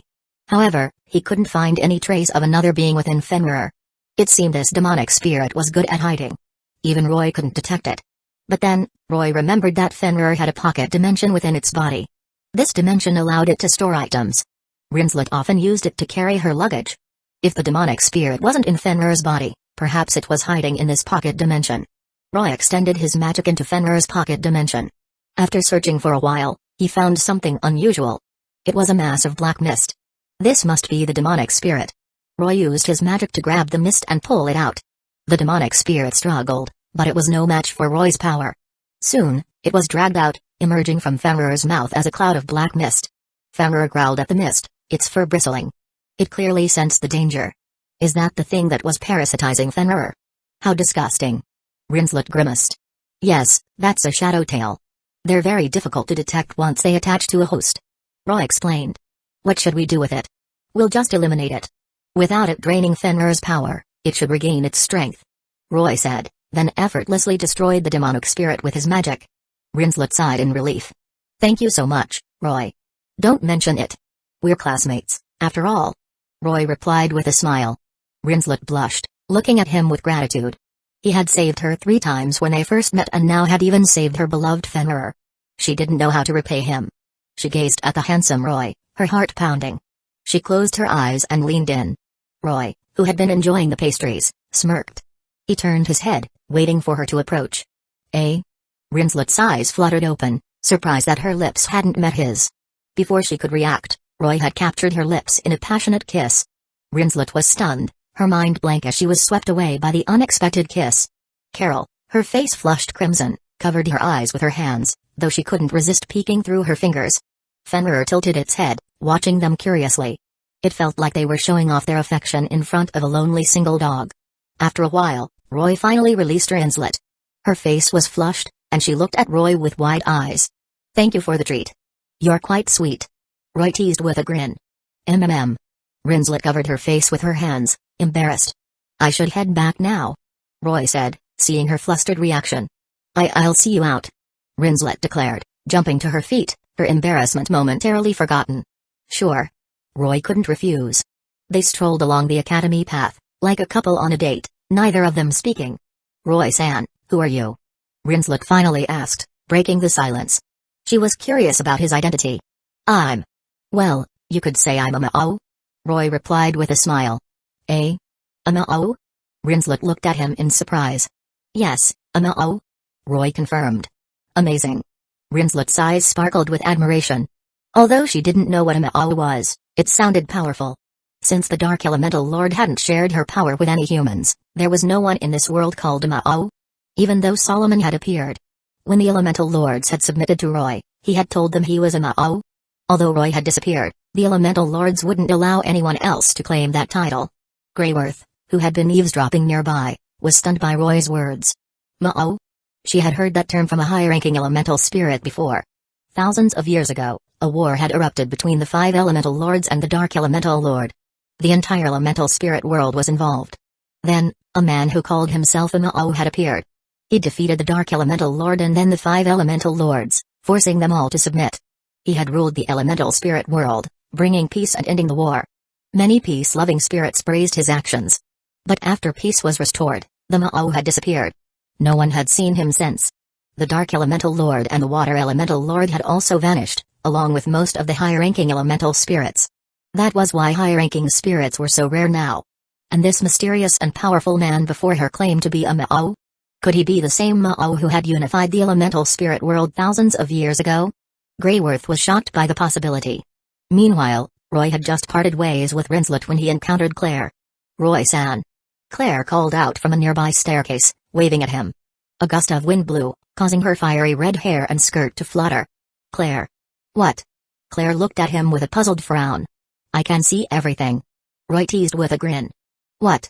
Claire blushed, quickly pressing her skirt down. "Just kidding." "Ha ha ha." Roy laughed at her flustered reaction. Claire sighed in relief. I also made some pastries. Would you like to try them?" she offered shyly. "Pastries?" "Sure." Roy agreed. Claire's eyes lit up. She led him to her room. Roy sat on the sofa. Soon, Claire returned with a plate of beautifully decorated pastries. Roy was surprised. These didn't look like something Claire could make. He remembered her disastrous cooking from the original story. But he had forgotten that Claire's terrible cooking was due to her inability to control Scarlet's flames. Now that Scarlet had regained her full power, helping Claire with baking was a simple task. Seeing that Roy hesitated to take a pastry, Claire puffed out her chest. "This is the first time I've baked for a boy," she declared. Claire worked very hard. Scarlet chimed in. She shuddered, remembering the taste tests earlier. Although she could control the heat perfectly, Claire's baking skills were still questionable. "I'm just surprised you could make such beautiful pastries, Claire." "They smell delicious," Roy said, taking a pastry and trying it. "They're not bad," he commented with a nod. Although not as good as Shizuka's or Siko's baking, for Claire, it was quite an accomplishment. "Really?" Claire beamed, her eyes sparkling. "Of course. Here, try one." Roy picked up a pastry and fed it to Claire. Claire blushed, surprised by his sudden action. Being fed by Roy made her heart flutter. Just then, the black and white spirit seals on Roy's arms glowed. Estate and Ren emerged. "Roy, feed me too." Aren clung to his arm, acting cute. "Roy, Estate wants some too." Estate chimed in, tugging at his sleeve. They were jealous of his intimate gesture with Claire. All right. Roy couldn't refuse their requests. He fed both of them. Claire stared at the two girls who had suddenly appeared, then realized they must be high-ranking elemental spirits like Scarlet. "Roy, who are they?" she asked curiously. "They're my servants," Roy replied. "This is Estate. And this is Ren Ashdole." "Servants? You mean they're your contracted spirits?" Claire was confused by his terminology. "Yes, you could say that." Roy nodded. Estate and Ren finished their pastries and returned to their spirit seals. Roy prepared to leave. But as he opened the door, he found Rinslet eavesdropping. Rinslet, caught red-handed, froze in embarrassment. Roy chuckled inwardly but didn't expose her. "Rinslet, what are you doing here?" Claire demanded, glaring at her. Rinslet, annoyed by Claire's rude tone, retorted, "Humphrey. It's none of your business where I am, you stray cat." Since Claire was being impolite, Rinslet wouldn't hold back either. "What? You called me a stray cat? You're the one who's a stray dog, always stealing things." Claire retorted, her face flushed. "Who are you calling a dog?" "You, of course. Your family crest is a dog." "That's not true. The Lorenfrost family crest is a proud white wolf, not a dog," Rinslet argued. "A white wolf? More like a chihuahua." Claire's taunts enraged Rinslet. "Claire Elstein. You've crossed the line," she growled. A wave of icy air swept through the room, and the temperature plummeted. "Oh, ferocious Ice Fang, merciless hunter of the forest. I hereby invoke the blood contract once more. Obey my command." Rinslet chanted the summoning incantation in the spirit language. A blizzard erupted. A beautiful wolf with silver fur emerged from the swirling snow, its presence radiating an icy aura. It was Fenrir, the ice spirit. Claire, however, looked at Fenrir with disdain, her pigtails swishing. "Humphrey. Your little dog is still as pathetic as ever. The only decent thing about it is its fur. You called my Fenrir a dog again. How dare you insult the Lorenfrost family? I won't forgive you, you flat-chested girl," Rinslet shouted, pointing at Claire accusingly. Chapter 107, a 3v3 duel. Claire's true fire. When you eliminate every other possibility, then whatever remains, however improbable, must be the truth. Fenrir, enveloped in a chilling aura, lunged at Claire with a growl. Who are you calling flat-chested? Scarlet, come out and show her what you're made of. Claire shouted, cracking her whip. Scarlet, the fiery cat spirit, materialized and pounced on Fenrir. Roy watched their antics with amusement, his arms crossed. It was more of a playful scuffle than a real fight. Neither of them seemed intent on seriously harming the other. Although Scarlet was powerful, Claire couldn't utilize her full strength. And Rinslet's Fenrir, having been freed from the Vorpal bunny, had regained some of its power. They were roughly equal in strength now. Suddenly. What are you doing? A group of girls approached them. Leading the group was Ellis Fahrengart, the captain of the Sylphid Knights, clad in silver armor and sporting a blue ponytail. She was responsible for maintaining order within the academy. Two other girls in similar attire followed behind her. Seeing Ellis, Claire and Rinslet stopped their playful fight, their expressions turning sour. It seemed they weren't fond of the Sylphid Knights. Didn't I say that private duels are forbidden within the academy? And you're a man! Ellis exclaimed, noticing Roy's presence. She drew her sword and pointed it at him. Why are you in the girls' dormitory area? She demanded. Before Roy could answer. I brought him here. What about it? Claire and Rinslet declared in unison. They glared at each other, then turned away with a huff. So it's your doing? Ellis sighed, pinching the bridge of her nose. She found those two troublesome.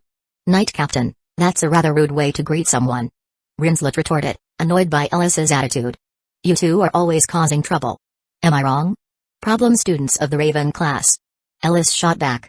Just then, the other Sylphid Knights arrived. Claire Rouge. And Rinslet Lauren Frost. One of the knights, a girl with short black hair, said with a frown. Another knight, a girl with brown braided hair, sneered. Lowly ravens, what have you done this time? What did you say? You want to repeat that? Claire and Rinslet glared at the two knights. But the knights ignored them, their attention focused on Roy. You must be the male elemental spirit contractor the headmaster personally welcomed. Well, he's quite handsome. The girl with braided hair appraised Roy with a suggestive look. What do you want? Claire and Rinslet demanded, sensing her ill intentions. Humphrey. Country bumpkins will be country bumpkins. Unable to find teammates, they resort to seducing transfer students. Hello class. The girl scoffed. How dare you call me a country bumpkin? Rinslet fumed. Roy also frowned. This girl was quite rude. The Lauren Frost family is all bark and no bite. Just a bunch of hillbillies. The girl continued her taunts. W. Ha ha ha. Rinslet's anger turned into a chilling smile. Although she still maintained her noble demeanor, an air of menace surrounded her. The black-haired knight turned to Claire. Claire Rouge, you're not even a true noble. Just the sister of a traitor. Honestly, why does the academy even allow someone like you to enroll?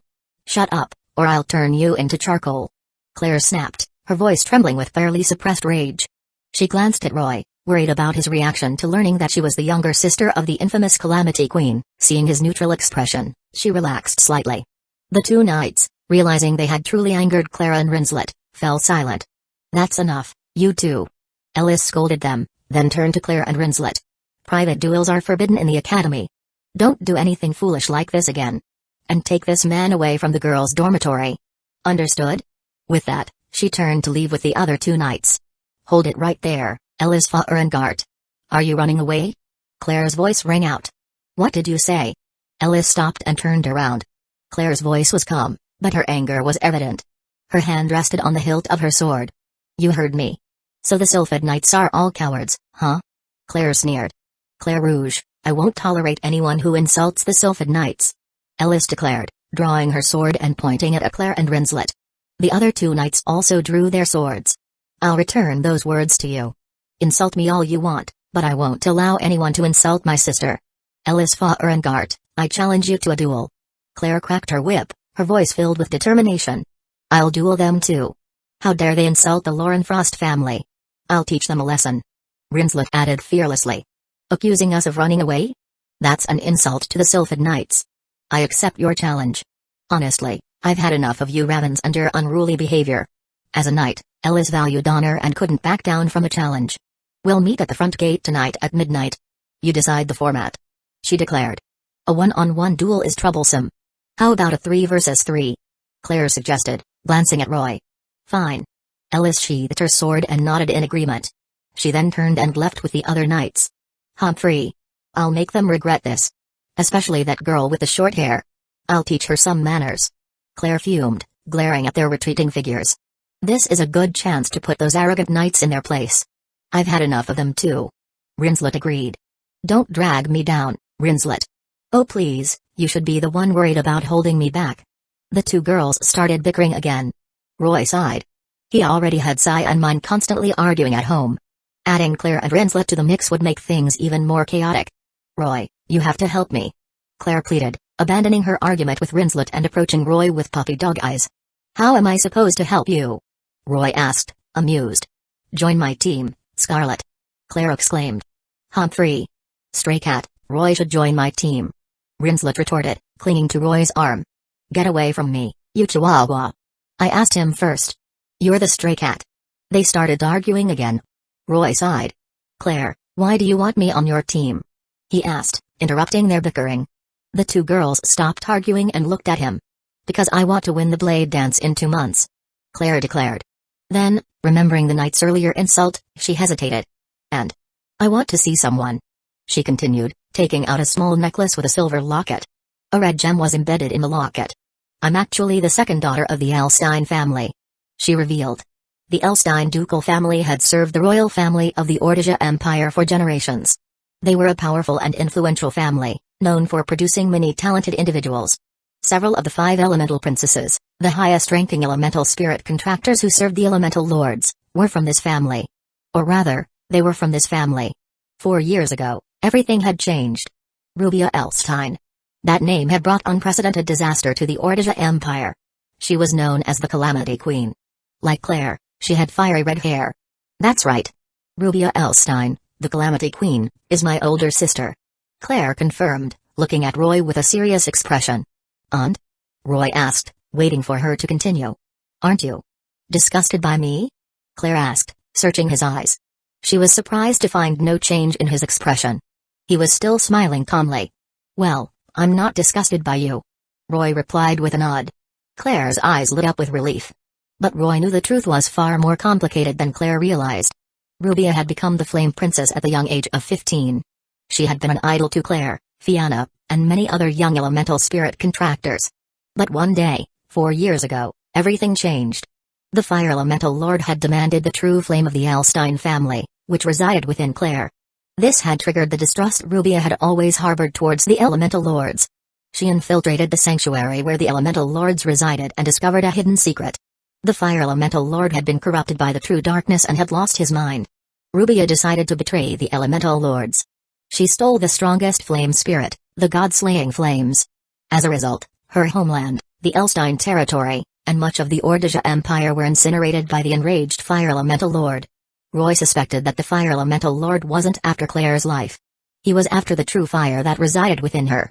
Yes, the true element that the Elemental Lords craved. The true darkness had been claimed by Renashdol, the Dark Elemental Lord. And the true fire had been stolen by the spirit contractors, its whereabouts unknown. The spirit contractors were the ancestors of humans. Roy didn't know how they had used the true fire. But somehow, the true fire had been passed down through generations and had awakened within Claire. The Elstein family's flames originated from this true fire. And the flames that Claire wielded in the original story, capable of burning other flames, were likely a part of the true fire. Rubia's flames, which defied the laws of the world and could freeze other flames, were also likely a part of the true fire. But they weren't as powerful as Claire's. Rinslet finally understood why Claire was called Claire Rouge instead of Claire Elstein. It was because of her sister, Rubia Elstein, who had betrayed the Fire Elemental Lord. The Empire had stripped the Elstein family of their titles and territory. Her parents had been put on trial and imprisoned. And Claire had been allowed to study at Erishia Spirit Academy only after losing her family name. Rinslet felt a pang of sympathy for Claire. Hey, what's with that look? Claire glared at her, annoyed by her pitying gaze. Rinslet didn't argue with her. Well, I'll accept your request, Roy said, agreeing to join Claire's team. Yay! Claire was overjoyed. She had witnessed Roy's strength firsthand. With him on her team, she could definitely win the blade dance. But what? Claire's excitement turned into apprehension. But you'll have to work hard. I won't interfere unless it's absolutely necessary, Roy explained. Claire was relieved. No problem. What, Roy, why won't you join my team? Rinslet wailed dramatically, pretending to cry. She was upset that he had chosen Claire over her. Rinslet, do you want to join our team too? Roy asked awkwardly. Sure. Rinslet readily agreed. Hey, I'm the leader of Team Scarlet. But since it's Roy's invitation, I'll let you join, Claire declared, trying to maintain her pride. Humphrey. I'm not joining your team for you, stray cat. It's only because Roy invited me. Rinslet retorted with a sneer. You chihuahua. Do you want to fight? I'm not afraid of you. Roy sighed as they started bickering again. He gently patted their heads. Alright, that's enough. We should focus on the upcoming duel with the Sylphid Knights. Clara and Rinslet blushed and stopped arguing. Claire then invited Roy to rest in her room. Since they had a duel with the Sylphid Knights at midnight, Roy accepted her offer. Rinslet also joined them, claiming that she couldn't let them be alone together. Then, the two girls fell asleep. They trust me way too much, Roy thought with a sigh, sipping his tea as he watched over them. Chapter 108, Knights Captain Ellis, Estate, Wield Me. Immense power always comes at a price. Midnight. The students of the academy were sound asleep, and the spirits of the forest were stirring. Roy, Claire, and Rinslet set off for their duel. They stopped before a large circle of stones that emitted a pale bluish-white light. This is the gate to the elemental spirit world, Claire explained. It's the reason the academy was built here. Rinslet stepped forward and chanted an incantation in the spirit language. The stones glowed brighter. Let's go in, Rinslet said with a smile. Okay. Roy nodded. They stepped into the circle of stones. A flash of white light, and they were transported to the elemental spirit world. The elemental spirit world was a realm inhabited by spirits, completely different from the human world. There were no human disturbances here. And even if they were injured, the injuries wouldn't be severe. That's why the students often held their duels here. However, it wasn't entirely safe. They would still feel pain when injured, and although their physical bodies wouldn't be harmed, their spirits would suffer the same damage. If they were lucky, they would just faint. But in severe cases, it could cause memory loss or even permanent spiritual damage. Flames, illuminate the darkness, Claire chanted, conjuring a small fireball that lit up their surroundings. Let's go. The real stage is further inside, she said, leading the way. Roy and Rinslet followed. They arrived at a large, dilapidated theater, a relic from the ancient times when the elemental spirit world and the human world were still one, known as the Age of Myths. Roy, you'll face Ellis and Gart. Rinslet and I will each take on one of the others, Claire instructed. Once we defeat our opponents, we'll join forces against Ellis. Claire was a skilled tactician, a valuable strategist for their team. No problem. Roy agreed with a smile. It seemed Claire had taken his words to heart and wasn't relying on his strength. Humphrey. I can defeat my opponent in an instant. I just hope a certain stray cat doesn't lose. Rinslet scoffed. Claire glared at her but didn't retort. Perhaps she was focused on the upcoming duel. It seems you've all arrived. A commanding voice echoed from the top of the theater. They looked up and saw a girl clad in shining silver armor, her blue hair fluttering in the wind. She looked like a valiant knight, a sight that made Roy nod in approval. This was Ellis Gart, the captain of the Sylphid Knights. Behind her stood two other knights in similar armor. One had short black hair and was named Rakka. The other had braided hair and was called Duricia. These were the two who had insulted Clara and Rinslet earlier. Ellis Gart, when did you arrive? Claire asked. Don't tell me you were waiting there, trying to make a grand entrance. Rinslet sneered. What? And no. I just arrived. Ellis denied, flustered. Her reaction, however, confirmed Rinslet's suspicions. Clara and Rinslet glared at her. Let's begin. We'll settle this before dawn, Ellis declared, drawing her sword and fixing them with a sharp gaze. Suddenly, flames lit up, illuminating the ruined theater. A large eagle with outstretched wings appeared in the night sky. Let me introduce you to my contracted spirit, the wind spirit, Simorg, Ellis said proudly. Simorg circled in the air, then let out a deafening roar and swooped down towards them. A powerful gust of wind swept through the area, tearing up the stone pavement and sending debris flying. Roy, be careful. Clara and Rinslet, despite their increased strength, were wary of the attack. Roy, however, simply raised a hand lazily, his other hand still in his pocket. Boom. Simorg crashed into his palm. And then, the wind spirit vanished. What? Ellis gasped in disbelief. Her Simorg had disappeared after colliding with his hand. What had happened? Clara and Rinslet were equally stunned. He had blocked such a powerful attack with a single hand. It was incredible. You two go deal with those two. I'll handle Ellis. Roy said casually. Okay, let's go. Claire summoned her elemental waff, the flame whip, and lashed out at Rishia. Rishia's elemental waff was a translucent ice sword. It seemed she was an ice elemental contractor, like Rinslet. But Rishia's spirit was no match for Rinslet's Fenrir, and she didn't seem to have full control over it yet. Claire would defeat her easily. Meanwhile, Rakka, the black-haired knight, attacked Rinslet. Take this. Crushing hammer. She shouted, swinging a massive hammer towards Rinslet. Rinslet gracefully leaped back, dodging the attack.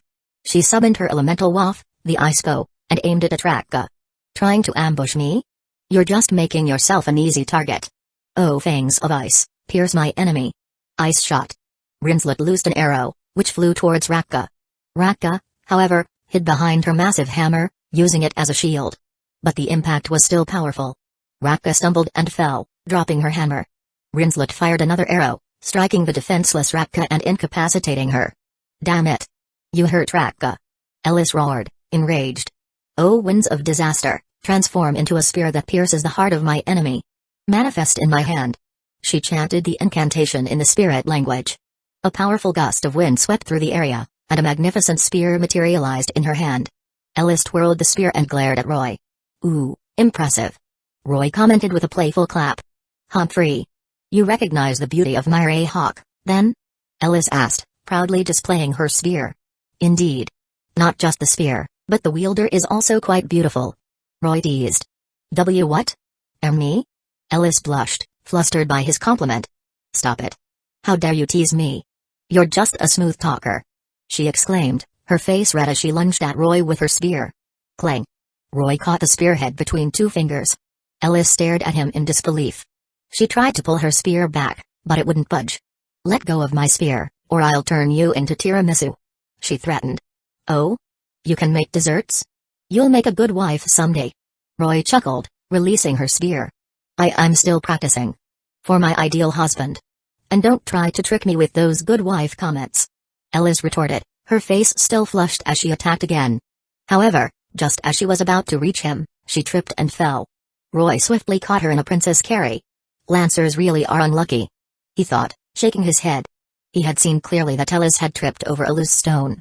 Ellis, expecting a painful fall, had closed her eyes tightly. But she didn't feel any pain. Instead, she felt a comforting warmth, like being held in her mother's arms. She slowly opened her eyes. Roy's handsome face was inches away from hers. Hey chow. She stammered, her face turning crimson as she realized she was in the arms of her enemy. Hey, how long are you two going to hug? Clara and Rinslet, having finished their battles, called out with annoyed expressions. Ellis, remembering her situation, blushed even harder. She struggled to get down, and Roy gently released her. Ellis took a few steps back and saw that Rakka and Rishia were unconscious. Even alone, I won't lose to you. She declared with renewed determination. Humphrey. You still want to fight in this situation? Claire scoffed. They had 3 members, while Ellis was alone.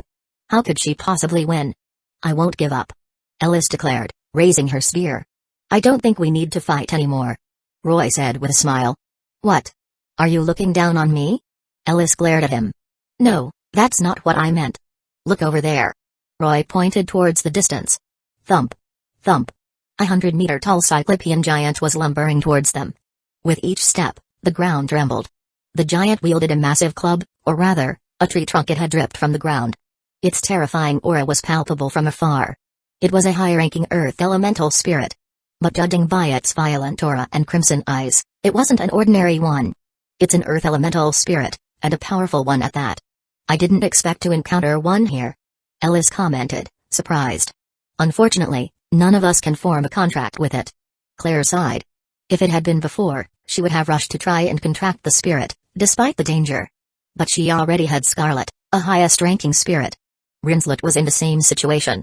Although elemental spirit contractors could form contracts with multiple spirits, their divine power was limited. They couldn't use many elemental wafts at once. Wait, Roy is very strong. Maybe he can contract it. Rinslet suddenly suggested, looking at Roy. Claire and Ellis also turned to him, considering the possibility. Just then, the white spirit seal on Roy's arm glowed. A state emerged. She clung to Roy's arm and glared at the 3 girls. Roy only needs me.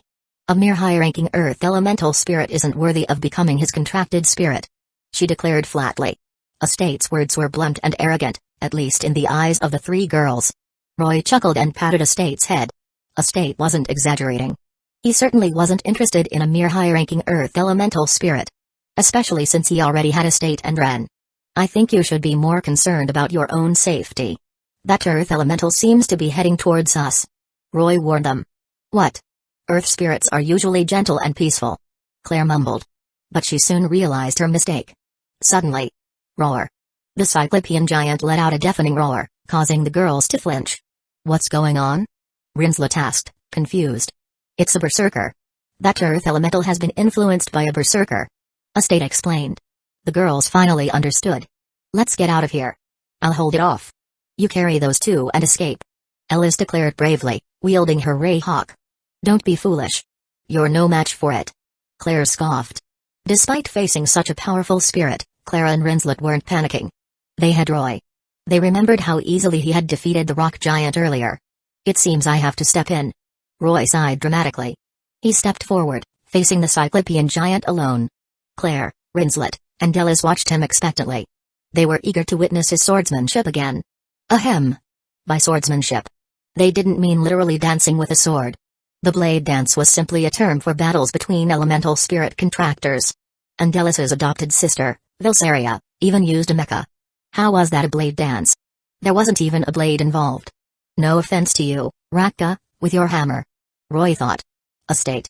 Roy called out, holding out his hand. Yes, master. Estate replied, placing her hands in his. Chapter 109, Clumsy and Cute Estate, Clara and Rinslet's rivalry. A hierarchy not based purely on strength is boring, if you ask me. With that, Estate transformed into the demon-slaying sword. Roy grasped the sword, a smirk playing on his lips as he looked at the Cyclopean giant. He casually swung the sword. An arc of sword pressure sliced through the air, seemingly tearing through space itself. It flew towards the giant, covering hundreds of meters in an instant. The sword pressure passed through the giant's body and continued onward. The giant froze, then slowly collapsed. Rumble. The ground shook as the giant's lifeless body hit the ground. Such incredible swordsmanship. Ellis gasped, staring at Roy in awe. Compared to her admired elder sister, this man seemed even more powerful. So elegant. As expected of the man I have my eyes on. Rinslet gushed. What? Claire exclaimed, thinking she had misheard.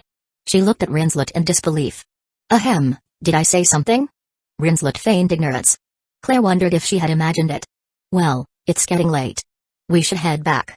Staying up late is bad for a girl's skin, you know. Roy said with a chuckle. Really? Claire, believing him, touched her face with a worried frown. Of course. Let's go back. Roy urged. Rinslet had Fenrir carry the unconscious Rakka, while Ellis helped the fainted Drishya. They didn't mention the duel again. They left the elemental spirit world. You can head back now. Roy said, waving goodbye as he saw the three girls to their dormitory. Thank you, Roy. Claire suddenly hugged him. She felt guilty for causing him so much trouble with her antics. Rinslet glared at her, grinding her teeth in frustration. Roy patted Claire's head gently. Go on. Get some rest. Okay. Claire nodded obediently. That sly cat. Rinslet muttered under her breath once Roy was gone. What did you say, Chihuahua? You're the worst. You invited Roy to your room yesterday afternoon. Who knows what you did? Claire retorted, her face flushed. Rinslet blushed, remembering their kiss, but she quickly regained her composure. Humphrey. You did the same, flat-chested girl. You called me flat-chested again. Do you want to fight? Bring it on. Are you two planning to start another fight in the academy? Ellis interjected, asserting her authority as the knight captain. Clara and Rinslet glared at each other, then returned to their rooms. The next morning, Roy was relaxing in the courtyard, enjoying the black tea Kano had prepared and petting Estate. Ryaz approached him, her expression troubled. Ryaz, why the long face? Roy asked, setting down his teacup. It's about my peerage. Ryaz sighed. Didn't I tell you to wait? Vilsaria Evafa Urangard would be perfect as your rook. Roy suggested. Vilsaria's elemental waff was a powerful mecha, perfect for both offense and defense. She would be an excellent rook for Ryaz. But what about Ryaz's original rook, Ross Ice? Well, Roy could always take her for himself. After all, he had a soft spot for mature, single teachers. But Vilsaria isn't at the academy. I can't even approach her. Ryaz lamented. Roy thought for a moment. It was true. Vilsaria wouldn't return to the academy until the blade dance was about to begin. Don't worry, Ryaz. The blade dance is coming soon. Vilsaria will be back. By the way, how are things going with your other targets? Not much progress. Ryaz sighed.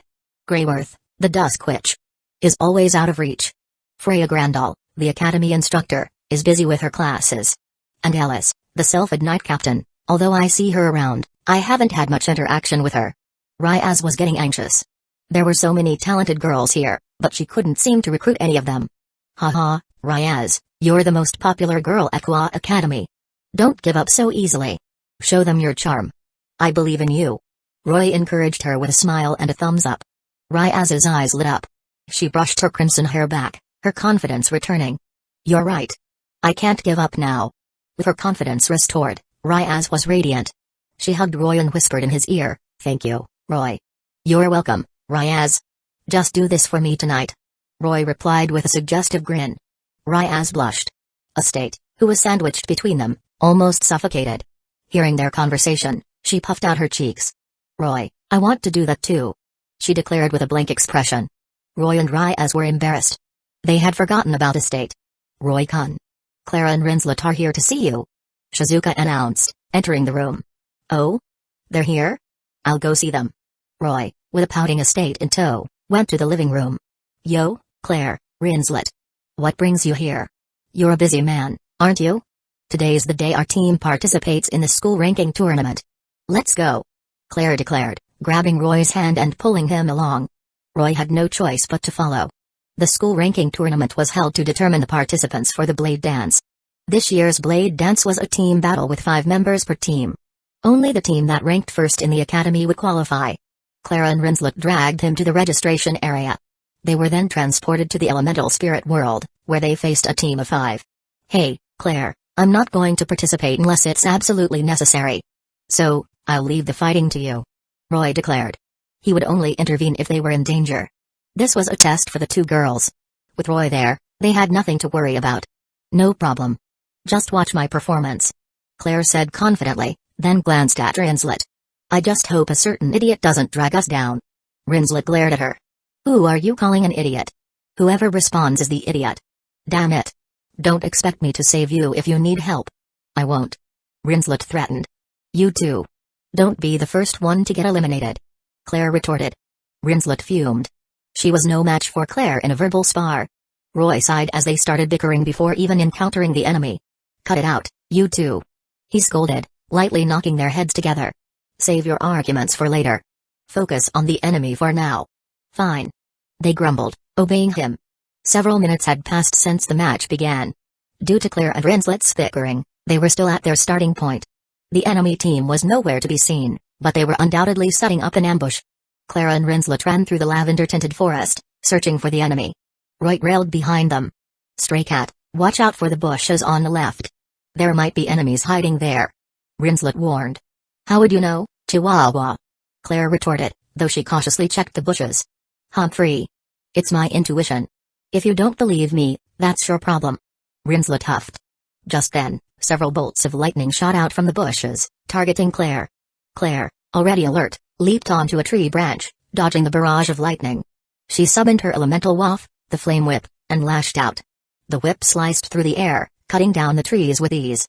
The attacker, a girl with bangs covering her eyes, was revealed. She was surrounded by pale blue orbs of lightning. Her spirit wasn't very strong, just an unstable low-ranking spirit. But it was more than enough to fuel her elemental magic. But why was she attacking alone? Roy noticed that her teammates were still far away, not coming to her aid. Were they planning something? He watched with interest. Humphrey. A sniper who reveals their position is no different from a turtle on land. Rinslet sneered, summoning her ice bow. She loosed an arrow. Thwack! The girl, unable to dodge in time, was struck in the chest. Since this was a designated training ground within the elemental spirit world, spirits could be used for physical attacks without materializing. They could be transformed into pure power for their contractors to wield. This meant that physical injuries were minimal. However, the impact and pain were still real, and their spirits would suffer the same damage. The girl collapsed, unconscious. Humphrey. As expected, I'm the best, Rinslet declared triumphantly, glancing at Claire with a smug grin. She had single-handedly taken down an opponent. Damn it. Claire was annoyed that Rinslet had stolen her kill. She was the one who had forced the enemy to reveal their position. Good job, you two. That was excellent teamwork. Roy praised them. Claire and Rinslet glared at each other, then looked away. Alright, let's move on. Did you notice that there was only one attacker? Roy hinted. The two girls paused. They had been so focused on their rivalry that they hadn't realized the other girl was alone. And they didn't know what the rest of the enemy team was doing. They became serious. They continued their advance, this time with more caution. However, as they passed by a large tree shrouded in shadows, a black magic sphere shot out, striking Claire. Caught off guard, Claire was bound by the dark magic. What is this? She exclaimed, struggling to break free. Rinslet spotted the attacker, a petite girl cloaked in black robes. She immediately attacked, firing several ice arrows. But a black magic shield blocked her attacks. Corrosion. The girl chanted in a cold, clear voice. A black mist enveloped the area around them. This mist is corroding our power. Claire realized the danger. Rinslet leaped out of the mist's range, her brow furrowed. She couldn't see the enemy in this darkness. Just as she was thinking of a solution, Claire shouted, Scarlet. Meow. Scarlet materialized as a fiery cat and circled Claire, her flames incinerating the dark magic that bound her. Scarlet then transformed into the flame whip. Damn you. You'll pay for that. Claire yelled, cracking the whip. The flames dispersed the black mist, revealing the attacker. Claire didn't hesitate. She lashed out with the whip, striking the girl repeatedly. The girl's magic defenses shattered under Claire's relentless assault, and she fell unconscious. Humphrey. Claire glared at Rinslet triumphantly. Rinslet had done nothing during the attack. Claire had defeated the enemy on her own. Rinslet crossed her arms and looked away, refusing to acknowledge Claire's victory. They continued their search for the remaining enemies. Chapter 110, Lux's Final Spark, Fianna request to join the party. Lel ouch, do you know why snow is white? Because it's forgotten what color it's supposed to be. After easily defeating two of their opponents, the enemy team stopped sending members to intercept them. Claire, Rinslet, and Roy finally found the remaining three members in a clearing. A girl in armor with a large shield stood at the forefront, flanked by a girl with a massive mirror. Behind them, another girl chanted an incantation, preparing a powerful spell. Claire, you distract those two. I'll interrupt the spellcaster. Rinslet instructed, her voice serious. Claire, understanding the urgency, nodded and charged forward. Flames of the Flame King. She shouted, launching a massive fireball towards the three girls. The girl with the mirror-shaped telemetal waff conjured a large mirror, deflecting the fireball. What? Claire exclaimed, surprised as the fireball hurtled back towards her. She quickly dodged. Rinslet seized the opportunity and fired an ice arrow at the mirror. She didn't believe a physical projectile could be reflected like a magic attack. However, just as the arrow was about to strike the mirror, the girl with the shield stepped forward, blocking the arrow with her large shield. Rinslet frowned. The mirror could deflect magic attacks, and the shield could block physical attacks. Their combination was impenetrable. This was troublesome. We have to attack with everything we've got. If we don't interrupt that girl's spellcasting, we'll lose. Claire said to Rinslet, her expression grim. You're right. Let's go all out. Rinslet agreed. They exchanged glances, then unleashed a barrage of attacks. Fireball. Ice shot. Flame King's breath. Ice lance. Their relentless assault forced the two defensive girls to focus on blocking, creating an opening. Claire and Rinslet seized the opportunity. Hellfire binding. Ice hammer of wrath. With their combined efforts, they finally defeated the two girls. Huff. Huff. Claire and Rinslet leaned against each other, catching their breath. Although they had won, it wasn't easy. They had consumed most of their divine power. But before they could rest, the girl who had been chanting finished her incantation. She had long golden hair, delicate features, and wore a white battle dress. She was elegant and beautiful. Her contracted spirit was a light elemental. Her elemental waff, a staff, glowed with a blinding light. Snap. The girl snapped her fingers and made a peace sign.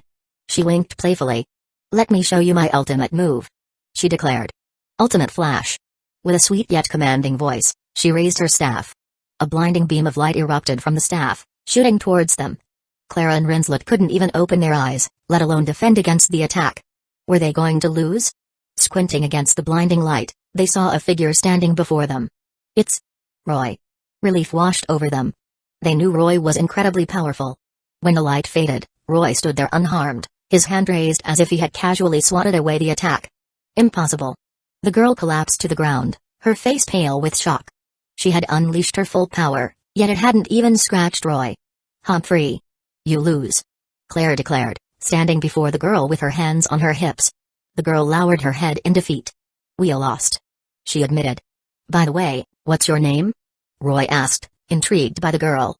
Her attack had felt familiar. The girl looked up at him, her eyes sparkling. "I'm Lucifuge. You're very strong. I hope you win the blade dance," she said, offering her sincere congratulations. League of Legends Lux. With that, Lux and her team were teleported away. Roy smirked, hearing her name. It suited her well. "Roy, are you interested in her?" Claire asked, pouting. Rinslet also eyed him suspiciously. "Ahem, of course not. I just admire her strength," Roy replied with a cough. Claire, however, didn't seem convinced. Just then, a shadow emerged from the ground, taking the form of a mature woman with glossy black hair, glasses, and an air of intelligence. "Freya-sensei?" Claire and Rinslet exclaimed in unison. It was Freya Grandal, their instructor, who was overseeing the match. "I declare Team Scarlet the victors. You'll be teleported back soon," Freya announced with a smile. Her gaze lingered on Roy for a moment. "He's truly powerful," she thought. He had blocked that attack with a single hand. Even she wouldn't take on Lux's ultimate flash directly. As the headmaster had said, he was a mysterious and powerful individual. Freya then teleported away. Roy, Claire, and Rinslet were also teleported back to the academy. The students who had been watching the match were in an uproar. "That man is so strong. He blocked Lux-senpai's ultimate attack. So many teams have lost to that move, but he neutralized it so easily. Unfortunately, both heiresses have been captured by that man. It seems he's even interested in Lux-senpai. That's outrageous. He deserves to be punished." The gossip escalated quickly. In her office, Greyworth pondered the recent events. What is his purpose? Is he truly just here to find talented girls, as he claimed? She wondered. She couldn't understand this Mao intentions. After her earlier suspicions and some investigation, she had confirmed that Roy was indeed the Mao. Although initially shocked, she had gradually come to accept this truth. Roy, Claire, Rinslet, and Carol were enjoying a leisurely lunch in the Academy's cafe. Sunlight streamed through the windows of the outdoor terrace. A basket in the center of their table overflowed with various types of bread, jam, pineapple, ham. All students had access to this cafe. They could enjoy freshly baked bread, coffee, and tea, all free of charge. To celebrate our victory. Cheers. Claire raised her cup of tea with a cheerful grin. Roy and Rinslet also raised their cups of coffee. Clink. They clinked their cups together, and Claire took a large gulp of her tea. "Our ranking has gone up. At this rate, we'll be #1 in the academy soon," she declared, setting down her cup with a satisfied sigh. "Humphrey. If it weren't for Roy, we would have lost." Rinslet scoffed, twirling her hair. "That's true," Claire admitted. "If Roy hadn't blocked Lux's attack at the last moment, they would have definitely lost. So, you still need to find 2 more teammates," Roy commented with a smile, stirring his coffee. Claire and Rinslet's faces fell. They were both problem students with few friends. Where were they supposed to find 2 more teammates? Suddenly, Claire's eyes lit up. "How about Sayane-san and the others? They haven't joined any teams yet, have they?" "That's right," Rinslet agreed. "They had gotten to know Sai and the others over the past few days. They won't join," Roy said, shaking his head. "Eh? Why not?" "I know they're strong," Claire pressed, wanting to know the reason. "They're not interested in the blade dance, so they haven't joined any teams," Roy explained. Sai and the others were all high-class devils or above. They weren't interested in such childish competitions. And the reward for winning the blade dance, a wish granted by the elemental lords, was meaningless to them. Even after thousands of years, the elemental lords were still only ultimate class. They couldn't grant their wishes. Clara and Rinslet slumped in disappointment. "I know someone who might be interested." Carol suddenly chimed in, taking out a notebook from her pocket. This was her maid handbook, filled with information on the students and teachers. It was questionable whether this was truly a maid's handbook. "Someone in our class?" Claire asked, thinking Carol was referring to one of Roy's companions. "No, it's a high-ranking noble lady," Carol clarified. "Really? But there are many nobles in this academy," Rinslet commented. "Who is it?" Claire asked eagerly. "It's Fianna Raordija, the second princess of the Empire," Carol revealed. "Her?" Clara and Rinslet exchanged surprised glances. Fianna, the second princess, held a high position in the academy and was known for her friendly and approachable demeanor. She had many admirers. It was surprising that she hadn't joined any team yet. "It's true. Princess Fianna hasn't formed or joined any team," Carol confirmed. "Why not? Is she not interested in a blade dance?" Claire wondered. I don't have any concrete information, but I believe she is interested. Carol replied thoughtfully. Where can we find talented elementalists willing to join us? Is there really no one left? Claire sighed dramatically. Of course it's not easy to find someone now. All the skilled elementalists must have already joined other teams. Rinslet said, stating the obvious. After all, the blade dance was less than 2 months away. Any capable elementalists would have already joined a team to improve their ranking. Did I hear someone mention my name? A girl's voice suddenly interrupted them. A girl with beautiful purple hair that left a lasting impression approached them. Her black eyes sparkled, and she carried herself with an air of elegance. Princess Fianna? Clara and the others were stunned. Even Roy was surprised that the person they were just discussing had appeared before them. Hello, I'm Fianna Ray Ortega. She greeted them with a graceful smile and a wave. Hello, Princess Fianna. Rinslet replied, standing up and curtsying. As the daughter of one of the 4 major noble families, she couldn't be disrespectful to the second princess. Claire, however, didn't bother with formalities. She was no longer a noble.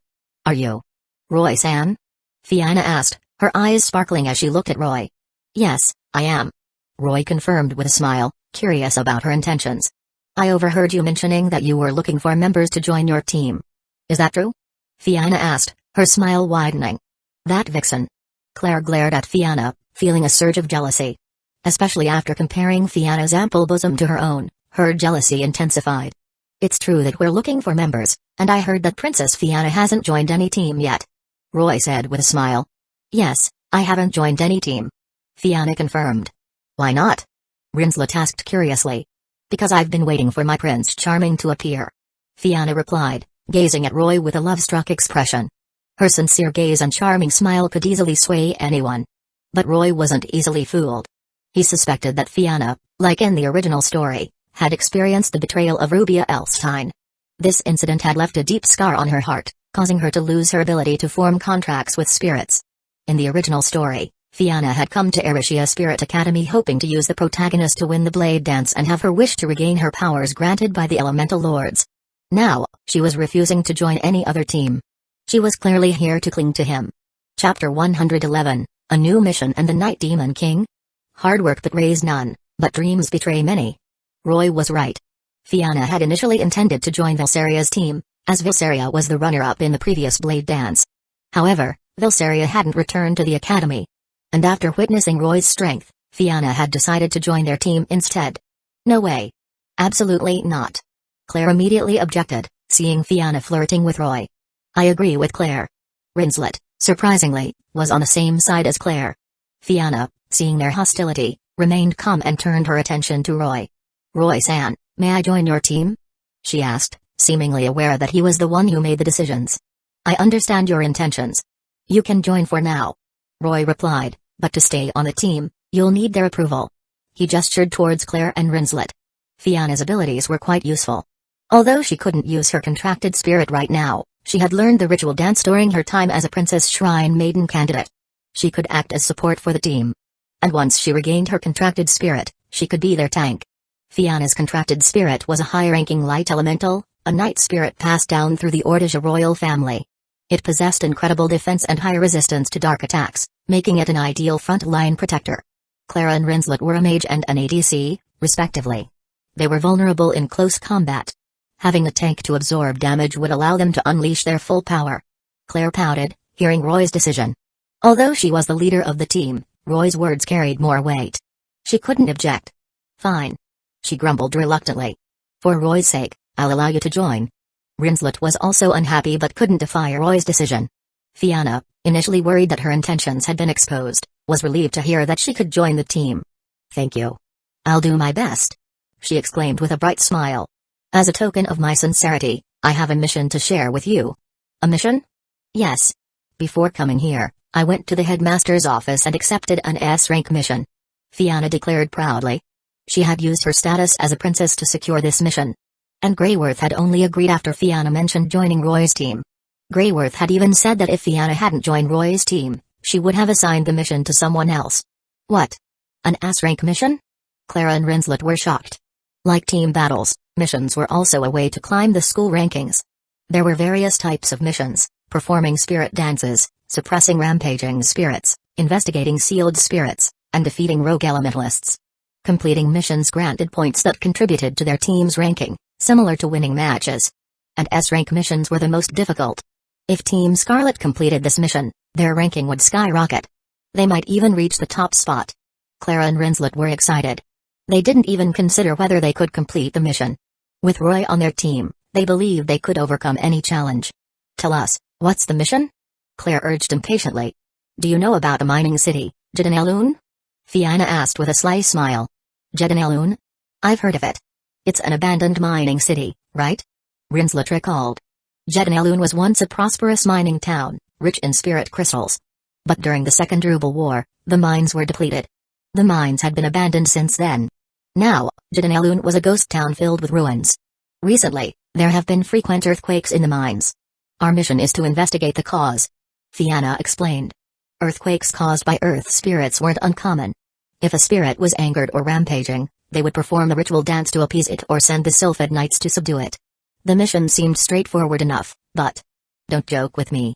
How can investigating an earthquake be an S-rank mission? Claire was skeptical. There were too many suspicious aspects to this mission. A simple investigation shouldn't be dangerous enough to warrant an S-rank difficulty. Well, it's not that simple. Fianna admitted. There's a strategic class elemental, sealed by the former Ordisia Knights, that slumbers within those mines. A strategic class elemental? Clara and Rinslet gasped. Strategic class elementals were incredibly powerful. They couldn't be controlled by a single person. It required hundreds of elementalists performing a ritual dance to barely utilize their power. They were devastating weapons. However, all the countries on the continent had signed a treaty to seal these 7 strategic class elementals. It's just a spirit. Why are you so scared? Roy scoffed. That's right. A sealed strategic class elemental isn't that scary. Fianna agreed. So, the earthquakes are caused by this elemental? Roy asked. That's one possibility. That's why the Academy issued this mission. Fianna explained. If the seal is indeed weakening, we'll have to perform a ritual dance to reseal it. Having been trained as a shrine maiden, Fianna was capable of performing such rituals. Alright, then Team Scarlet accepts this mission. Claire declared, slamming her hand on the table. Completing this mission would guarantee them a spot in the blade dance. Roy and Rinslet nodded in agreement. Their conversation drew the attention of the surrounding students. Seeing Fianna, the Princess of the Empire, willingly join Team Scarlet, they erupted in chatter. Hey, look! That male elementalist is hitting on Princess Fianna. The Great Demon King is at it again. I'm a bit envious, to be honest. Are you crazy? But... look at his sharp eyes. I can't resist them. Don't you think? It would be fun to be played by him? Just a little bit. Why yeah. If he forced himself on me, my heart wouldn't be able to take it. No way. He's the Night Demon King. A Mao who wants to conquer every girl in the world. Roy overheard their whispers. The Night Demon King? Not a bad title. He mused. It seemed the number of girls sending him love letters had increased lately. His locker was often filled with letters and handmade snacks. But he was used to this kind of attention. After all, he was the most popular boy at Kwa Academy. The mission to Jeddanelloon was scheduled for 3 days later, so they didn't have to participate in any ranking matches for now. One morning, Roy was enjoying his tea and playing games with Konko when Ryaz approached him with a cheerful expression. Roy, I have good news. Oh? What is it? Roy asked, his attention still on his game with Konko. Vilsaria is back. Oh, you saw her? How is she? Well, she's quite a handful, just as you said. Ryaz replied with a sigh. She had received news of Vilsaria's return and went to meet her, hoping to recruit her future rook. However, upon arriving at the Sylphid Knights' headquarters, she had witnessed Vilsaria brutally defeat all the other knights, including her own sister, Ellis. Ryaz had initially wanted to intervene, but remembering Roy's words, she held back. Vilsaria had then mocked Ellis and chosen 4 knights who could still stand after her attacks to form her team. Throughout the whole ordeal, Vilsaria had displayed an arrogant and ruthless demeanor. She was obsessed with power, and Ryaz could sense a dark aura surrounding her. Haha, don't worry, Ryaz. She'll come around during the ranking matches.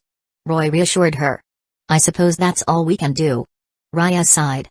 But then, she smiled. Thanks to her charm, many girls were willing to follow her. However, her evil pieces were limited.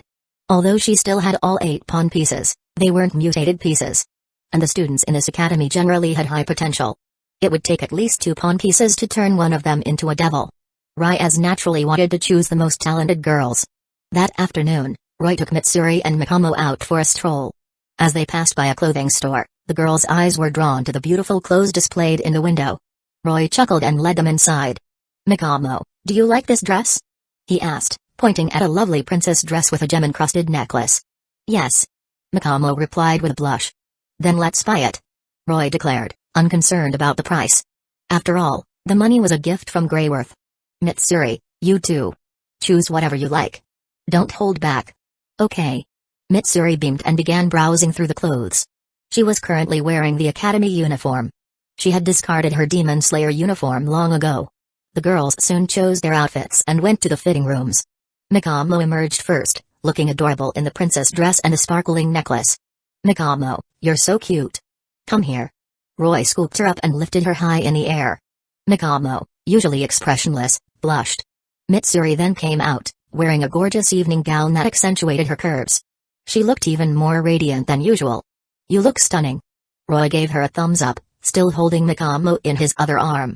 Mitsuri giggled, pleased with his approval. "I'll take these two outfits. Please wrap up their school uniforms. They can keep the new clothes on," Roy told the shopkeeper. Just then, boom! A loud explosion sounded from the distance. Smoke billowed into the sky. What happened over there? Roy wondered, looking towards the source of the commotion. "It must be something with the Imperial Army," the shopkeeper replied. She recognized the direction as the location of the Imperial Army base. "Let's go check it out.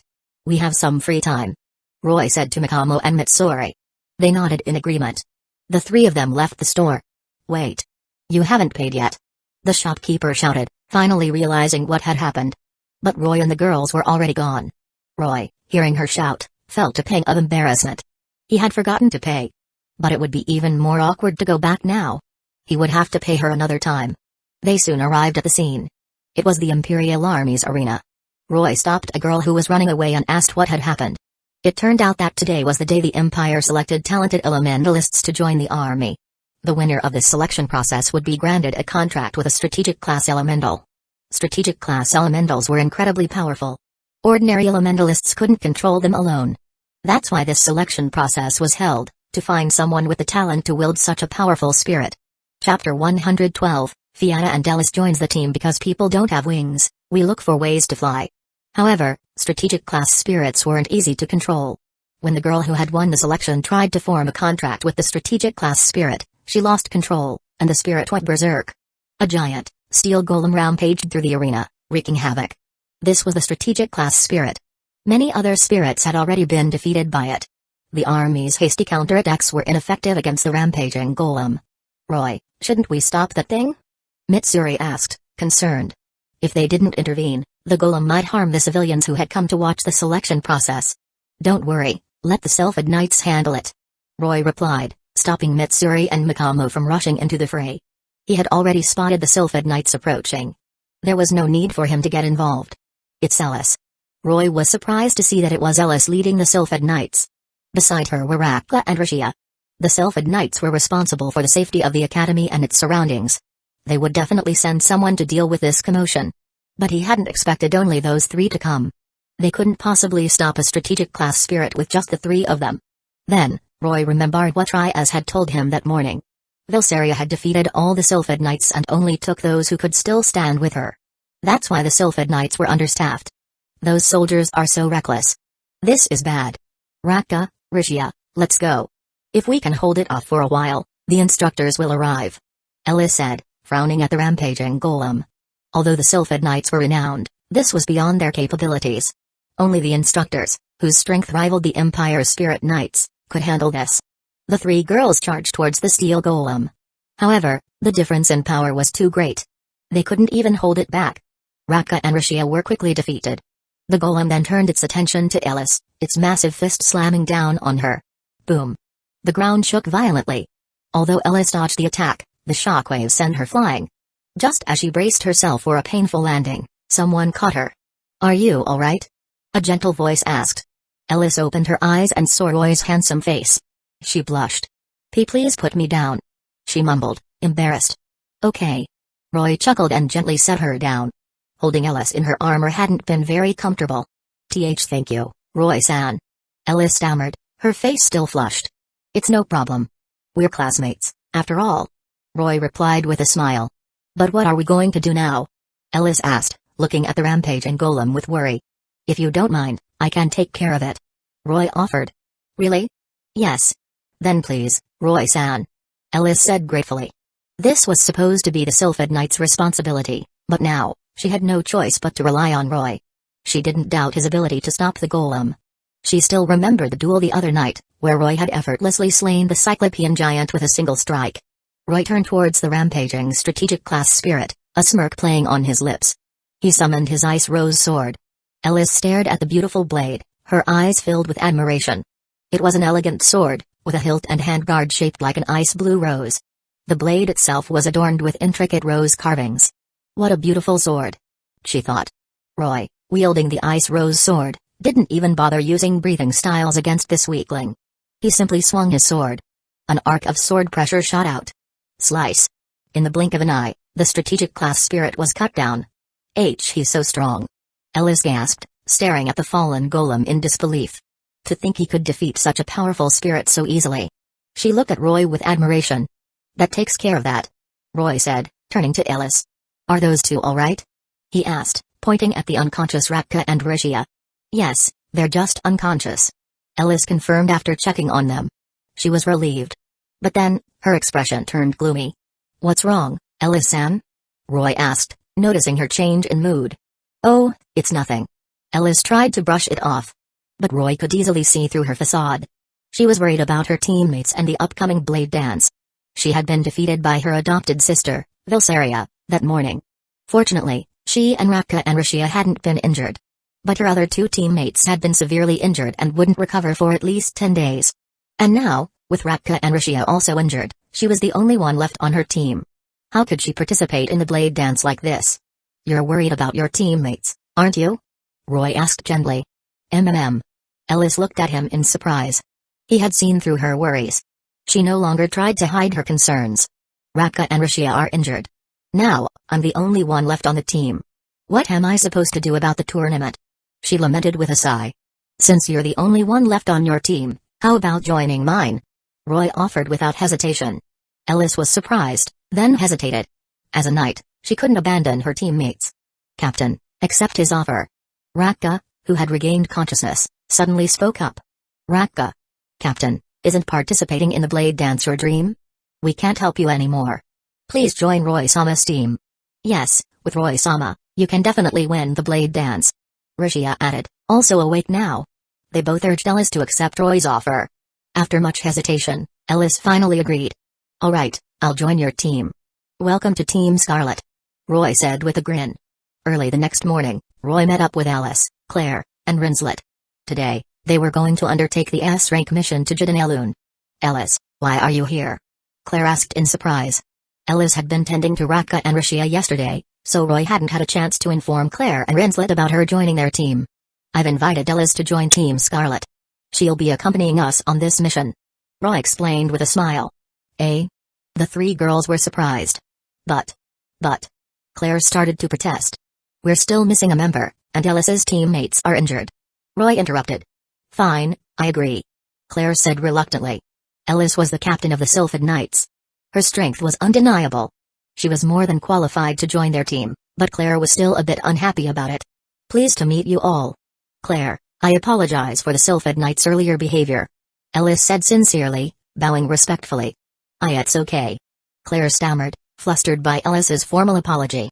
Actually, we, the Sylphid Knights, also received a mission. Ellis announced, her expression turning serious. What mission? Claire asked curiously. Last night, someone stole confidential documents from the library. Ellis explained. These documents contained information about the strategic class elemental sealed in Jidanelun, Jormungandr. Whoever stole them is clearly after the strategic class elemental. So your mission is to retrieve the documents? Rinslet asked. Yes. Ellis nodded. Since we're both going to Jidanelun, and our missions don't conflict, why don't we complete them together? Roy suggested. Claire, Rinslet, and Ellis agreed. They knew that whoever was after the strategic class elemental would likely cross paths with them. Accepting the Sylphid Knights' mission was a simple task. And it would earn them extra points for the school ranking. Alright, since everyone agrees, let's depart. Roy declared. They set off for Jidanelun. The mining city wasn't far from the academy. It would take about a day on horseback to reach it. The horses were already prepared outside the academy. "Oh my lady is going to such a dangerous place. I'm so worried," Carol exclaimed, clasping her hands together and praying for Rinslet's safety. She wasn't an elemental spirit contractor and couldn't participate in the mission. "Don't worry, Carol. I'm more worried about you," Rinslet replied, hugging her adorable maid and launching into a series of instructions. "Will you be able to wake up on time without me?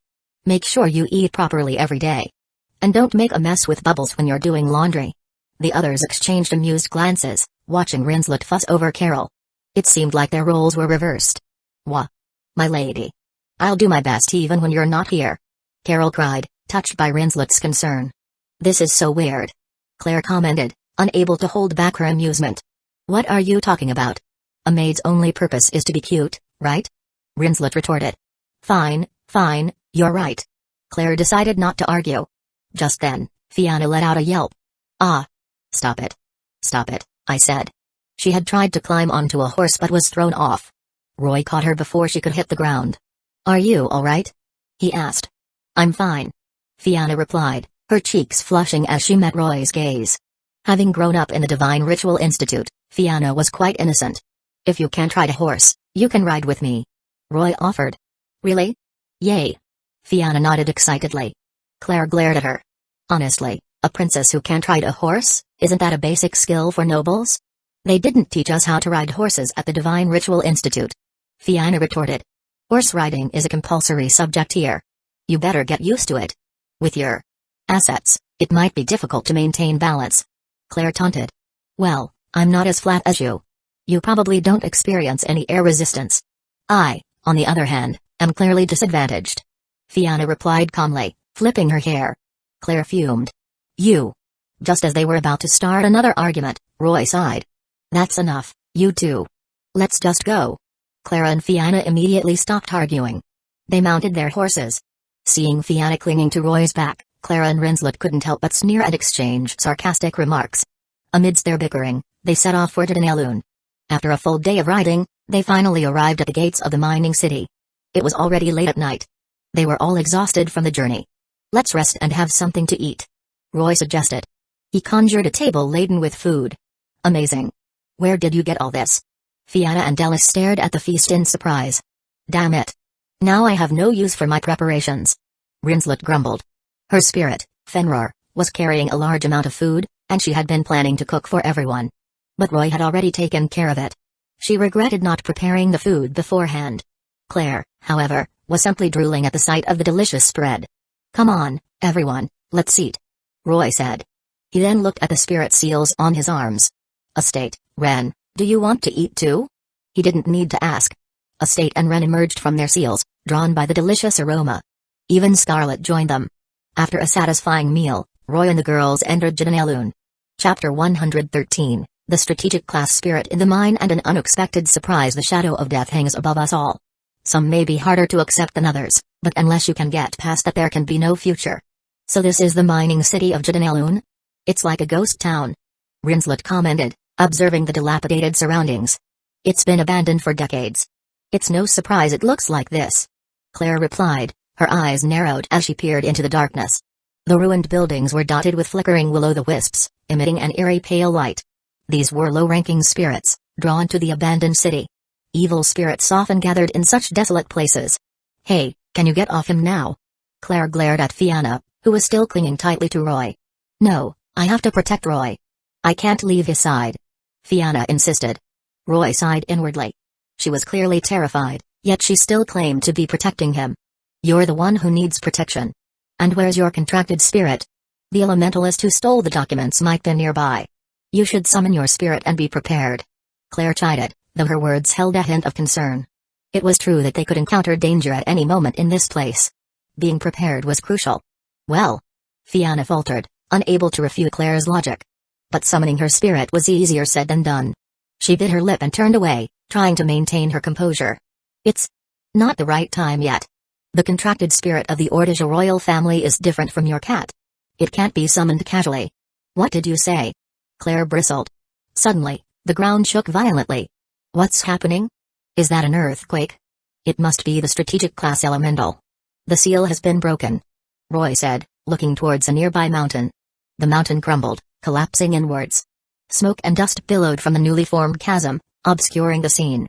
This is bad. That thief must have done this. Ellis exclaimed, clenching her fists. What do we do? If the strategic class elemental falls into enemy hands, it'll be disastrous. Rinslet said worriedly. Let's go check it out. If the elemental has been released, we'll have to deal with it. Roy said with a shrug.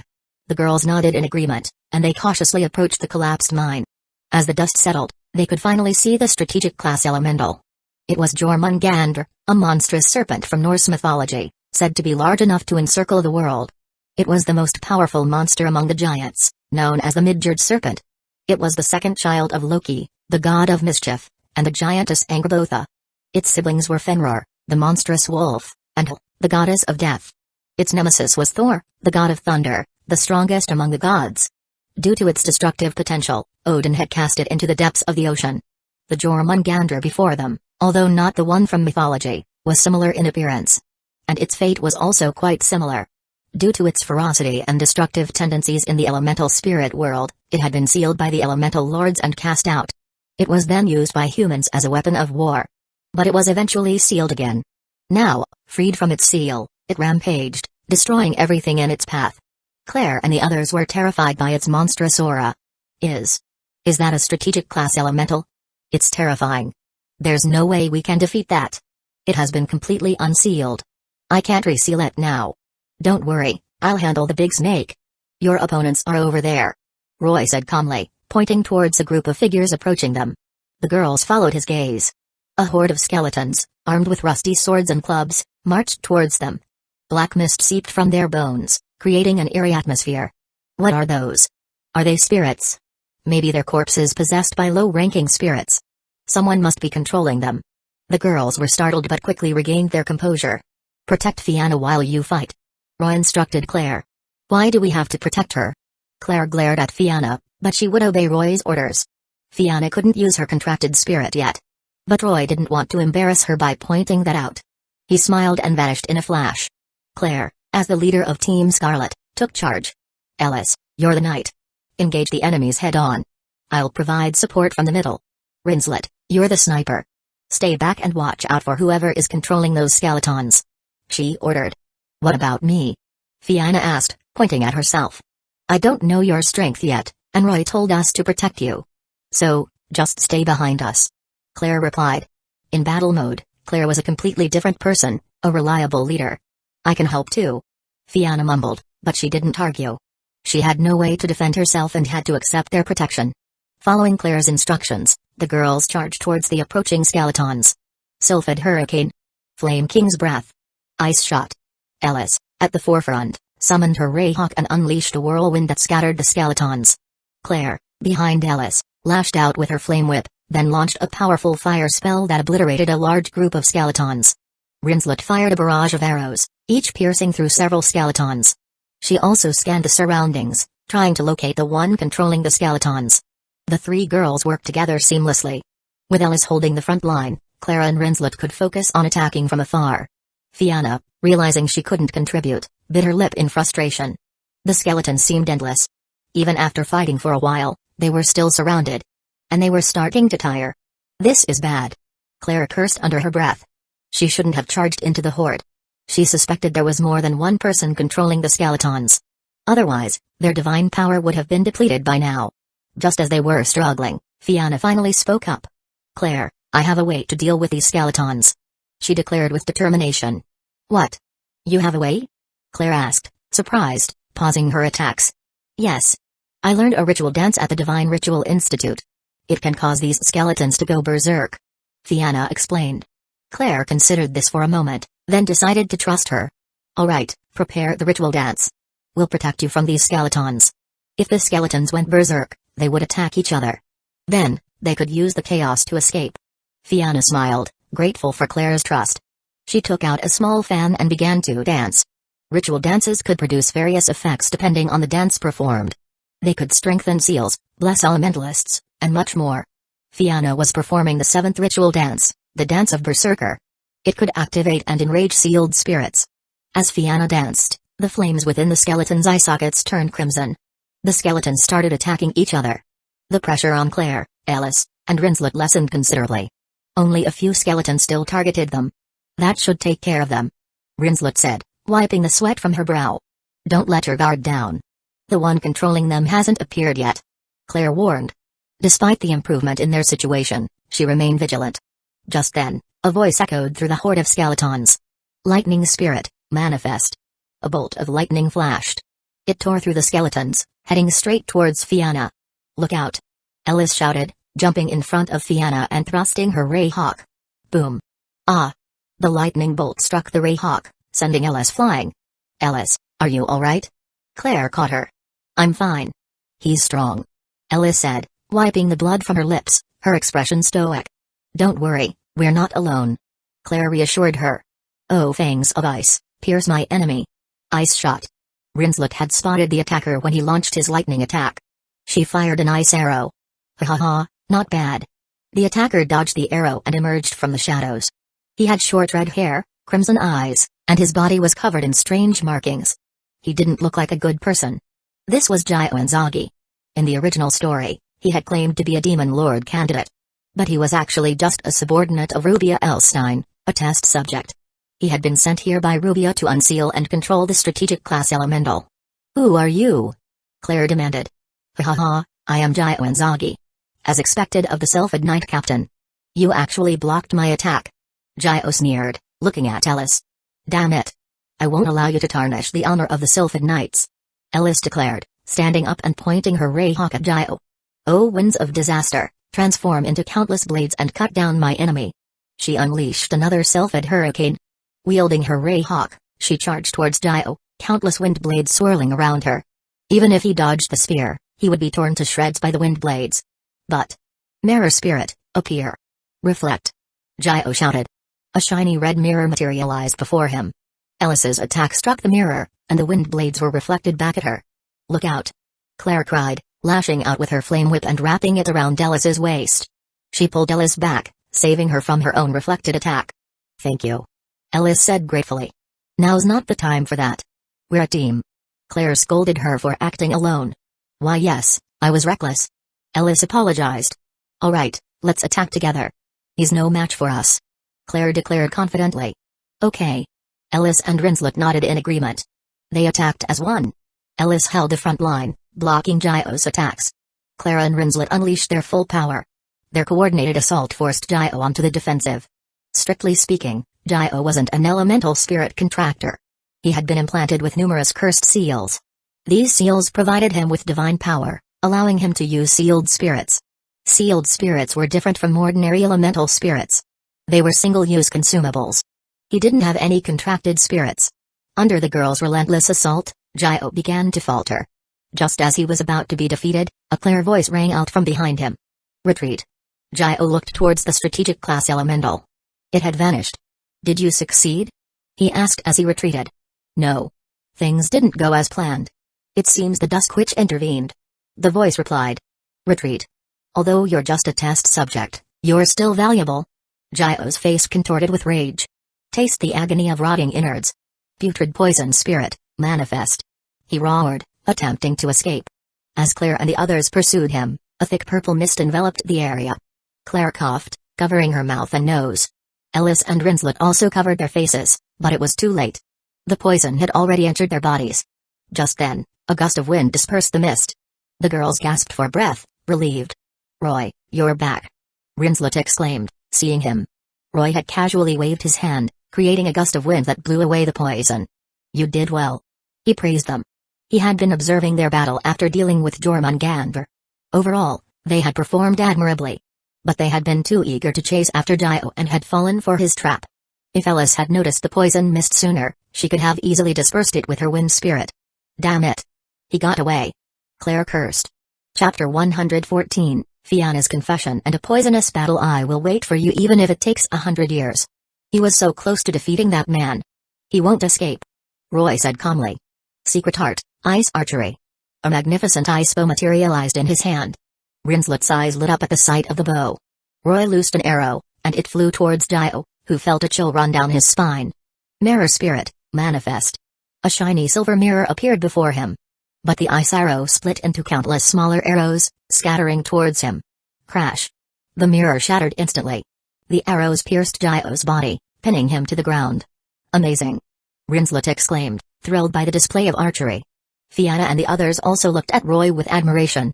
"Ha, it was nothing," Roy said modestly, though he couldn't help but feel a sense of satisfaction. Meanwhile, on another hilltop, a girl's hood was blown back by the wind, revealing her golden hair. She had delicate features and a petite figure. She wore the uniform of another academy and had a large ribbon tied around her chest. This was Muriel Starl, a subordinate of Rubia Elstein. She had been sent here by Rubia to retrieve the strategic class elemental. But before she could act, the elemental had been slain. She had witnessed the man effortlessly kill the strategic class elemental and then make its corpse disappear. His power was terrifying. She had decided to order Gio to retreat. But they hadn't been able to escape. Muir glanced at Roy, her eyes filled with a mix of curiosity and apprehension, then vanished. Roy had sensed her presence but chose not to pursue her. After all, Rubia's subordinates were also his targets. "All right, now that the mission is complete, let's head back," Roy announced with a smile. Clara and the others nodded, exhausted from the battle. They had also sustained some minor injuries and needed to return for treatment. But as they walked, they noticed Fianna lagging behind, her head lowered. "Fianna, what's wrong?" "We're leaving," Claire said, looking at her curiously. After this battle, they had come to accept Fianna as one of their own. Fianna had been a great help during the fight. Although Claire was still puzzled by Fianna's refusal to use her contracted spirit, she didn't dwell on it. Fianna looked up with a sigh. She had decided to confess. "I'll tell you now, since you'll find out eventually anyway." Claire, Alice, and Rinslet exchanged confused glances. Roy, however, understood what Fianna was about to say. Fianna's expression turned serious. "The reason I don't use my spirit in battle is because 4 years ago, I lost my ability to summon my contracted spirit." Fianna was the second princess of the Ordija Empire, once considered a potential candidate to become an elemental princess, second only to Rubia Elstein. But she had abdicated her position and been stripped of her royal status. This was because she could no longer summon her contracted spirit. An elemental princess candidate who can't summon her spirit. "Of course I'm not qualified," Fianna said with a self-deprecating laugh. An elemental spirit contractor who couldn't summon their spirit was no different from an ordinary person. It wasn't uncommon for an elementalist to suddenly lose their ability to summon their spirit. It could be due to various reasons, such as physical defilement, breaking a contractual oath, or even psychological trauma. In Fianna's case, it was the latter. The trauma stemmed from the incident 4 years ago when Rubia Elstein, the Calamity Queen, rebelled. Fianna, like Rubia, was a Princess Shrine Maiden candidate. When she tried to stop Rubia, she was easily defeated. This had caused her immense psychological trauma, severing her connection with her contracted spirit. Clara and the others finally understood why Fianna refused to summon her spirit. But they still had questions.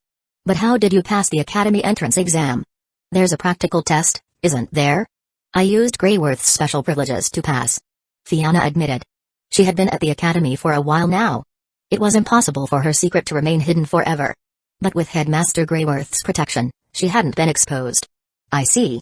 But why go through all this trouble to attend this academy?" "Because." Fianna glanced at Roy, then said with a sly smile, "I wanted to find my Prince Charming." Clara and Rinslet frowned, glaring at her. Fianna giggled. "Just kidding. I came here to win the blade dance and have my wish to regain my spirit powers granted." For an elementalist, nothing was more devastating than losing their contracted spirit. Claire, Alice, and Rinslet believed her. "Well, I've told you my secret." Fianna cleared her throat. "So, do you need an elementalist who can't summon her spirit?" She looked at Roy and Claire with a hint of sadness in her eyes, despite her playful tone. Claire noticed that Fianna's fingers were trembling slightly. After a moment of consideration, she turned to Roy. "Don't look at me. You decide," Roy said with a shrug. "But if Fianna can regain her spirit powers, she'll be a valuable asset." Claire thought about it. Fianna was indeed strong. She was the second best student at the Divine Ritual Institute, and her ritual dances were incredibly useful. Even without her contracted spirit, she was a valuable teammate. "Fianna already saved us. She's one of us now," Alice declared. "Although I don't like her, she's not a bad teammate," Rinslet admitted, despite her usual disdain for Fianna. Claire remained silent, seemingly lost in thought. Fianna looked downcast. Roy approached Claire and whispered in her ear, "Let me tell you a secret about Fianna." "What?" Claire blushed, her cheeks warming from his closeness.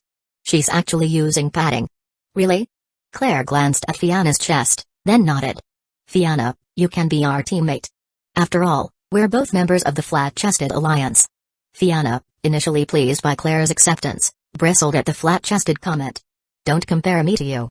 I'm much more endowed, she retorted, puffing out her chest. Humphrey. It's just padding. Claire scoffed. Really? Really? Rinslet's eyes sparkled with excitement. Her bust was the largest among them, aside from Fiona's. If Fiona was using padding, then she undoubtedly had the largest assets. As a knight, I would never resort to such deception, Ellis declared, blushing slightly. So? I'm using padding. What's wrong with that? Fiona retorted, crossing her arms defensively. So you're just a flat-chested girl after all? Claire sneered. Who are you calling flat-chested? I'm much bigger than you. What did you say? Seeing them about to start another argument, Roy gently pressed their heads down. All right, that's enough. We should head back. Don't you have injuries to treat? The girls realized he was right. They had all sustained some injuries during the battle. Especially the poison from Gio's attack, which was quite potent. They nodded and prepared to leave. But Roy stopped them. Wait, stay still. The girls looked at him in confusion. Roy smirked and snapped his fingers. A blue magic circle enveloped them. In the next instant, they vanished. They reappeared in Roy's villa at Erishia Spirit Academy. Roy had used his teleportation magic to return them instantly, instead of the day-long journey it had taken them to get there. The girls were dumbfounded. They looked around, recognizing their surroundings. Welcome back, Royani-chan. Alice and Konko greeted him excitedly. Their voices drew the other girls from the villa. Asia, Shizuka, come and heal them. Roy instructed. Okay. What happened? You're all injured. But thankfully, it's not serious, Asia said with concern, using her twilight healing to heal Alice. Shizuka, in her usual caring manner, pulled Claire into a hug and began healing her. Claire, however, struggled to escape.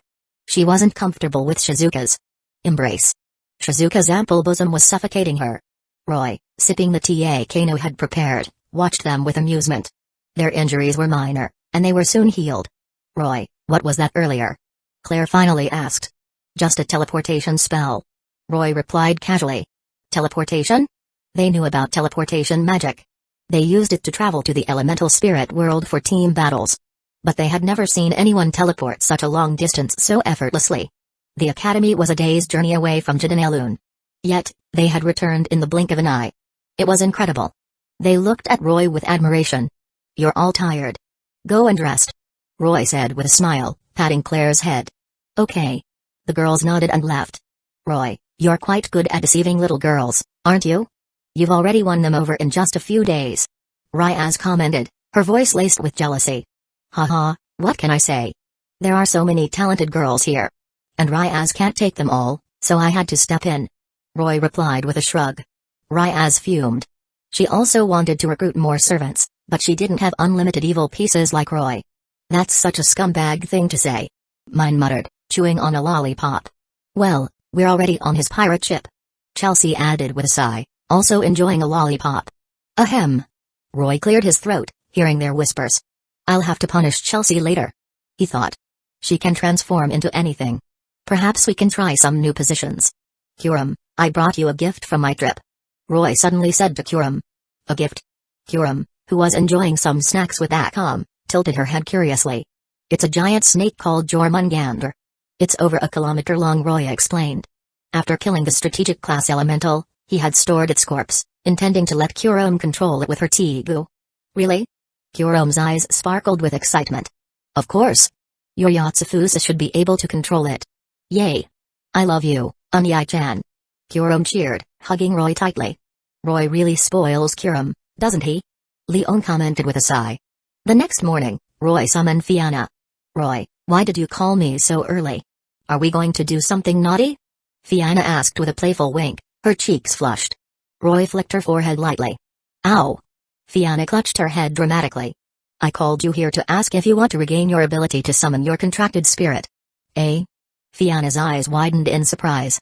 Do you have a way? She asked hopefully. We can try.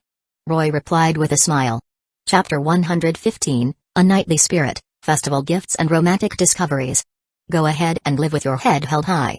No matter how devastated you may be by your own weakness or uselessness. Set your heart ablaze. Fiona couldn't summon her contracted spirit due to the trauma she had suffered. But Roy had a way to force it out. What should I do? Fianna asked. Try summoning your spirit. Roy instructed. Fianna nodded and began chanting the summoning incantation. O sword saint who serves the king of mankind, my knight. I hereby fulfill the blood contract. Become my guardian sword and came to my side. Appear, sacred knight spirit, Georgios. I command you, become my guardian sword. Despite her earnest chanting, her contracted spirit, Georgios, didn't respond. Fianna's expression fell. Roy stroked his chin thoughtfully. He then grabbed Fianna's hand. Eh? Fianna blushed, surprised by his sudden action. Roy ignored her flustered reaction and used his magic to communicate with Georgios through Fianna's spirit seal. As a hereditary spirit of the Ordija Empire, Georgios was a high-ranking light elemental with immense power. Soon, Roy established contact with Georgios, who was in the elemental spirit world. He then used his magic to forcibly pull her out. Whoa! A knight clad in silver armor suddenly appeared in the air, then tumbled to the ground, her skirt riding up in the process. Georgios? Fianna gasped, recognizing her contracted spirit. Ouch! The knight groaned, rubbing her head as she stood up. She looked at Fianna in surprise. You must be my contractor. Fianna nodded shyly. Contractor, there's no need to be ashamed. I understand your situation. I've been waiting for your summons. Georgios said with a cheerful smile. Are really? Yes. But. Contractor, as long as you have courage, you can summon me. Georgios encouraged her. Okay. Fianna nodded with determination. A warmth spread through her heart, filling her with strength. Even the spirit seal on her arm glowed. I can feel it. I can connect with her again. Fianna's eyes filled with tears of joy. The spirit seal, which had been dormant for 4 years, was active again. Thank you, Georgios. Don't mention it. But. How did I get here? Georgios suddenly realized she had been forcibly dragged here by some unknown force. Ahem. Roy coughed, hinting at his involvement. Eh? Georgios turned to Roy. Her eyes widened in recognition, and she quickly knelt on one knee. Georgios greets the Ma'o-sama. You recognize me? Roy asked, surprised. Yes, Ma'o-sama. I was just a mid-ranking spirit back then, so it's understandable that you wouldn't remember me. Georgios replied. She had been one of the night spirits guarding the temple when Roy ruled the elemental spirit world. Over the thousands of years, she had finally become a high-ranking spirit. Oh, I see. Roy nodded in understanding. He hadn't expected to meet someone he knew here. Ma'o-sama? What are you talking about? Fianna asked, confused. The Ma'o-sama is the one who ruled the elemental spirit world. Georgios explained with reverence. The Ma'o who ruled the elemental spirit world? Fianna echoed, trying to recall the name. She vaguely remembered reading about him during her time at the Divine Ritual Institute. All right, you can go back now. Roy said to Georgios. Yes, Ma'o-sama. Georgios bowed respectfully and returned to the elemental spirit world. Fianna was still deep in thought. Don't strain your brain, idiot. Roy said, patting her head. Fianna, distracted by his touch, forgot about her thoughts. Thank you, Roy. She said, hugging him tightly. Just then. Roy, we're here. Claire's voice called out from the doorway. She opened the door and saw Roy and Fianna embracing. What are you two doing? She exclaimed, pointing at them accusingly. What does it look like we're doing? Fianna retorted, snuggling closer to Roy. She was surprised by their sudden arrival but decided to tease Claire. Scarlet, incinerate her. Georgios, get rid of that noisy woman. A fire cat and a knight in shining armor appeared. The cat hissed, and the knight drew her sword. Cut it out, you two.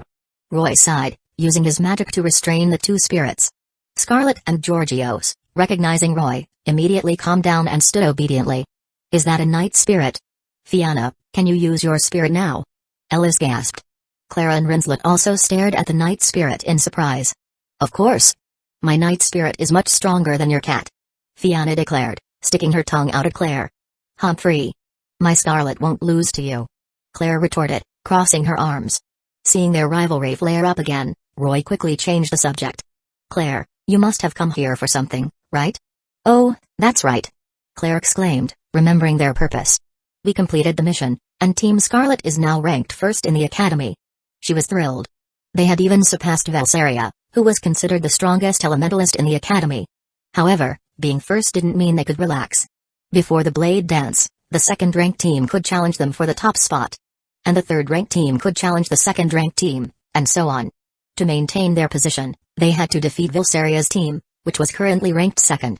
I just received news that Vilsaria is planning to challenge us in a week," Claire announced, her expression turning serious. Vilsaria's name struck fear into the hearts of many students. Even Claire was a bit apprehensive. "Oh? So soon? It seems she's not happy about losing her top spot." Roy chuckled.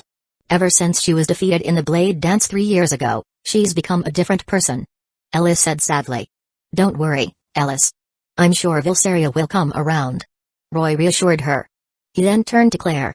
"Your next opponent is the strongest elementalist in the academy. Are you prepared?" "Of course, we're ready. I won't lose this time." "Bring it on. We'll defeat them. I'll do my best to help my sister return to her senses." Roy nodded, pleased with their determination. Over the next few days, Claire and the others practiced and honed their teamwork.